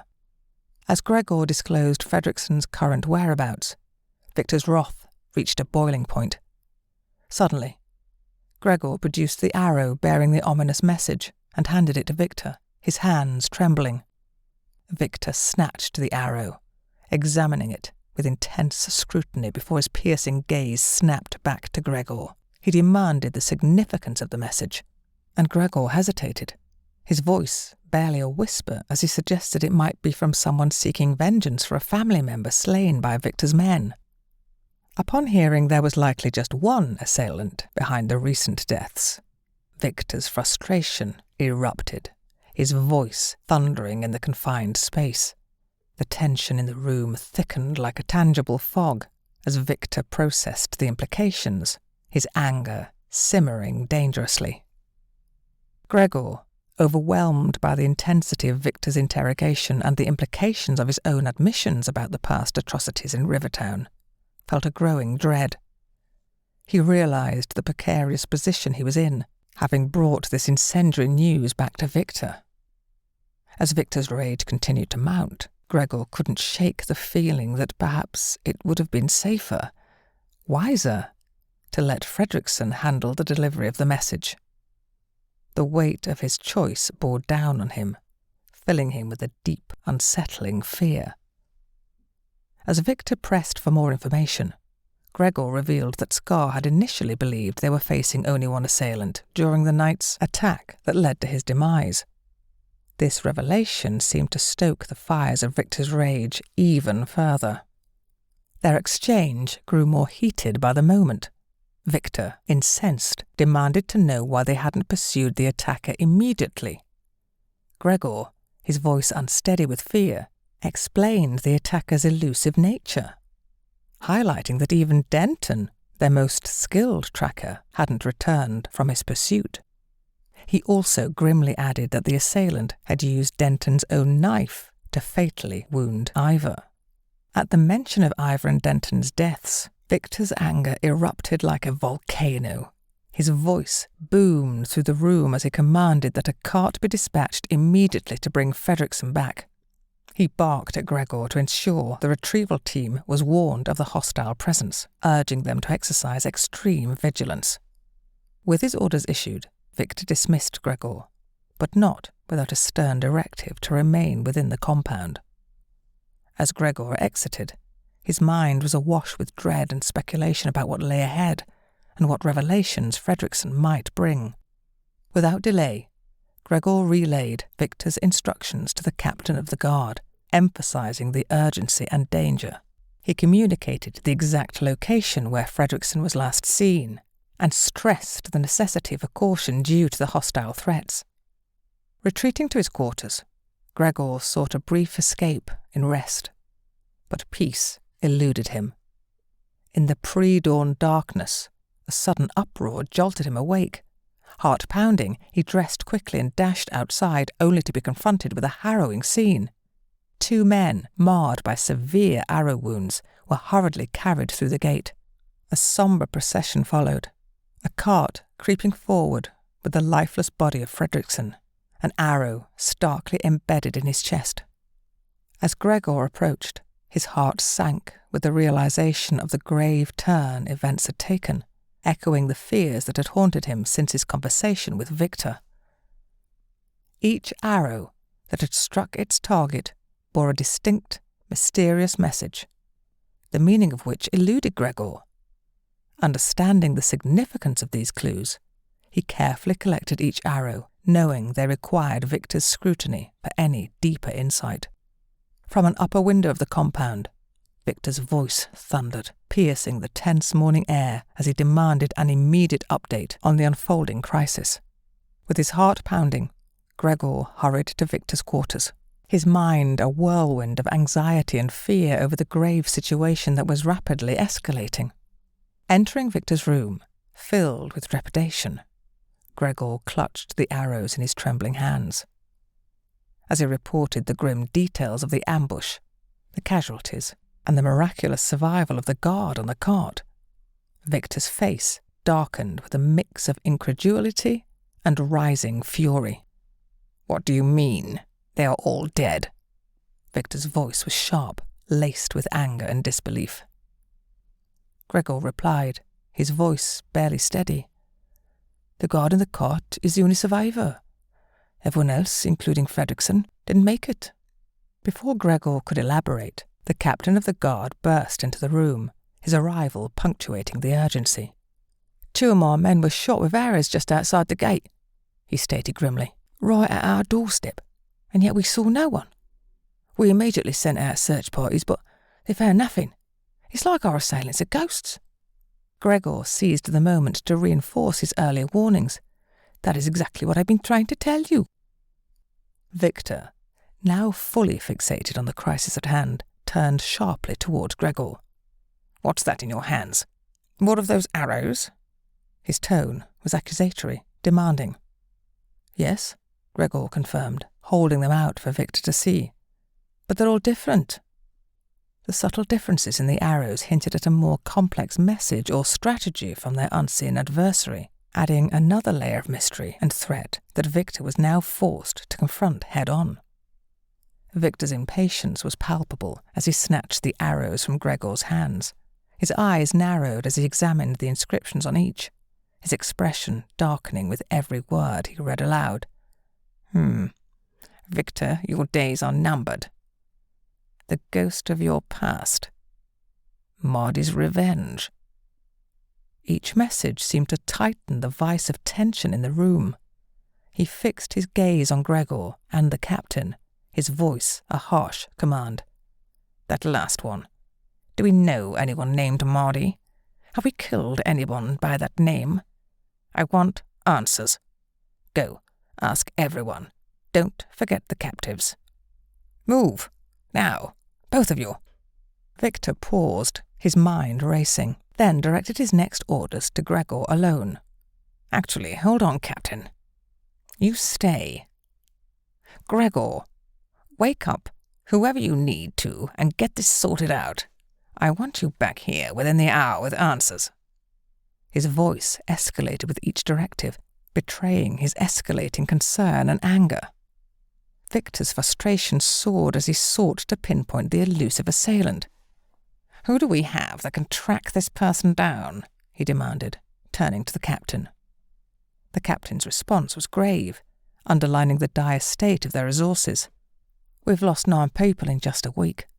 We're down to 13 guards and hawks, plus you and me. That's more losses in a week than we've had in a year fighting groups from the south or east.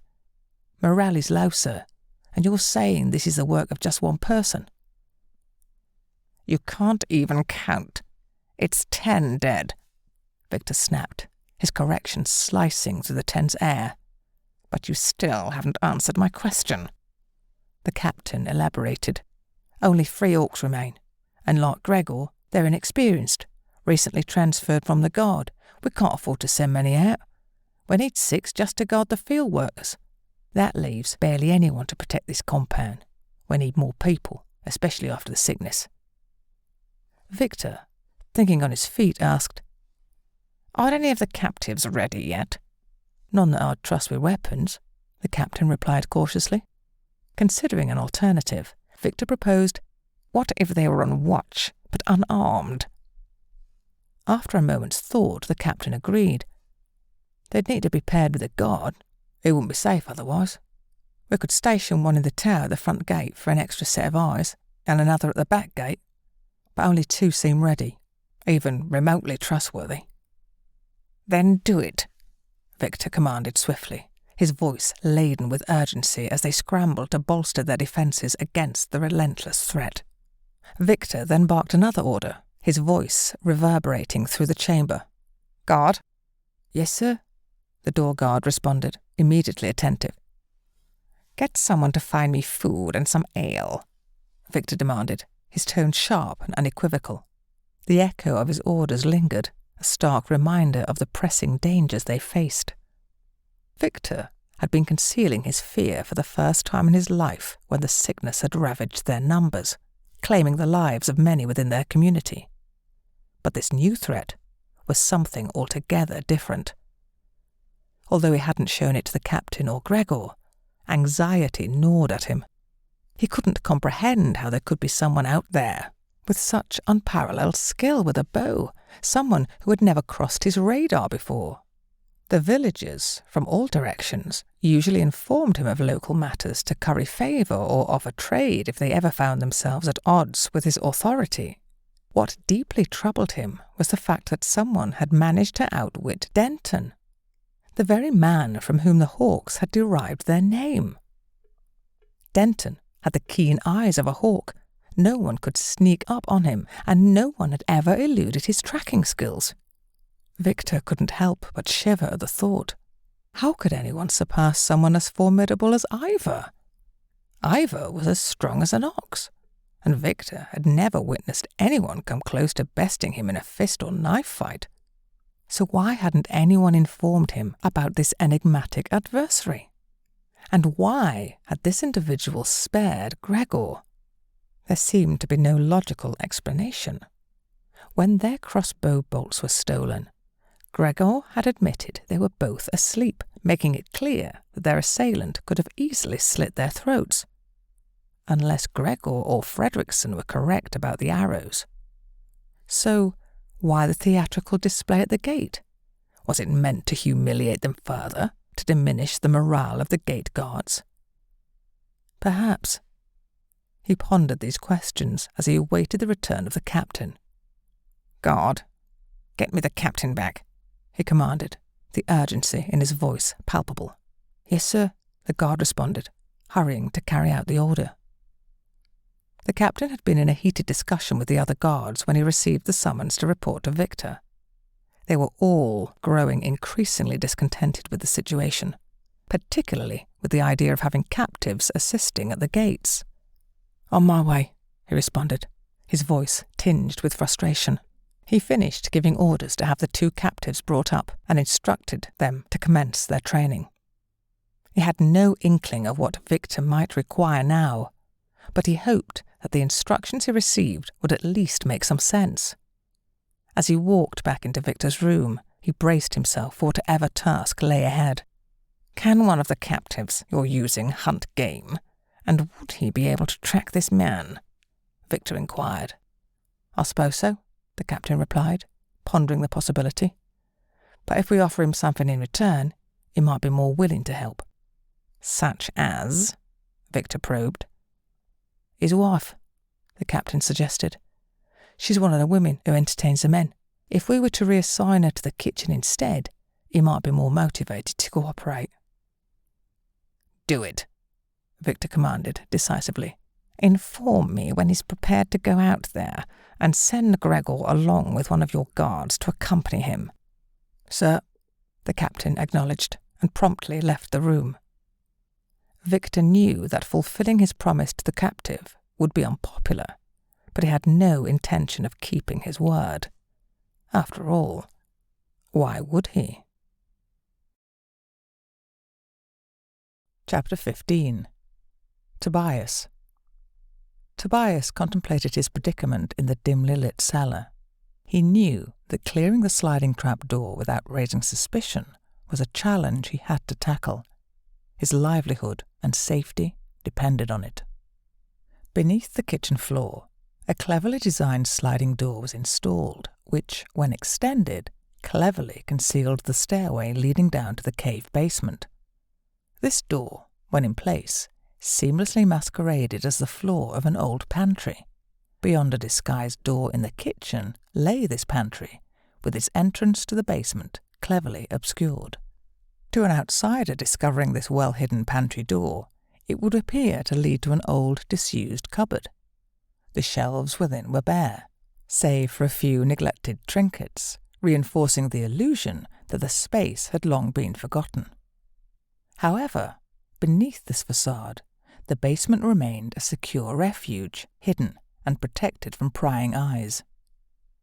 Removing the secret door in the kitchen, Tobias descended the first few steps that had been carved directly into the bedrock. He meticulously examined the area around the sliding door and the floor above.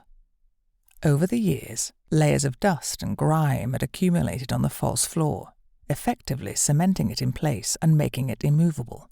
He realized that any attempt to lift the kitchen floor could leave behind incriminating traces. His safest course of action was to clean the area meticulously, right where it was, although this task would require a particularly ingenious approach. With a thoughtful expression, he went over his options. Suddenly, an idea sparked in his mind. He searched around the cellar until he found what he was looking for. The piece of metal, with a bend fashioned at one end, something his father had made, but for what he could not remember, but he knew it would work.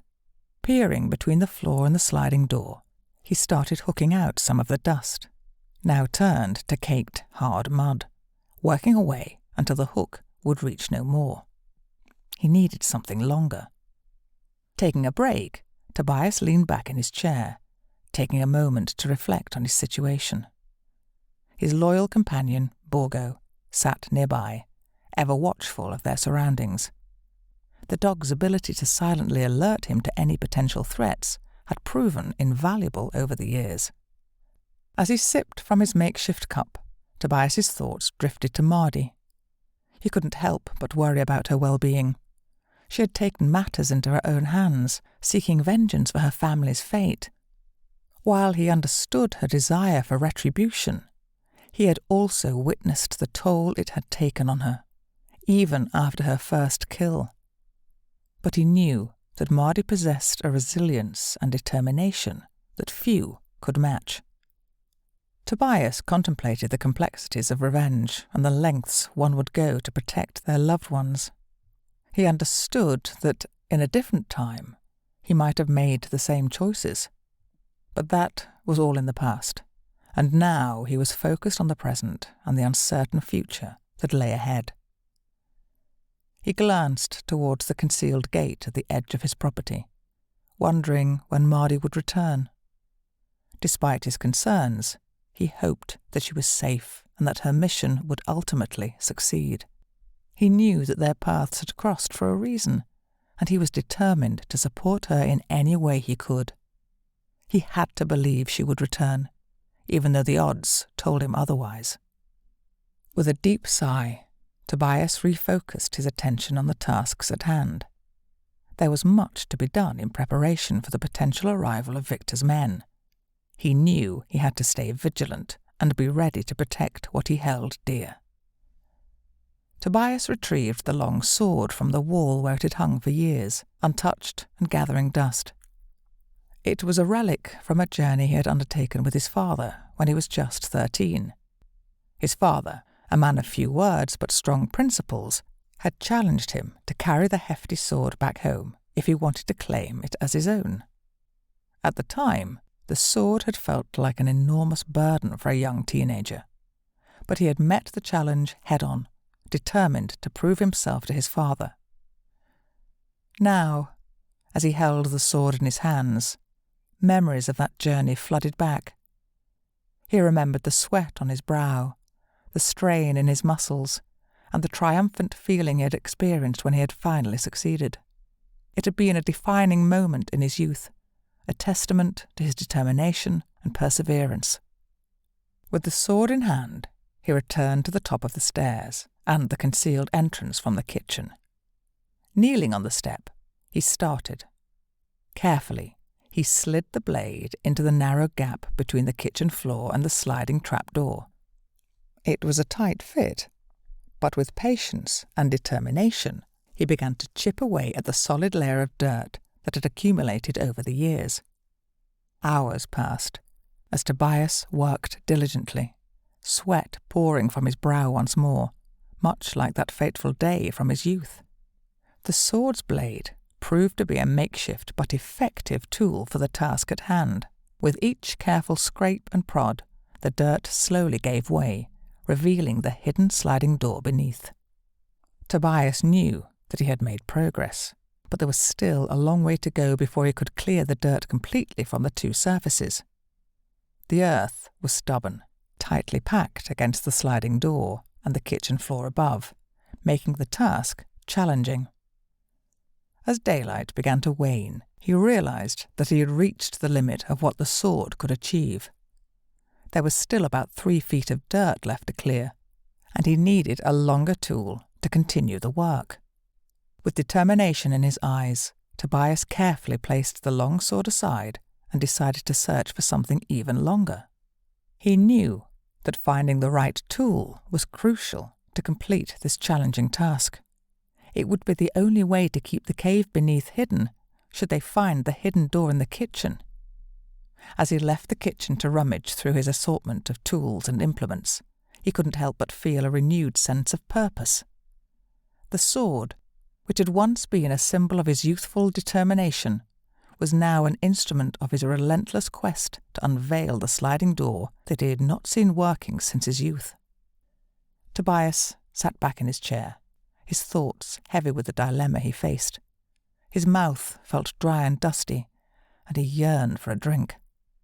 With the decision made, he decided to light a fire briefly, just long enough to boil some water for tea, and prepare a stew that would sustain him for a few days.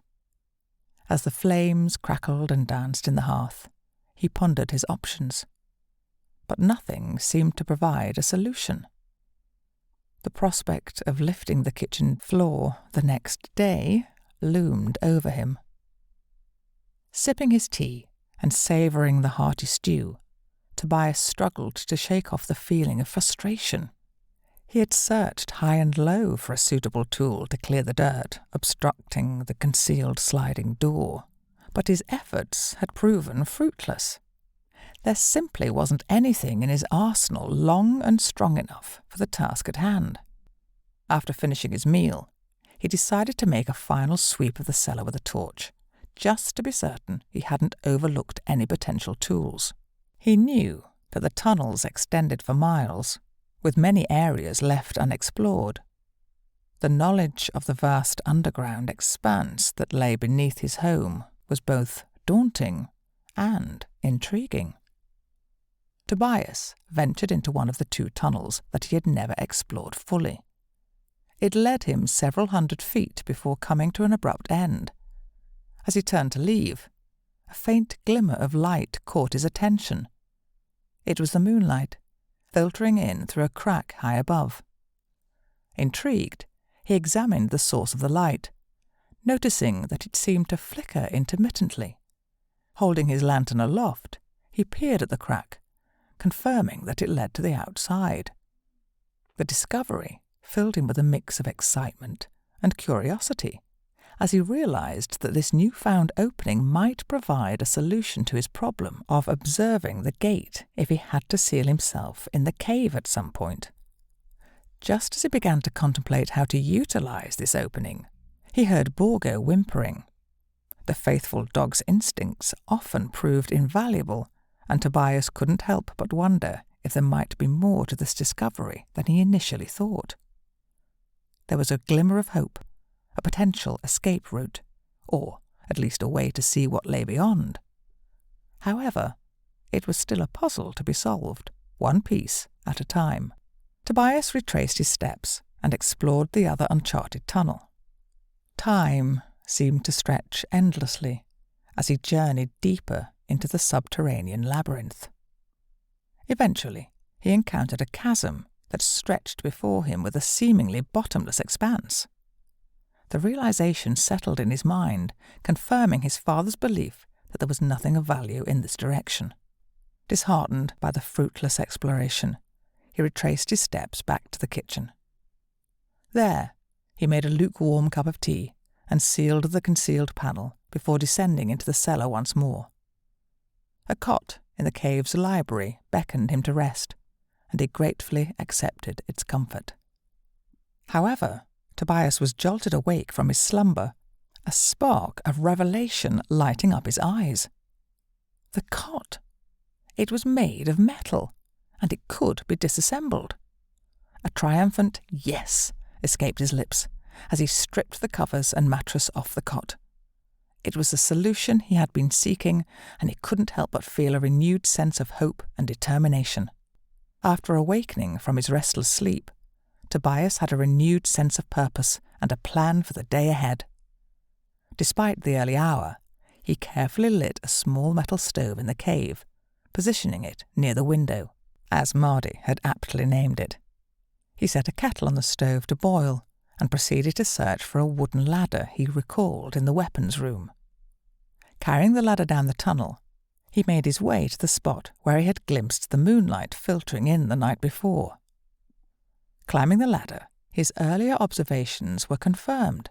There was indeed a crack that had allowed the moonlight to seep through, daylight now replacing it. He decided to return later, once he had tended to the animals, and pinpoint the exact location of this opening from outside. It would take time to clear out the debris to see out properly. After quenching his thirst with a refreshing drink, he ascended the stairs, listening carefully for any sounds, but hearing none. Opening the panel and stepping into the kitchen, he was greeted by Borgo, who made it obvious he was pleased to see Tobias. With the panel securely replaced, he stepped outside. Tending to the animals and showering Borgo with affection, Tobias surveyed his surroundings. He should have been able to identify where the mysterious light was coming from, but its source remained elusive for the time being. With the panel securely replaced, Tobias attended to his morning routine, feeding the animals he had brought down into the cellar and housing them in the largest of the empty rooms. Once his chores were complete, he retraced his steps back into the tunnel and made his way to the shard of light he had noticed earlier. After clearing away the debris covering part of the opening, he worked out where it was. As he peered through the crack, he instantly recognized the location. It was under the shed, positioned atop a rocky outcrop. The light was streaming in through a natural slit in the rock, which offered a concealed view of the property's entrance, extending up the field and orchard to the tree line.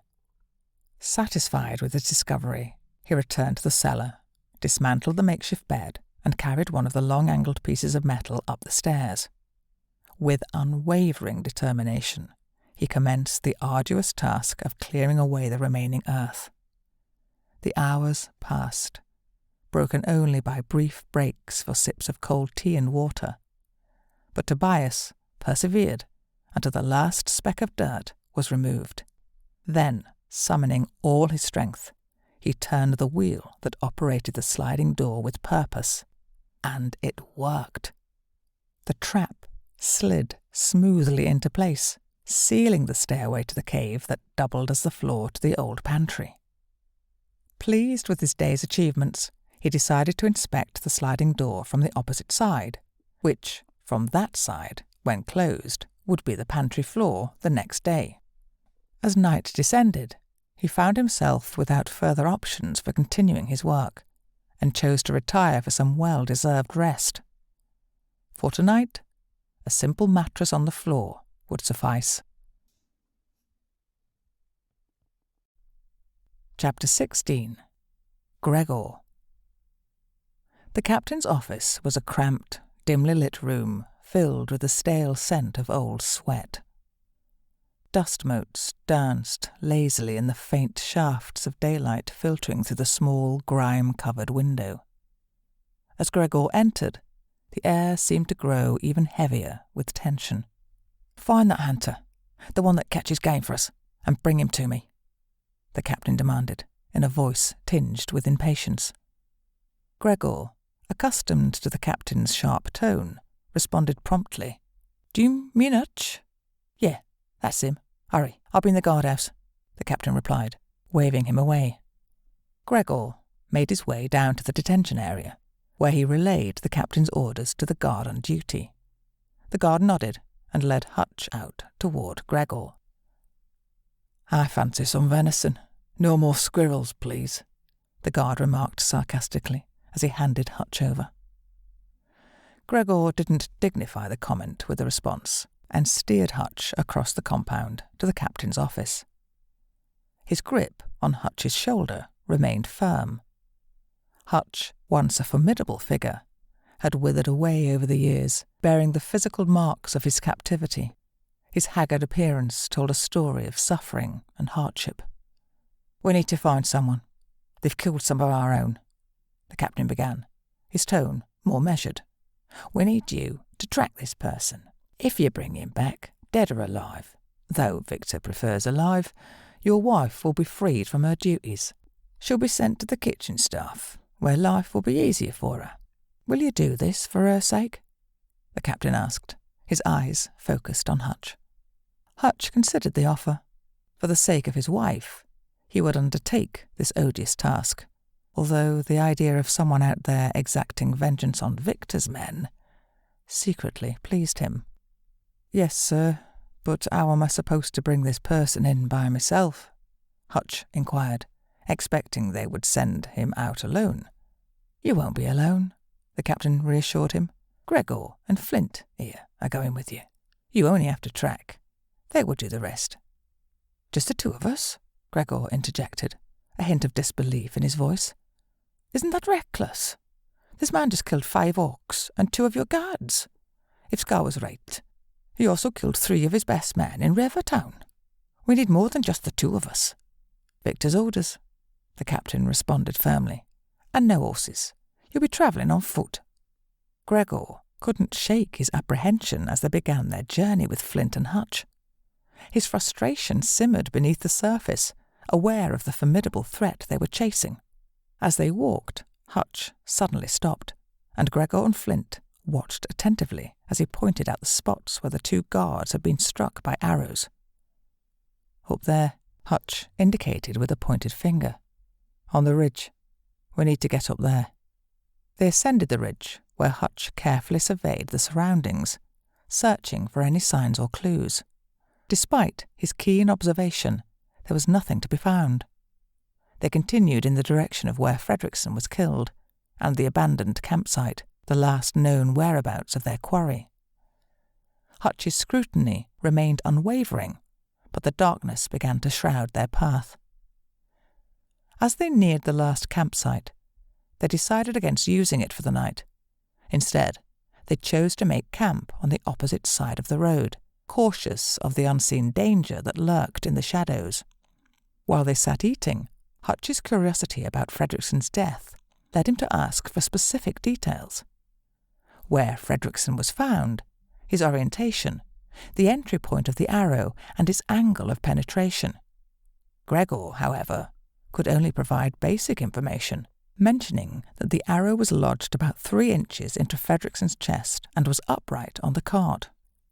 Hutch speculated that, considering the arrow's depth, Fredrickson might have seen his attacker before succumbing to his wounds. He commended this potential bravery. As the conversation continued, Hutch pressed for more information about the mysterious adversary. Gregor recounted the origins of their encounter, starting with Rivertown, their camp at the crossroads, the incident with the loco weed, and the deaths they had witnessed. He noticed Hutch's sly grin, but decided not to comment. Hutch expressed his doubts about tracking down this deadly individual, especially considering the impressive body count of 10 in less than a week. He also mentioned his disbelief in taking down someone as skilled as Denton, who was renowned as a master tracker and hunter. The thought of their elusive foe being akin to a ghost lingered in the air, leaving them with a sense of unease and uncertainty. As they exchanged stories and theories about the mysterious figure they were pursuing, Flint mentioned a legendary character known as the Ghost. This man hailed from a remote western village that had been decimated by a northern group called the Russ.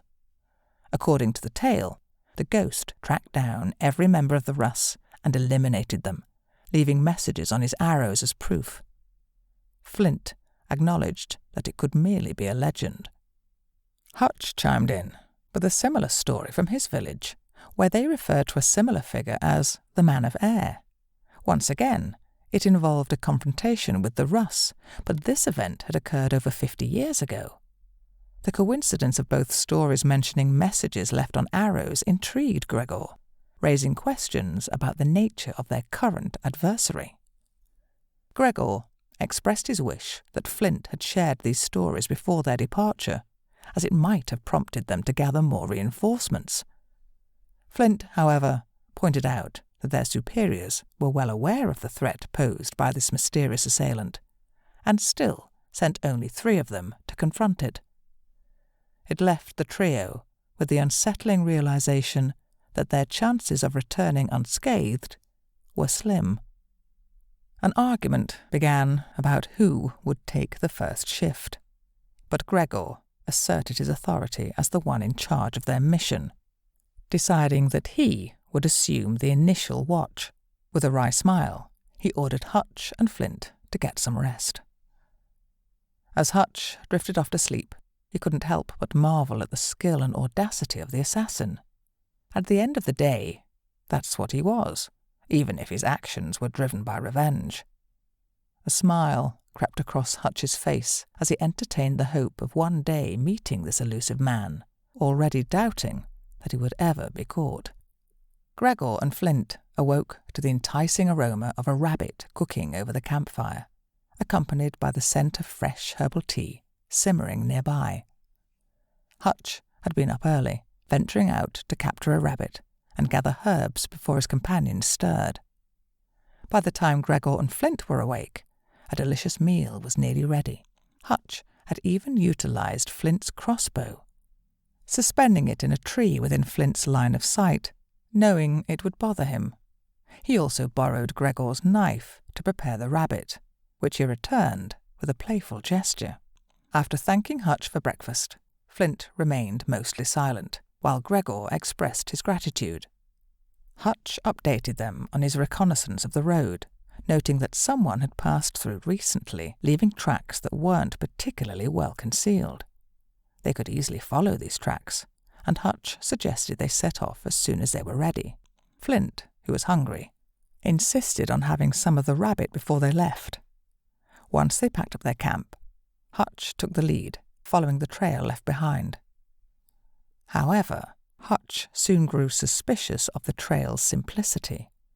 He believed they were being led, and this was a deliberate attempt to guide them along this path. Gregor inquired about their next course of action, and Hutch explained that they had no choice but to follow this trail. But it would eventually vanish. Their true challenge would be finding the concealed trail that their adversary didn't want them to find. What Hutch didn't say out loud was his suspicion that their opponent might be quite young.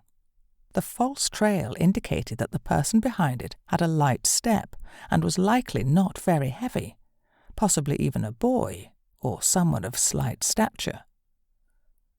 Hutch's instincts proved accurate, as the trail they had been following eventually grew cold. He retraced their steps, but couldn't discern any signs of the mysterious figure's whereabouts.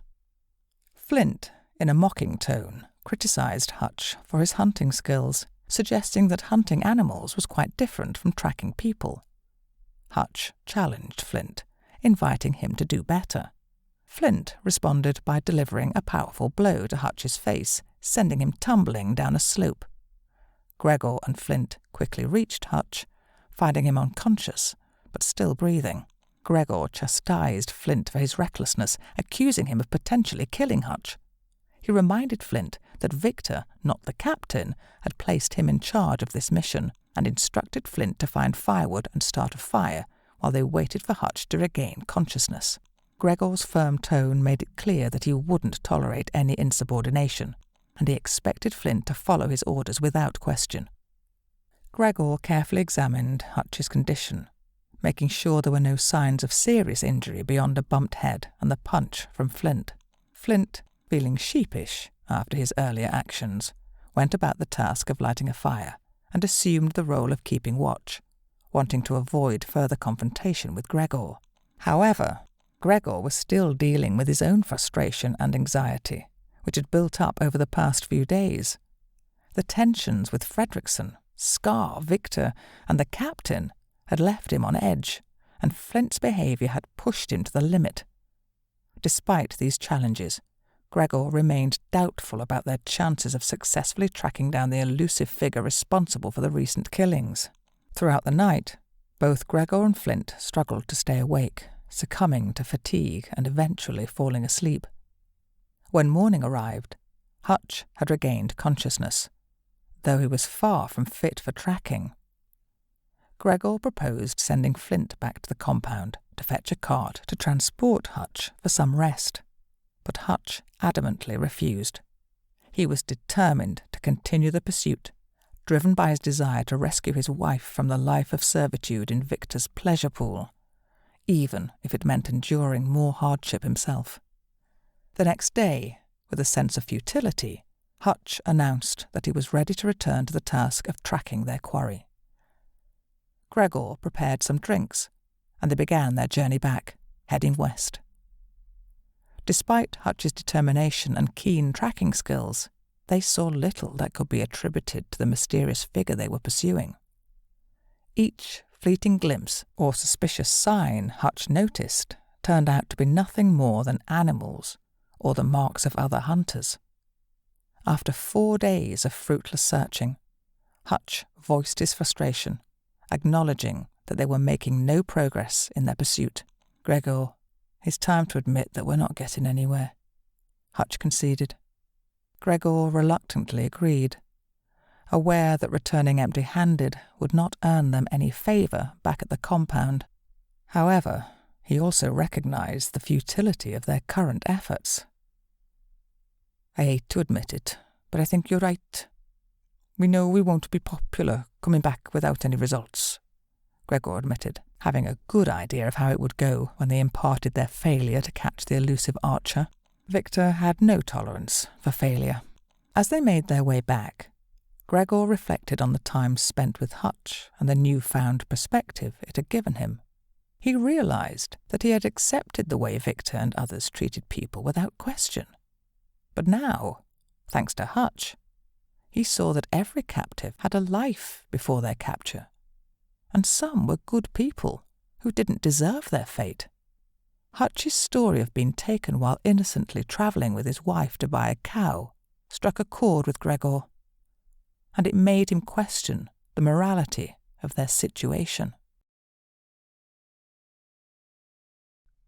Chapter 17. Mardi starts her fight back. Mardi woke up early the following day, her curiosity driving her to explore the distant outcrop. After a journey of over an hour, she reached the base of the towering cliffs. Above her, she noticed several caves, and while the climb would not be too difficult, she knew it wasn't without risks. There was a chance of someone sneaking up on her. The first 2 caves were exposed to the open sky, offering little shelter. However, the third one seemed perfect for her needs. It had 2 entrances, a small but steady water source that would keep her flask filled, and it provided a clear vantage point of the surrounding area. In the distance, she even spotted signs of smoke rising, which she was confident belonged to the compound. This was further confirmed when she pulled the scope from her pocket and peered through it. Mardi took the time to inspect the back entrance of the cave, which faced north and offered a view of a large lake in the distance. Despite the vast expanse of countryside, she could see there were no other signs of smoke, reinforcing her father's words about the scarcity of people further north. He had always explained that it was related to the sickness that had ravaged the world in the past. Before that dark time, encountering someone within an hour of travel had been the norm. Now, the world was a vastly different place, and Mardi, when previously travelling with her family going from town to town, often found herself traversing desolate landscapes for days without encountering anyone other than those she was currently travelling with. Even in proximity to Border Town, where they had once lived, the population had dwindled significantly. She had a strong suspicion that they were waiting for her to make a move, but Mardi was no fool. She planned to watch and wait, biding her time until the perfect moment presented itself. She knew they had dispatched search parties to find her, but when these scouts returned empty-handed, their complacency would grow, and that's when she would strike. She remembered something from her past, a shiny, flimsy book with few pages. In the back of this book was something called adverts. Her father explained these were things that made the product sound better than it probably was. She deduced that was something Victor had done to make him and his men sound fiercer than they probably were from what she had seen so far. Mardi ventured into the northern valley to forage for food, avoiding the southern compound as much as possible. She made sure to keep her fires small and smokeless during the day, staying hidden from prying eyes. In her spare moments, she crafted new arrows and etched cryptic messages onto them. Collecting dry pine sap became a priority. Not only was it essential for arrow construction, but she could also create longer arrows, binding their tips and coating them with the molten sap. With these improved arrows in hand, she had the means to launch flaming projectiles into the compound when she spotted suitable targets: thatched roofs, haystacks, or woodpiles. If they had used pine poles in their stockade construction, and if they hadn't removed the dried sap, these barriers could become vulnerable to her fiery onslaught. As Mardi pulled the rope from her bag to begin making the hammock she had seen in a book from the cave library, her thoughts drifted back to her family, her father and her brother, both resting on the hill above Tobias's property. She deeply missed them and longed to visit their graves, but she knew the timing had to be carefully chosen.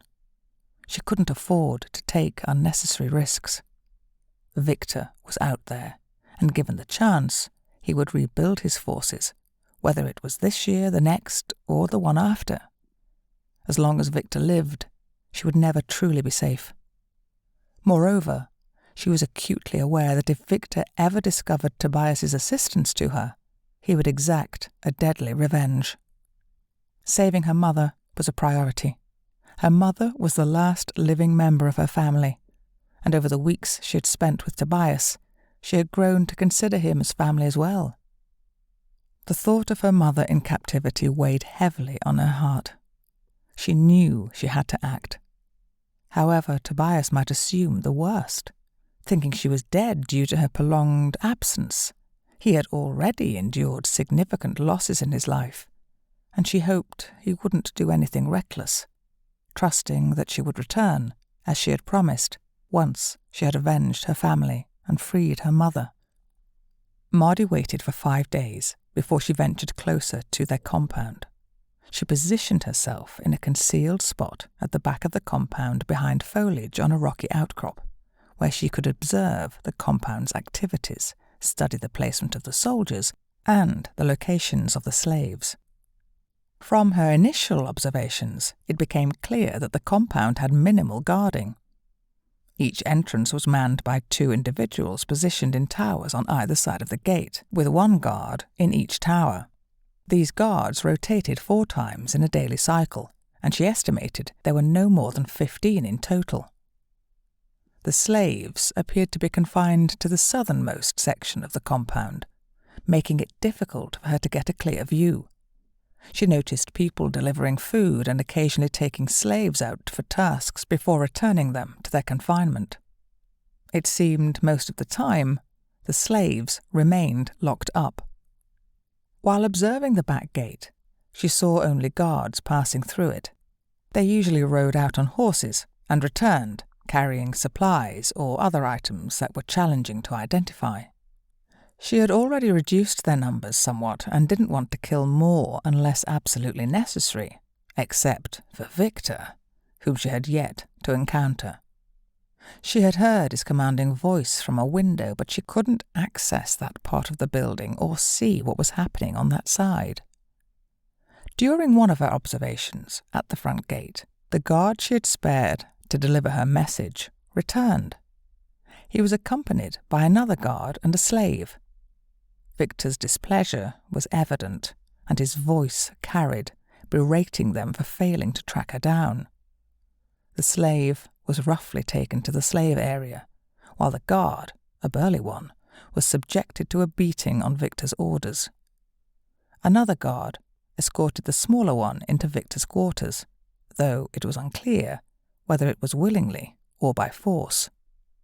It was 2 days later when Mardi finally spotted her mother. While relieved to see her alive, she couldn't shake the concern that gripped her heart as she watched her mother being escorted to a building with a perpetually smoking chimney. She assumed it was the cookhouse, as occasional wafts of delicious food smells would drift her way when the wind allowed. Mardi anxiously waited all day to catch another glimpse of her mother, as she was led back to the slave quarters. Her mother appeared worn and frail, causing a painful knot to form in Mardi's stomach. For days, there was no movement in or out of the compound, leading Mardi to suspect that something was afoot. Yet, despite the potential for change, the daily routines within the compound remained the same. Guards practiced with crossbows and swords, and in the early evenings they engaged in unarmed combat. Guard rotations and slave labour persisted as before, with Victor barking orders from one of the upper rooms of his residence. After 7 days of vigilant observation, Mardi decided it was time to take action.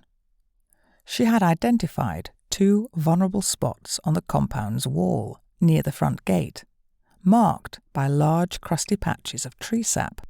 These crystallized white patches were easily distinguishable from the ridge where she planned to position herself. Additionally, she intended to target Victor's residence with 2 burning arrows if she wasn't detected too quickly. Mardi had meticulously planned her escape route and laid down a false trail in preparation for the night when everyone except the tower guards would be asleep. With the full moon to guide her, she knew she had the advantage. Mardi carefully gathered all her supplies, including a clay rocket stove, which she planned to use to ignite the arrows.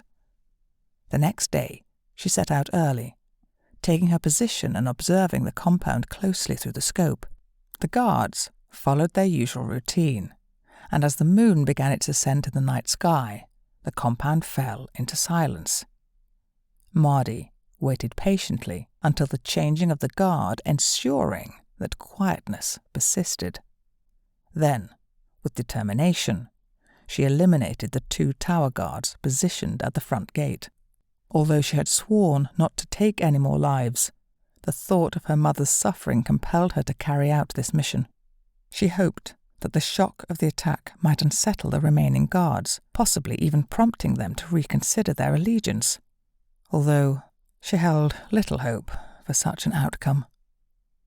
With her rocket stove to hand, discreetly hidden from the compound by a large rock, Mardi readied 4 arrows. She lit the first arrow and released it towards its target with precision, drawing no immediate attention. The second arrow followed suit, hitting the desired spot unnoticed. Mardi then quickly fired 2 burning arrows into the roof of Victor's residence, the only part she could see from her vantage point. After extinguishing the rocket stove using a small pile of dry earth she had prepared, she retreated to the safety of her cave. Uncertain of the extent of her success, she decided not to return for several days, fearing the possibility of an ambush. Nevertheless, the flames and smoke she could periodically see from her hideout reassured her that she had achieved some level of success. Mardi remained vigilant for 9 days, scanning the surroundings for any sign of approaching danger. But nothing came her way. On the third day, she had spotted smoke rising from the cookhouse, confirming that the compound was still occupied. Despite the absence of any immediate threat, she kept herself occupied. She hunted or fished in the early mornings and maintained her daytime watch for any movement or activity, while also observing the hunting patterns of the eagles soaring overhead. Her senses had become finely attuned to the environment, allowing her to identify and locate every sound. On the 10th day, she set out before dawn, arriving just as the guards were changing shifts. There were now 2 guards stationed on the ridge from which she had launched the arrows. She had no intention of revisiting that spot, but maintained a watchful eye from her concealed position near the back gate. Mardi noticed some changes within the compound: the replacement of several wall poles, a new roof on the guardhouse, and another on Victor's residence. She had forced them to make repairs, but had yet to secure her mother's release. It was clear that she needed to devise a new plan. Mardi observed the guards with intense focus, counting their numbers as she watched. There were now 11 guards in total, plus their leader, the imposing one who stood out in his distinctive attire. Detecting the first 10 guards had been straightforward, but it took nearly a full day of observation before she spotted the remaining 2. Since they had not participated in crossbow or sword training, she suspected they might have been searching for her. The only guard she hadn't yet seen was the smaller one, causing her some concern. However, her worries were assuaged when he eventually entered through the back gate, accompanying the same slave as before in the early evening. He made his way straight to the leader's cabin, so she kept watch. An hour later, they left by the back gate. She listened to them talking as they headed south, voices fading into silence. After observing the changing of the guard, Mardi waited an additional 2 hours just to ensure there were no unexpected developments. When the compound remained quiet, she knew it was time to take more decisive action. As the guards at the back gate turned their backs to one another, she swiftly dispatched them one by one. With silence still reigning over the compound, she circled widely behind the 2 guards on the ridge and neutralized them as well, taking advantage of their slumber. Once she had eliminated these threats, she retraced her steps, leaving a misleading trail as before, and cautiously returned to her concealed cave, marvelling at their ineptitude. She could not understand why, after losing so many men, they were not any more vigilant. She thought it insane.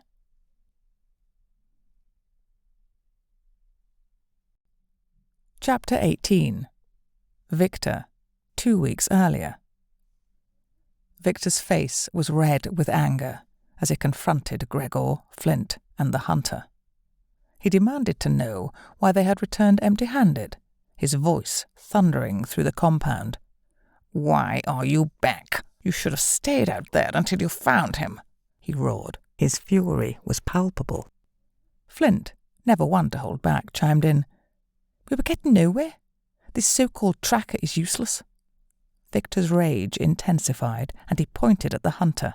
"Lock him up," he ordered, and a guard promptly escorted the hunter away. Turning his attention back to Gregor, Victor's tone remained furious. "Can you do any better?" Gregor, feeling the weight of Victor's anger, replied, "No, sir." Frustrated and disappointed, Victor pressed Gregor further. "What happened? I put you in charge." Gregor hesitated for a moment before explaining. "After Flint nearly killed Hutch, we were laid up for a few days. By the time he was better, the trail had gone cold, so we came back here to see if this man had returned, hoping to pick up a fresher trail." Victor, his face still flushed with anger, turned to the captain. "Teach this idiot some humility, Captain. Gregor, come here." Gregor ascended the stairs and entered Victor's room, where an air of tension hung heavily. "I sent you out with one specific task," Victor seethed, his teeth almost grinding together with anger.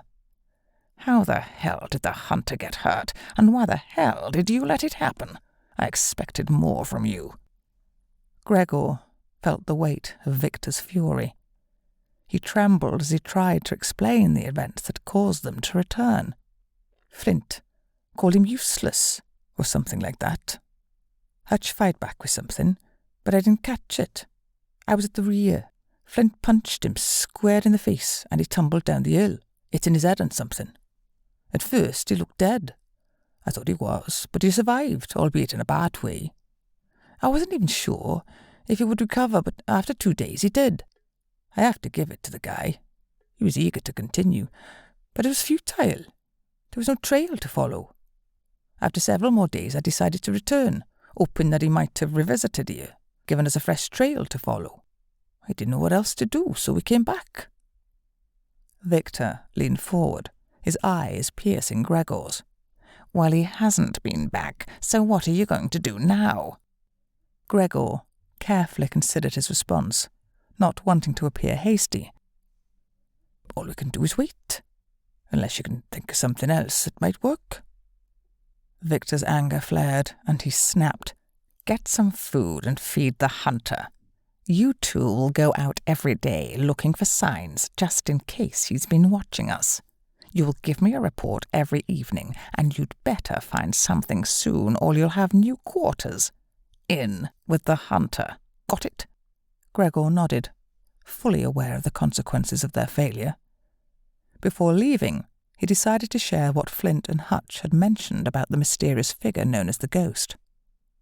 Victor, who had heard these stories many times before, appeared visibly shaken as Gregor exited the room.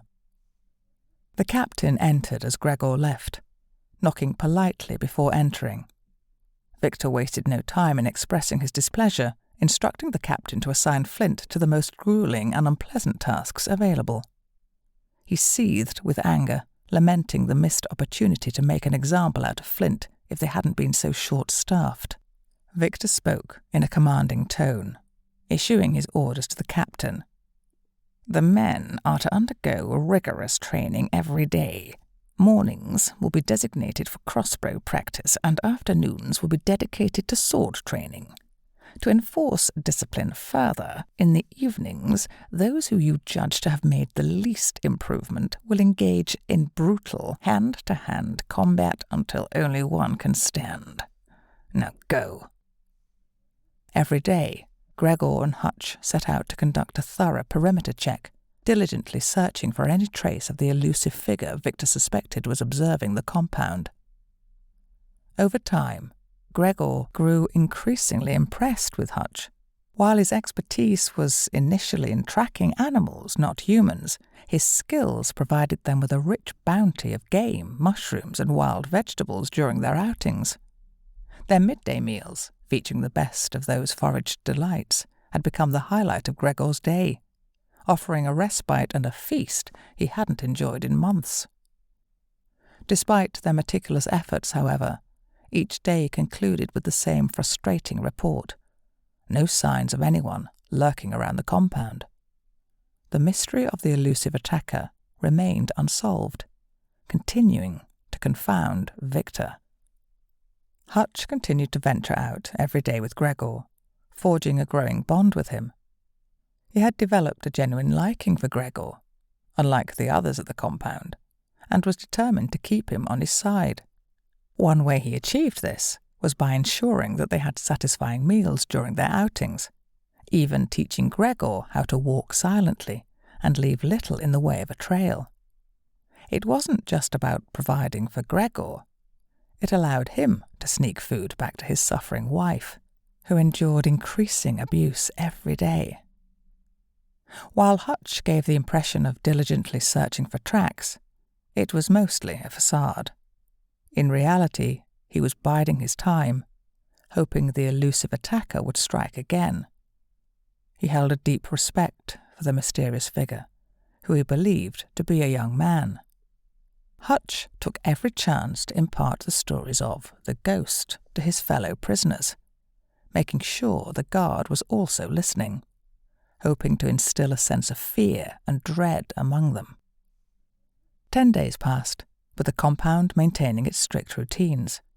The atmosphere gradually relaxed as Victor and the captain began to believe that the threat had dissipated and the elusive assailant had abandoned his vendetta.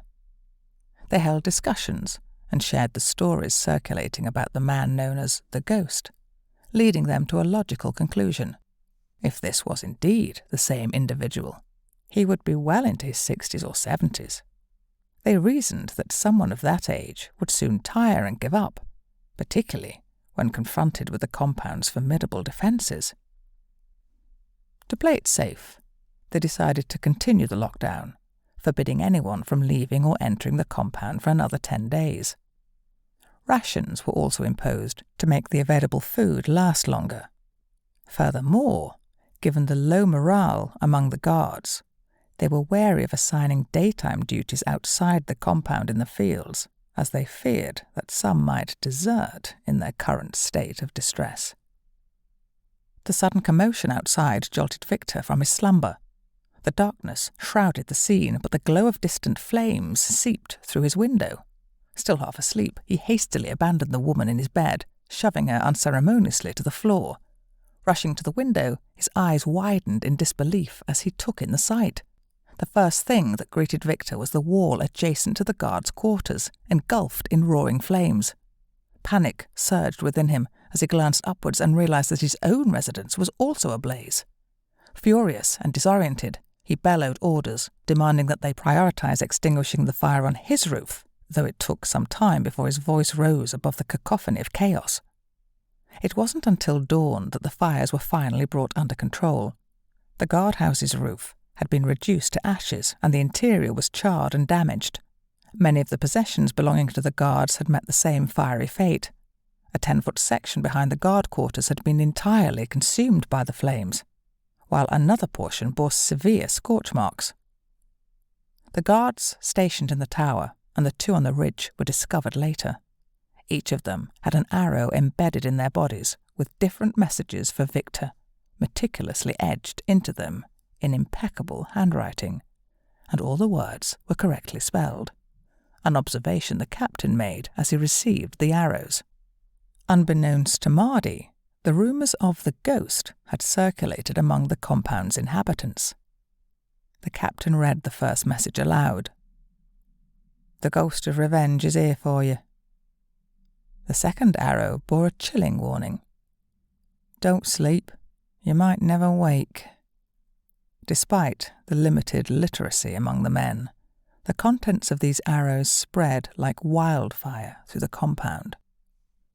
Victor's anger boiled over, already incensed by the destruction of his quarters, as the captain passed him the ominous arrows. Initially, he remained silent, but his rage manifested in violent outbursts, aimed at anything and anyone within his reach. Among the unfortunate victims was Tasha, one of the slaves who had shared his bed that night, now bearing the brunt of his wrath in her battered state. Victor then summoned Gregor and the hunter, forcing them to kneel in the muddy ground at the centre of the compound's training area. In an unbridled fury, he rained blows upon the hunter's face, strike after brutal strike. The relentless assault continued, with each fall met by a determined effort to rise again, until the hunter finally crumpled, ceasing all movement. Victor then turned his violent onslaught towards Gregor, but his ruthless beating was halted by the intervention of the captain. Hutch, blooded and battered, struggled to his knees once more, recognizing that he had little left to lose. He spoke defiantly, his voice filled with grim determination. "The ghost is here for you. I may not live to see it, but from what I know, he never gives up, and he always gets his man." Victor's murderous intent was about to reach its peak as he raised his sword, poised to strike down Hutch. However, the captain intervened just in the nick of time, preventing a hasty execution. He reasoned with Victor, emphasizing that Hutch was their best hope of tracking down this elusive foe. Killing him would only serve to fulfill the ominous prediction the hunter had made. In a fit of frustration, Victor swung his sword downward, striking a rock with a resounding twang. The blade's vibrations surged back, causing him to fumble and drop it. Cursing under his breath, Victor retrieved the sword, but, to the captain's relief, he decided not to press the matter further. Instead, he abruptly turned and strode away, his rage still palpable. Addressing the captain, Victor issued his commands through clenched teeth, his anger still evident. "You get these two cleaned up, and they go out today. They'd better come back with this ghost, or they will be the ghosts," he warned, his fury shaking him to the core. "Then get this shitstorm cleaned up, starting with my rooms and roof." Gregor and Hutch ventured out late in the afternoon, their bodies marked with the scars of their recent ordeal. Hutch bore the brunt of the injuries, sporting 2 black eyes, one of which was swollen shut, a broken nose, a split lip, and various other bruises on his head and ear. Gregor had sustained fewer injuries, but he still had a split lip and bruising around one eye. They knew they were fortunate to have escaped with their lives and hoped to return to the compound in 10 days when Victor's temper had hopefully subsided. Following the false trail for 5 miles, as they had anticipated, it abruptly disappeared. They decided to set up camp for the night and spent the next couple of days recuperating from their wounds. Tracking the elusive man seemed impossible, so they decided to shift their strategy and search for him instead. Their hope was that the man might grow careless and leave a trail if he believed no one was pursuing him. They began by heading east from Fredrickson's old camp, crossing the river for 2 days before looping back towards the compound. Unfortunately, they found no signs. Turning their attention westward, they encountered the White Cliffs, which obstructed their progress. They moved southward and carefully explored the surrounding woods on their way back to the compound, covering a substantial area, but still finding nothing. After 10 days of fruitless searching, they returned to the compound, making sure to avoid detection by Victor. Their destination was the captain's quarters. Upon knocking, they were granted entry. The captain inquired, "You two, you were still alive then? Come in and close the door. What did you find?" Gregor responded, "This man is living up to his persona. He is truly a ghost. We scoured the area, going as far as 6 miles north, east across the river, and out to the White Cliffs before heading north along them and thoroughly searching the woods on our way back. Tomorrow we'll head south, but we need a good night's rest first." Concerned about Victor's unpredictable temper, the captain advised, "Victor is losing control. It's not safe for you to be here when he awakens. I suggest you leave tonight, or at the latest before daybreak. Now go." Following a brief discussion, they decided to depart immediately. Slipping out through the rear gate into the cover of night, they journeyed 3 miles south before setting up camp. Victor's fury knew no bounds when the captain woke him the next day with the grim news of 4 more guards meeting their demise during the night. A torrent of frustration and anger burst from Victor, causing him to scream at the top of his lungs and hurl objects recklessly around his room. A small metal tray struck the captain in the chest, and a tankard was sent hurtling out of the window. Ducking to avoid a large candle that narrowly missed his head, the captain observed as 2 women who had been hastily removed from Victor's bed scurried through the open door and vanished down the stairs. Turning his gaze away from the departing women, the captain found himself on the receiving end of a boot to the face. Stumbling backward, he dropped 4 arrows onto the floor. Victor, still seething, demanded to know the content of the threats on the arrows. The captain cautiously picked up the arrows and offered them to Victor. However, Victor insisted otherwise, and with a palpable aggression in his voice, he ordered the captain to read them aloud. The captain recited the messages on the arrows. "Support, Victor, and you will die. 16 down, 9 to go. Come face me, you coward." The final message, intended to sow fear, was, "You are next, as I am death." Victor knew that these messages would soon become common knowledge among the compound's inhabitants, and this realization sent him into another fit of rage. The captain decided it was best to leave Victor in this state, fearing for his own safety if he remained any longer. As he exited the building, the cacophony of Victor's screams and the occasional flying object continued to echo, even reaching him from outside. The captain gathered his last 7 men, addressing them with a stern and serious tone. "See what happens when you fall asleep on guard," he began. "There are 7 of you, and I make it 8. From now on, we're going to do this right. 4 of you will be on duty, and 4 will be off, getting much-needed sleep at all times. No drinking, no whoring, just sleep. You'll have each other's backs.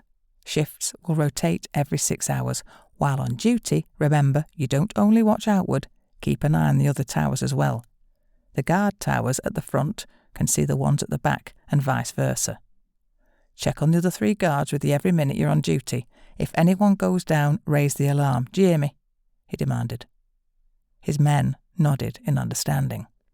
"All right," he continued. "You 2 will be stationed at the back gate. Graves, with me at the front gate. The rest of you, sleep after you've eaten. Tosh and Sheeran, you'll let the cooks out and get the food going. Then, have them feed the ones in the pens. Only let 2 of them out to feed the animals. They'll likely sense that something is amiss, and with our numbers down, they might grow bold. Keep a close eye on them. They could get brave. After 6 hours, come relieve us," he ordered. With a sense of purpose and renewed vigilance, the guards went about their duties, determined to prevent any further breaches of security. Gregor and Hutch, completely unaware of the recent evening's attack on the compound, continued their journey south, then west, before heading east again.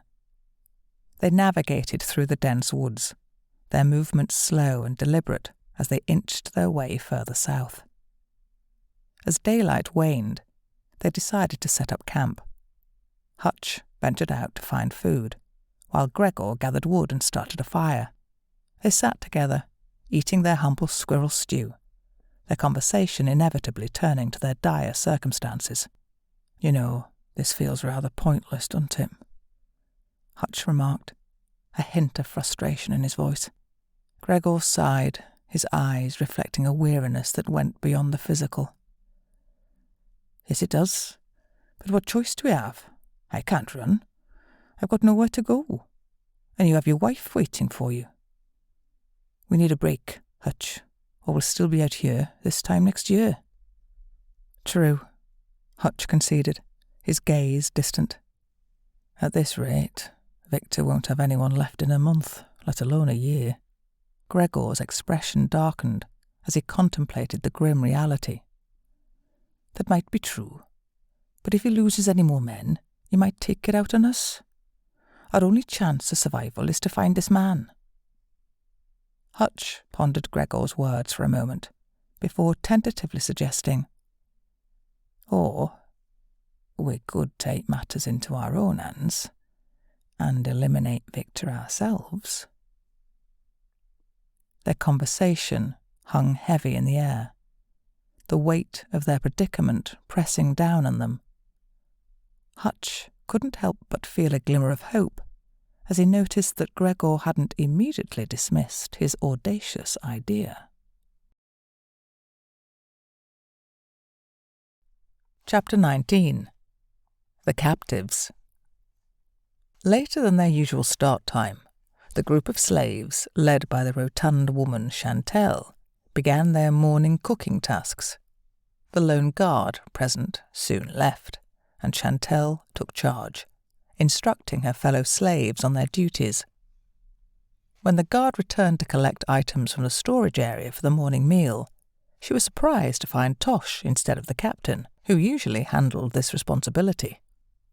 "Where is the captain?" Chantal asked, with a puzzled expression. "He's on the front gate, after what happened last night," Tosh replied cryptically. Perplexed and cautious, Chantal didn't press Tosh for more details, knowing he would reveal what he wanted to in his own time. She had learnt not to push him too hard, as it could lead to a confrontation. She didn't want to start her day with a fat lip or a backhander. "Guess you'll hear soon enough," Tosh continued. "We were attacked again by that figure they called a ghost last night. 4 guards were killed. Whoever this person is, they never miss and their shots are always lethal. We're down to just 7 guards now, plus the captain. Gregor and the hunter are still out there, if they're alive. Someone claimed they were back in the compound last night, but I doubt it, or they would have been here during the attack and done something about it," Tosh explained, before abruptly ending the conversation. "Now gather what you need. I got other matters to attend to." Chantal began gathering the necessary ingredients for the morning meal, noting that meat supplies were running low in the compound. They had slaughtered a pig the previous day, but that wouldn't last long. The hunter, who usually brought in rabbits, pheasants, partridges, and occasionally larger game, had been absent for several weeks. Despite the scarcity of meat, Victor never went hungry. After Tosh left, the women preparing the morning meal were surprised to find no guard posted outside their door, which was unusual. With the food cooking, Chantal decided to gather the women together and share the information Tosh had provided. As she spoke, she carefully considered their situation. "They're stretched too thin, they can't handle it," Chantal explained. "With just 7 guards, they can't maintain constant surveillance over us or the others. They'll need to rest at some point. If they keep pushing themselves like this, exhaustion will lead to mistakes. We need to be prepared. When serving the men, don't ask too many questions. We know that can lead to trouble, but pay attention and gauge their mood." Just then, Sheeran entered the room. He was a young man, handsome but cruel, and he knew it. As the captain's second in command, he took every opportunity to exert his authority, often resorting to violence over the slightest provocation. "Sir, what would you like, please?" Chantal asked politely. Sheeran's tone was menacing as he spoke.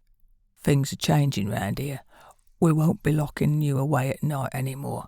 You must have food ready for 4 guards every 6 hours. Anyone who steps out of line will face severe consequences. Do you understand, woman?" he snarled, glaring at Chantal before clearing his nose on the floor and leaving the room. Moira took charge of preparing the food for the other captives, a grim task that involved rationing out their meagre portions of bread and porridge. She would take these rations down to the dungeon, where the captives were held, and hand them over to the guard for distribution among the 4 pens. 3 of these pens held women, while 1 contained just 3 men. Typically, these captives would be taken out to the fields to work on the crops, but for weeks now, they had been confined underground. 2 men and 1 woman had already perished due to starvation, and conditions in the dungeon were nothing short of horrendous. The slop buckets hadn't been emptied, water was in short supply, the stifling heat was unbearable, space was non-existent, and the stench of feces and death hung heavy in the air. Moira arrived at the dungeon, only to find no guard in sight. She had to distribute the food herself through the bars, promising them larger portions the next day if there was no guard again. Moira quickly informed the captives of Chantal's plan, telling them to be prepared for what was to come. Before leaving, she managed to sneak back into the yard twice more, filling buckets with water to ensure they had enough for the day. With a heavy heart, she had to return to the kitchen. "The dungeon is unguarded," Moira informed Chantal, her concern evident. "They desperately need more food. They are starving down there." Chantal looked worried but cautioned, "You can't go back down there, they might see you. Tomorrow, I'll see what I can find. They claim to be short on food, but there's plenty down in the cellar. We're missing some things like flour. We haven't had a delivery in weeks. However, there are still sacks at the back. We're in desperate need of fresh vegetables. Oh, and speaking of missing supplies, they haven't brought in the eggs. Make sure no one is around, then check and bring in any eggs you can find. Chantelle made her way over to check with the others in the kitchen. They all confirmed that they hadn't seen anyone from upstairs for more than a day. Has Rosie or Tasha been down yet today? Chantelle asked Daisy. Daisy, visibly stressed, replied, You've been here just like me.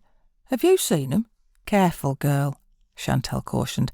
I was out for a while bringing up supplies, so no, I haven't always been here. That's why I asked you. Daisy, feeling apologetic, said, I'm sorry, my nerves are shot. What's going to happen to us? If there aren't enough guards to watch over us, what's stopping them from killing us all?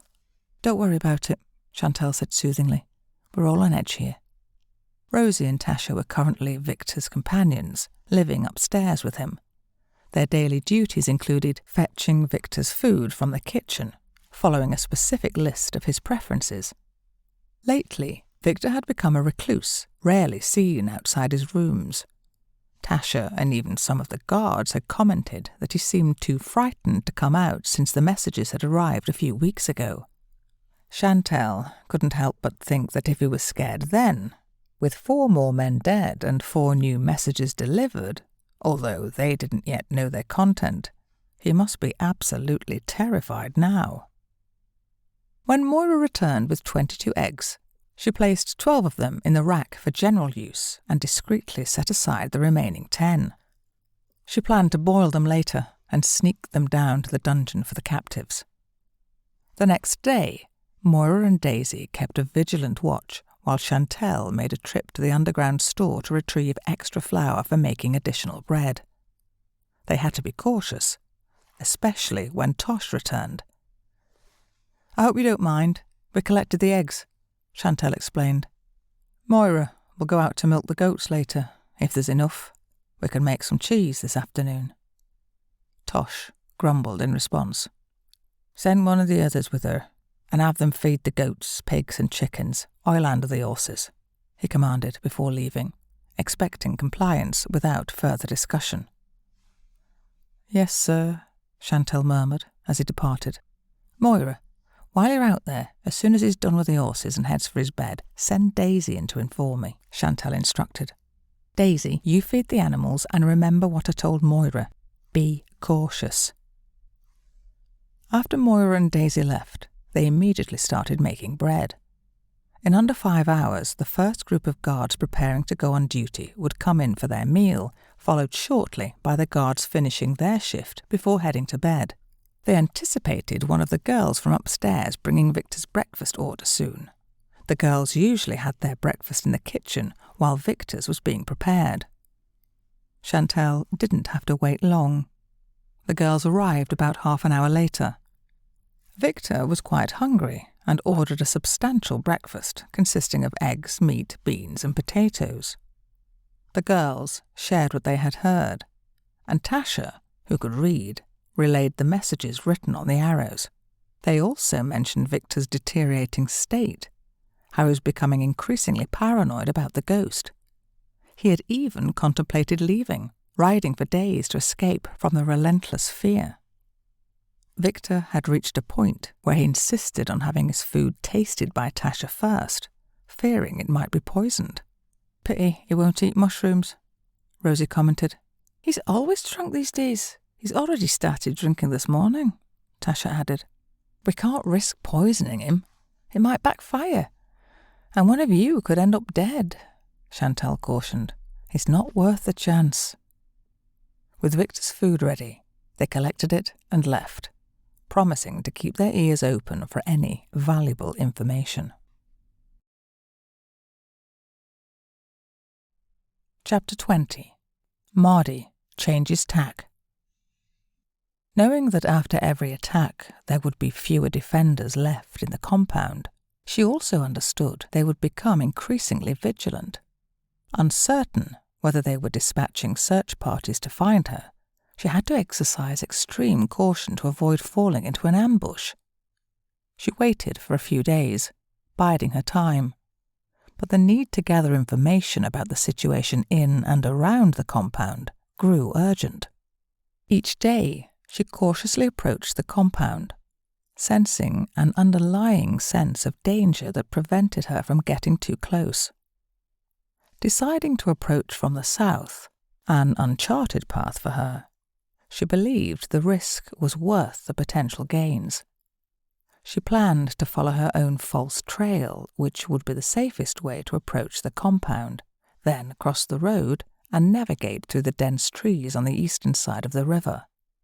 She would proceed slowly, ensuring no traps or dangers lay in her path.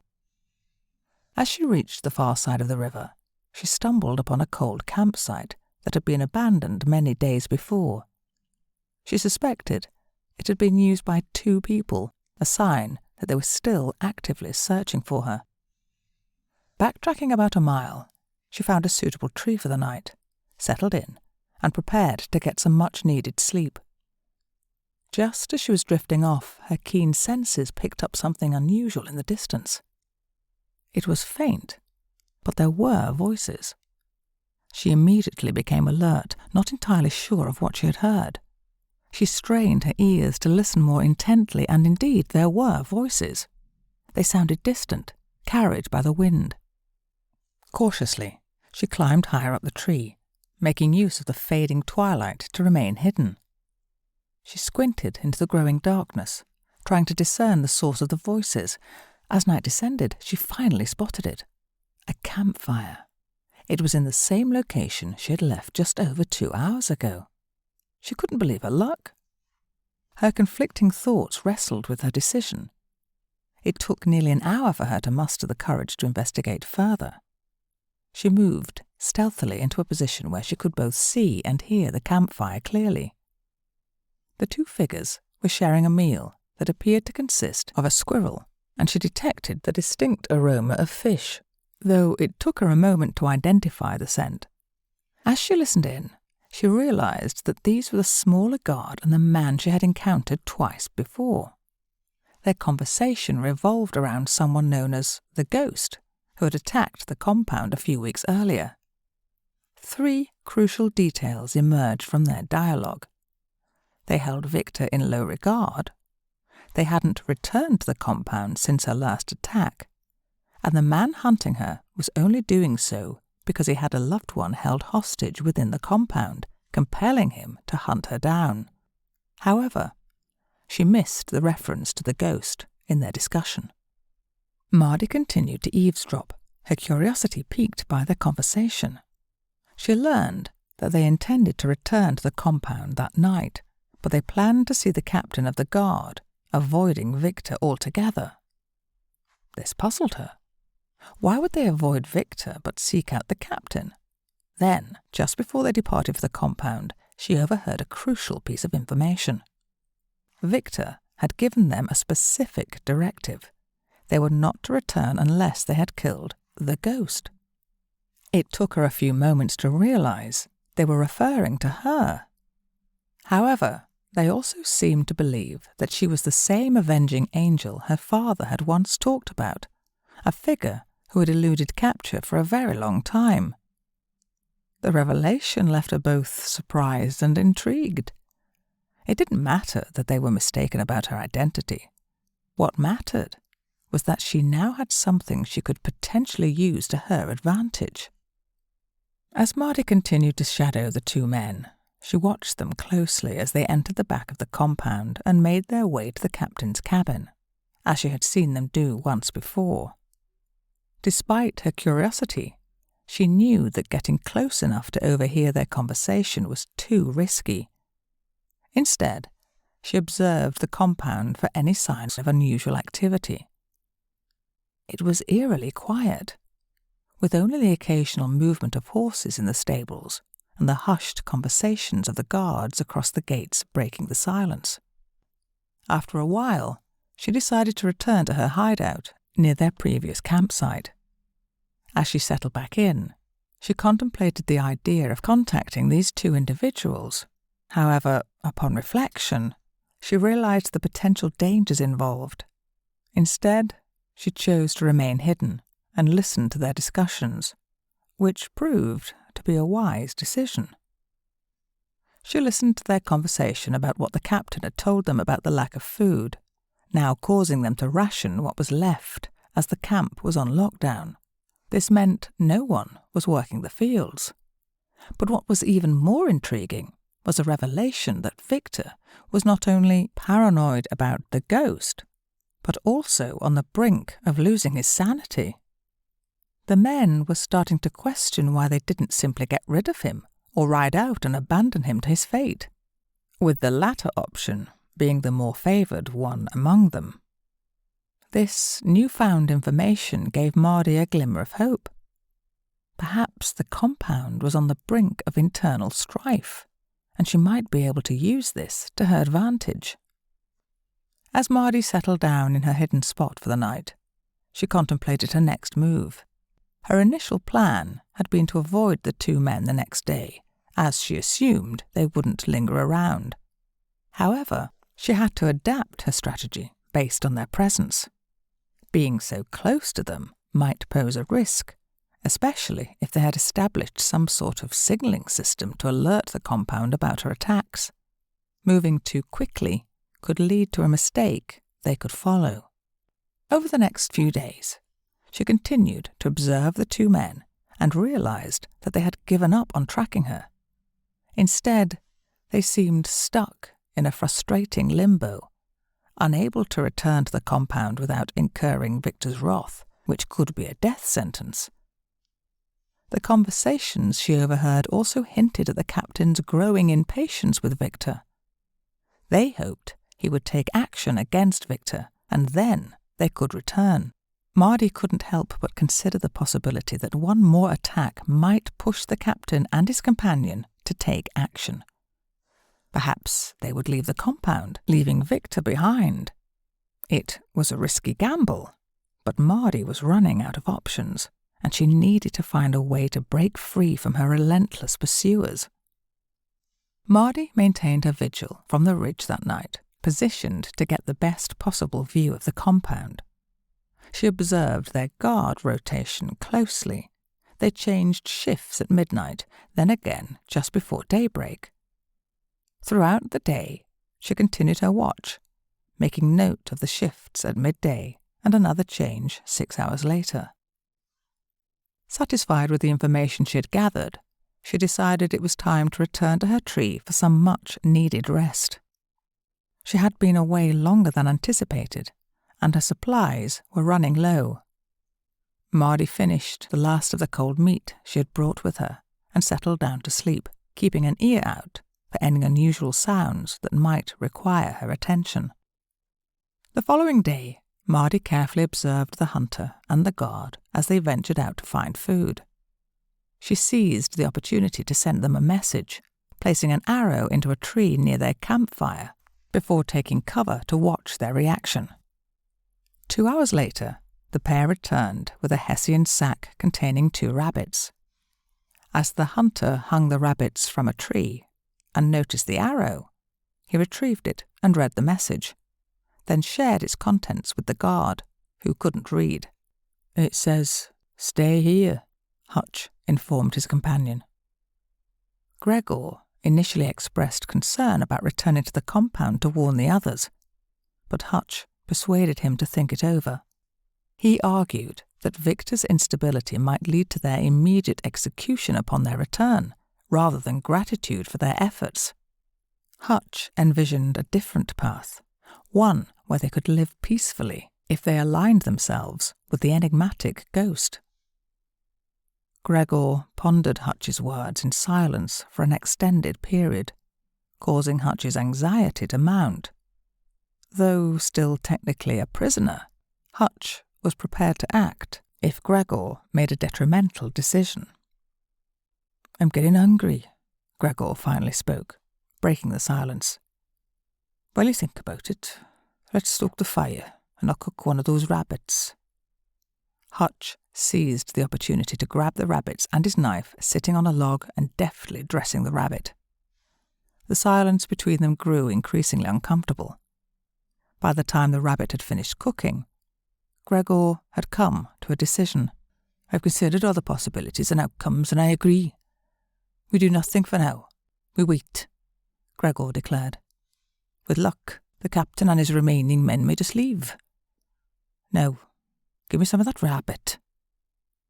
Mardi continued to eavesdrop on the hunter and guard, but as they reiterated their desire to stay out of the conflict several times, she became more satisfied with her new plan. She made her way to a concealed position that provided a clear view of the compound's courtyard, hoping to catch a glimpse of her mother. Settling in for a long wait until darkness, she patiently observed. About an hour after everyone had settled down, 2 hours past the shift change, Mardi moved to a better position from which she could shoot effectively. She had crafted new arrows, inscribing them with the message, "The ghost is here for you," and she hoped that someone within the compound could read. Taking aim, Mardi lit an arrow and fired it into the stable roof. While the guards turned to address the ensuing flames, she fired 2 more arrows, targeting the back posts of each of the guard towers, then watched intently.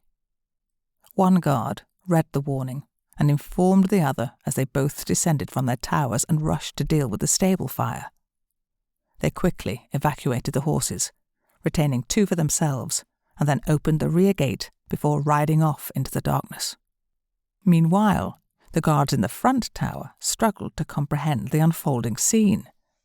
Mardi aimed an arrow towards one of the front towers, hoping it wouldn't prove fatal, giving her growing trouble with guilt. As the horses reached the front gate, she observed the captain emerging from his cabin. A guard read the arrow and passed it to the captain. Although this particular arrow had been crafted weeks earlier, it was apt for the situation. "The ghost of vengeance is here for you." Mardi, recognizing the confusion that reigned in the compound, decided to let them interpret the message for themselves. She then fired a second one into the front gate, narrowly missing the captain. The fire in the stable continued to rage, spreading along the outer wall, though it hadn't yet reached any other buildings. Mardi observed the mounting panic within the compound. First, 2 guards who had been tending to the horses quickly mounted them and fled. Another guard rushed to open the front gate, hopped onto the back of a comrade's horse, and together they rode out into the darkness, heading south. The captain, realizing that he and the 2 guards in the gate towers were now the only ones left, he hurried to Victor's quarters. However, he found the door barricaded. Returning to the front gate in a state of despair, he discovered that the guards in the towers had also disappeared. Overwhelmed, he sank to his knees. Mardi, now positioned on a ridge in front of the gate, watched as the captain remained motionless on the ground. Searching through her remaining arrows, she selected the most fitting one and let it fly. The arrow struck the ground inches from the captain's knees. He retrieved it and read the message inscribed on it. "Leave or die." For what seemed like an eternity, the captain stared at the arrow, unmoving. Then, as if making a profound decision, he stood, seized one of the remaining horses, which had grown much quieter by now, and calmly mounted it. Slowly, he rode the horse through the gate, casting a lingering look back, as though bidding farewell. He then turned onto the road and headed south. As daylight broke, Mardi returned to the hunter and the small guard. Chapter 21. Freedom. Mardi retrieved the pencil that Tobias had given her from her bag. She tore a piece of white fabric from her undergarment and wrote a message on it. "Throw all your weapons to the right, out of reach, and I will come into the camp. Please bear in mind, I could have killed you at any time in the last few days. I am not here to kill you." She tied the message to an arrow and aimed it just above the small guard, then released the arrow. It flew through the air and embedded itself into a tree. The sound of the arrow hitting the tree startled them both awake. Hutch read the message on the fabric out loud, immediately springing into action. He grabbed his crossbow, knife and bolts and tossed them as far as he could to his right. He motioned for Gregor to do the same, emphasizing the importance of the last 2 lines of the message. Reluctantly, Gregor complied, discarding his weapons. Mardi's entrance into the camp left Gregor stunned, his disbelief evident on his face. In contrast, Hutch remained composed. "I am Hutch. This is Gregor." "I am pleased to meet you," Hutch introduced himself. Mardi, though only 12 years old, looked older, closer to 14. Gregor struggled to process the situation, his voice filled with incredulity. "A child? We have been chasing a child. I don't believe it," he exclaimed. Hutch, on the other hand, calmly explained the situation, acknowledging Mardi's skills. "Yes, I know. She only made one mistake.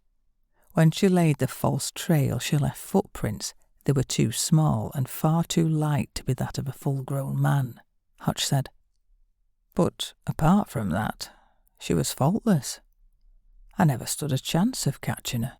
Gregor, feeling a mix of emotions, turned to Hutch, his voice tinged with accusation. "You have known all this time?" he asked. Hutch offered a rational explanation, highlighting the danger they would have faced if they had revealed the truth to Victor.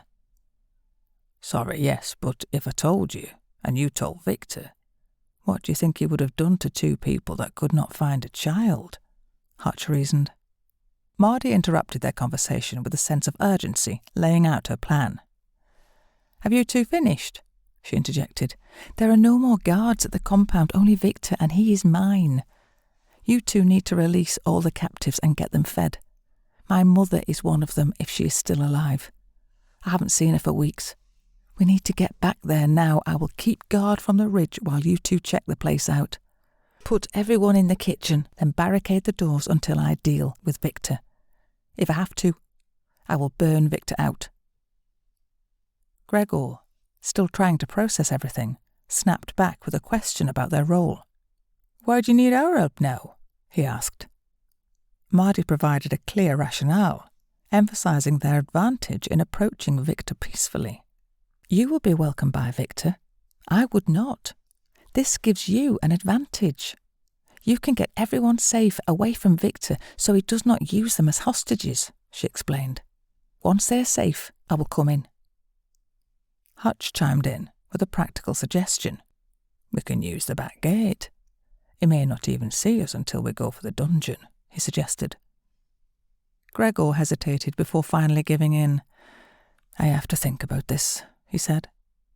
Hutch appealed to his sense of urgency and determination. "What is there to think about? You are free of Victor. You have spent weeks saying you wanted to leave. Why are you hesitating now?" Hutch asked, his voice gentle but persuasive. After a moment of contemplation, Gregor agreed. "All right, come on, let's do it," he said, in a resigned tone. Hutch nodded at Mardi, and she prepared to take her place on the ridge. "Give me 10 minutes to get into position. I'll fire an arrow into the back gate when I am ready. Then you go in," she instructed.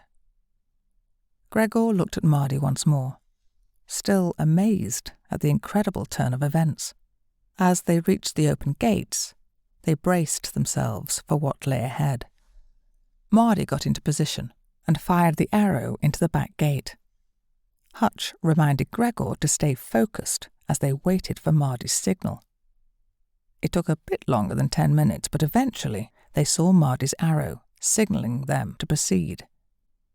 With determination, they entered the compound, closing the gate behind them to ensure no one could follow. Mardi anxiously observed from her vantage point, her heart pounding with worry as time passed without any signs of Gregor or Hutch. Doubts began to creep in. Had something gone wrong? Had Victor seen through their plan? The anticipation was nearly unbearable. As the minutes stretched on, she felt a growing sense of unease. Should she go down there and check on them? Perhaps something had gone awry and they needed her help. But before she could make a move, her anxiety was finally alleviated.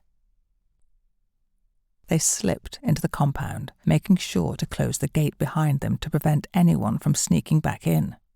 As they passed the charred remains of the stables, where several horses had returned, an unusual noise caught their attention. The chickens were clucking loudly. Hutch raised his hand, a signal that Gregor recognized well from their weeks of tracking in the wilderness. They both paused to listen attentively. Hutch moved cautiously around the back, instantly spotting Moira. She had her back turned, clearly hiding from something or someone. Hutch approached silently, covering her mouth with his hand to prevent any sudden outcry. "It's me, Hutch," he whispered. "Thank the heavens it's you. I was worried one of them had returned, or worse, it was Tosh," Moira replied with a mix of relief and confusion. "Is Tosh still here?" Hutch inquired. Moira's face revealed uncertainty as she replied, "I'm not sure. I think so, but I honestly don't know." Hutch reassured her, saying, "We're here to save everyone. Let's get everyone into the kitchen, leave that behind." Hutch took the lead, guiding them past the animal pens and through the back door. But as they entered, a dire scene unfolded before them. Tosh had Chantel in a tight grip, a knife poised dangerously close to her chest. "I was expecting the ghost," Tosh taunted sarcastically. Gregor stepped forward, asserting, "The ghost is dead. She lies just outside the back gate." Hutch was quietly impressed. She hadn't thought Tosh capable of quick thinking, and this revelation seemed to disarm him, causing him to loosen his grip on Chantel. Tosh questioned further, "How do you know you have the right man?" Gregor replied firmly, "She was carrying the arrows, the same ones that have taken the lives of our comrades." Tosh seemed taken aback by the revelation. "She?" he questioned. "Yes, a teenage girl named Mardi," Hutch confirmed. "She uttered curses as she met her end, claiming revenge as hers." Tosh seemed to grapple with the new information. "Are you certain she's dead?" "Yes. We were just about to inform Victor when we found you outside and heard something in here. Should I go and tell him now?" Gregor offered. Tosh, still processing the situation, decided, "No, I'll handle it." He released his grip on Chantel and sheathed his knife. Gregor sought reassurance, asking, "You sure you want to tell him? And you say she is really dead?" "I am sure. You know you can go and check if you like. She's outside the back gate," Gregor directed as he pointed to the back door. Tosh moved toward them, intending to push them out of the way, but he failed to notice Hutch's swift action. Hutch slid his long hunting knife under Tosh's ribs, piercing his heart. Tosh took 2 more staggering steps before turning, his mouth agape as if attempting to utter something. After a brief moment, he collapsed backward. "Gregor, I don't know what to say. That was brilliant," Hutch remarked, the weight of the moment settling in. Hesitating briefly, he continued, "Is this everyone?" Chantel replied with a shaky voice, "Yes, but Tasha is still up with Victor as far as I know." Hutch immediately sprang into action, instructing, "Lock the back door. I'm going to get the others," before promptly exiting to the other door. Mardi's anxiety grew as she waited, fearing that something had gone awry. She worried that perhaps Victor had entered the kitchen or that the guards had returned to complicate their mission. The weight of uncertainty pressed on her, making her contemplate descending from her vantage point to offer assistance. However, her worries were dispelled when Hutch emerged into the yard, crossing it with determination before disappearing into the dungeon. His presence reassured her. 10 long minutes passed, each one seemingly an eternity for Mardi. Then a group of figures emerged from the dungeon entrance, mostly women. They moved hurriedly, scurrying across to the kitchens, seeking refuge and safety. Mardi's heart sank as she scanned the group, searching for a familiar face amongst the women. She yearned to see her mother among them, to finally reunite with the woman who had been held captive for months. The uncertainty gnawed at her, intensifying the anticipation of the reunion. Mardi carefully descended from the ridge, moving stealthily and staying close to the compound's wall. Her bow remained in her grip, ready for any potential threat. Despite seeing no signs of movement from the ridge, she couldn't afford to be complacent. She approached the gate cautiously, her senses on high alert, entering the compound through the half-open front gate, watching in every direction for hidden guards. But there were none.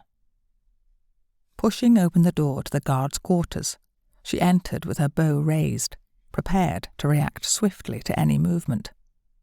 But the quarters were empty, devoid of any threats. She continued her search, checking the captain's quarters, only to find them vacant as well. Determined and vigilant, Mardi circled around the back of all the buildings, methodically scanning every possible hiding place. Her thorough search yielded no adversaries, confirming that the guards had indeed left or been incapacitated.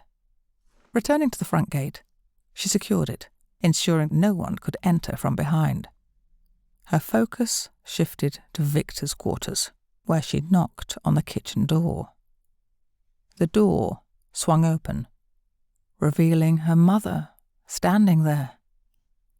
Overwhelmed with relief and astonishment, Mardi embraced her mother tightly, unable to contain her emotions. Mother, you are alive. I thought I had seen you, but I wasn't sure. You are safe now, Mardi exclaimed, her voice trembling with emotion as she held her mother, who was also crying with joy. Gregor, who stood by the back door, opened it slightly, his urgent tone breaking the emotional moment. They all heard the horse passing by swiftly. "Victor, he's running. He's heading for the front gate," he declared, the urgency of the situation demanding their immediate attention. Mardi wasted no time. She grabbed her trusty bow, her gaze determined and resolute. Turning to her mother, she spoke with conviction. "I have to do this," before swiftly making her way towards the door. "I'm coming," Hutch declared suddenly, his resolve matching Mardi's determination. His wife attempted to hold him back, but he was unwavering. "We will be back," he assured her, his voice firm. "We have got to end this. If he manages to find support, we will be in the same position again, or someone like us will be. I can't let that happen. This girl has stirred something in me I thought I had lost. No more." With a final kiss, he picked up his crossbow and bolts, joining Mardi. The two of them wasted no time as they headed straight for the stables, where they quickly gathered some oats for the horses. With silent determination, they mounted their steeds and set off, hardly exchanging a word, but sharing a profound sense of purpose. Chapter 22. The Hunt. On the other side of the gate, Hutch swiftly dismounted from his horse and began examining the ground as he moved forward. There were numerous hoof marks scattered around, but Hutch's keen eye caught a small nick in one of the horseshoes. He traced this curious mark for a while, on foot, while Mardi grew increasingly impatient, eager to pursue Victor. She knew he was correct. They needed to follow the right horse. Still, it was hard for her to suppress her urge to charge forward. Suddenly, Hutch straightened up and smoothly climbed back onto his horse. "North," he declared, and without further delay, they spurred their horses into a gallop, heading in the direction Hutch had determined. As night fell, Victor remained elusive. Hutch, aware of the importance of keeping their horses in good shape, insisted they needed to halt and allow the horses to rest. He used the oats he had grabbed at the last moment to feed their weary companions. Meanwhile, Mardi took charge of building a peculiar fire on the riverbank. It was unlike any fire Hutch had ever seen. This fire emitted no visible flames from its tall chimney, nor did it produce any smoke. Instead, it roared like the wind rushing through a tunnel. With the fire established, she collected her bow and quiver. Just as Hutch was momentarily distracted by a horse's whinny, he turned back to find Mardi had disappeared. The thought crossed his mind. She's like, well, a ghost. Hutch returned with a handful of mushrooms and other forest finds for their meal. However, upon his arrival, he noticed that Mardi hadn't returned yet. He decided to wash the gathered ingredients in the nearby river. But, as if by magic, when he turned back, Mardi was there, calmly dressing the first of 2 squirrels they had caught. Hutch prided himself on being aware of his surroundings, but Mardi's ability to approach silently and unnoticed left him in awe. He couldn't help but wonder. "I have to ask," he began, "how many times over the last few weeks were you watching us?" "A few," Mardi admitted. "I needed to hear what you were saying, understand why you, a prisoner, were so determined to find me. I watched you closely. At times, I even thought you might be one of Victor's henchmen." "What made you change your mind?" Hutch inquired. "Listening to your conversations with Gregor during your time at your camp, the one where we first met," she replied. Hutch was intrigued. "How close were you to us then, that you could hear our conversations?" Mardi leaned in, her eyes gleaming with a hint of mischief. "About 10 feet away, just on the other side of that holly bush." Hutch couldn't hide his astonishment. "What? How did you manage that?" Mardi simply smiled. "I read some books and then practiced." Hutch chuckled, realizing he had much to learn from this remarkable girl. "I think I need to read those books." The following morning, when Hutch woke, Mardi was nowhere to be seen. He glanced at the horses, which were still tethered to the tree where he had left them. Knowing it was impossible to track Mardi, all he could do was wait. As he shifted his attention from a boiling pot about to be removed from the fire, he suddenly noticed her feet on the other side of the fire, causing him to jump. "He's about 7, maybe 8 miles ahead of us. I've seen his smoke," Mardi reported. Hutch was taken aback. "How did you manage that?" Mardi pointed towards a towering pine tree. "I climbed that tree." Hutch was left speechless, his eyes fixed on the enormous tree that seemed almost impossible to climb, at least in his eyes. "It's time we got going," Mardi declared, as she started packing their belongings. She had already filled her flask with fresh water and was mounted on her horse before it even put the fire out. After a bit of preparation, Hutch was ready too. As soon as they hit the road, Mardi urged them to pick up the pace. Though their horses weren't the fastest, it was certainly quicker than walking. They rode all day, and as Hutch prepared to set up camp, Mardi disappeared once again. Hutch had grown accustomed to her vanishing acts, knowing there was nothing he could do but wait. However, this time, his worry grew as she failed to return. Eventually, sleep became his only option. Hutch was rudely awakened by the cold touch of a sword against his neck. Victor's voice was sharp and demanding, breaking the skin on Hutch's throat. "Where is he?" Victor's words were like ice as he pressed the sword beneath Hutch's chin, forcing him to stand. I don't know, Hutch replied, his voice quivering.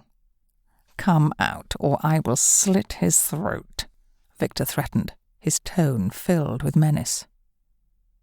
Suddenly, an arrow pierced Victor's elbow, causing him to drop his sword and release his grip on Hutch.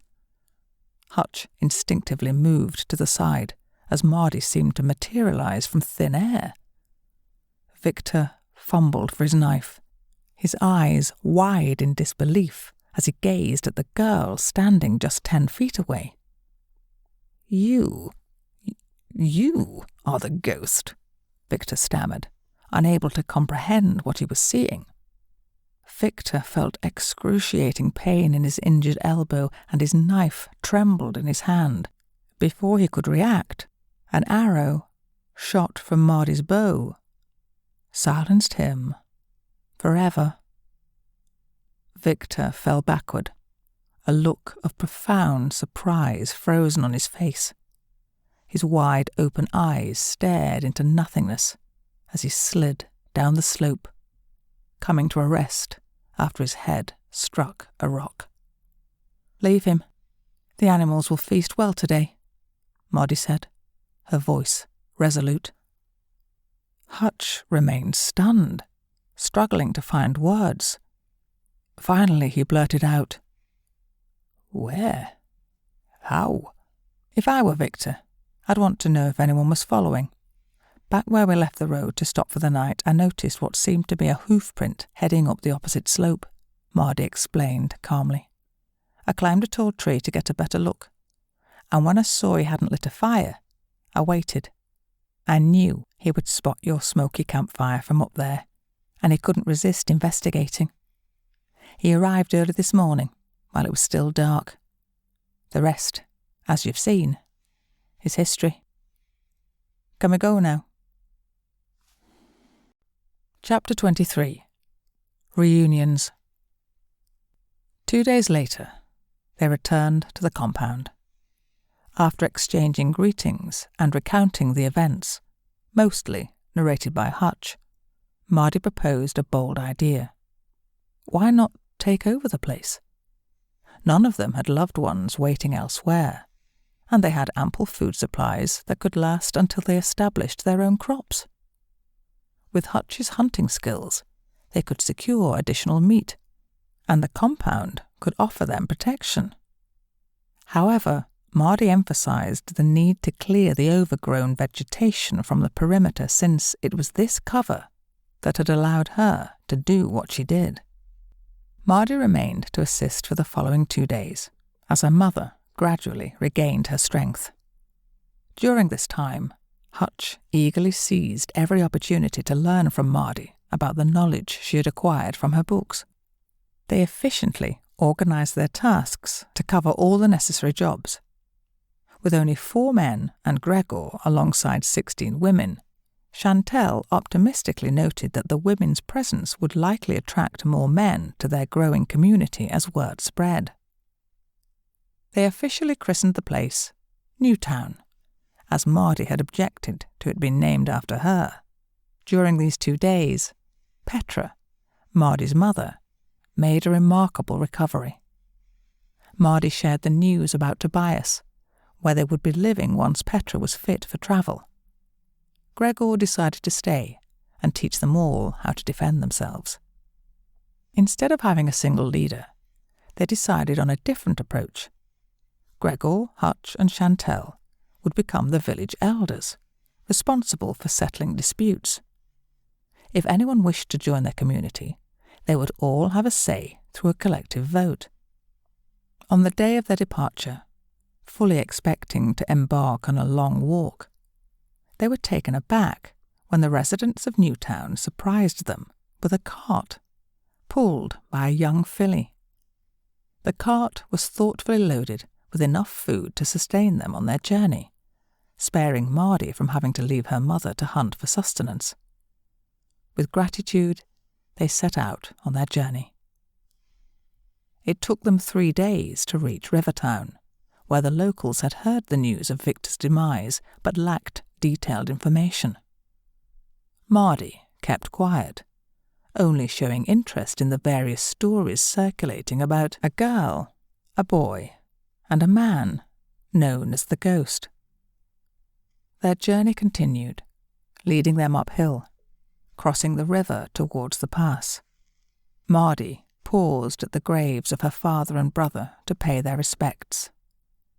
Afterwards, she guided the cart into the trees, then disconnected the horse, leaving it to graze on the grass. As they passed through the hidden gate, they were greeted by Borgo. Tobias, who had spotted Borgo racing towards the gate, was initially bewildered, but soon recognized Mardi. His eyes filled with tears as he rushed to embrace her, nearly lifting her off the ground in his overwhelming joy. The end. No, let me correct that. A new beginning. Author's notes. I hope you enjoyed my new version of this short story about overcoming adversity and the tenacity of a girl that did what she had to do to save her mother. This mimics a saying I have followed all my life. You can, if you think you can. By Barrel Coops. This has been Mardi's Revenge, written by Barrel Coops, narrated by Sarah Grauke. Copyright 2022-2024 by Barrel Coops. Production copyright by Barrel Coops. All rights reserved. This book, Mardi's Revenge, is protected under international copyright laws. No part of this publication may be reproduced, distributed, or transmitted in any form or by any means, including photocopying, recording, or other electronic or mechanical methods without the prior written permission of the author, except in the case of brief quotations embodied in critical reviews and certain other non-commercial uses permitted by copyright law. For permission requests, please contact the author through barrelcoops@gmail.com.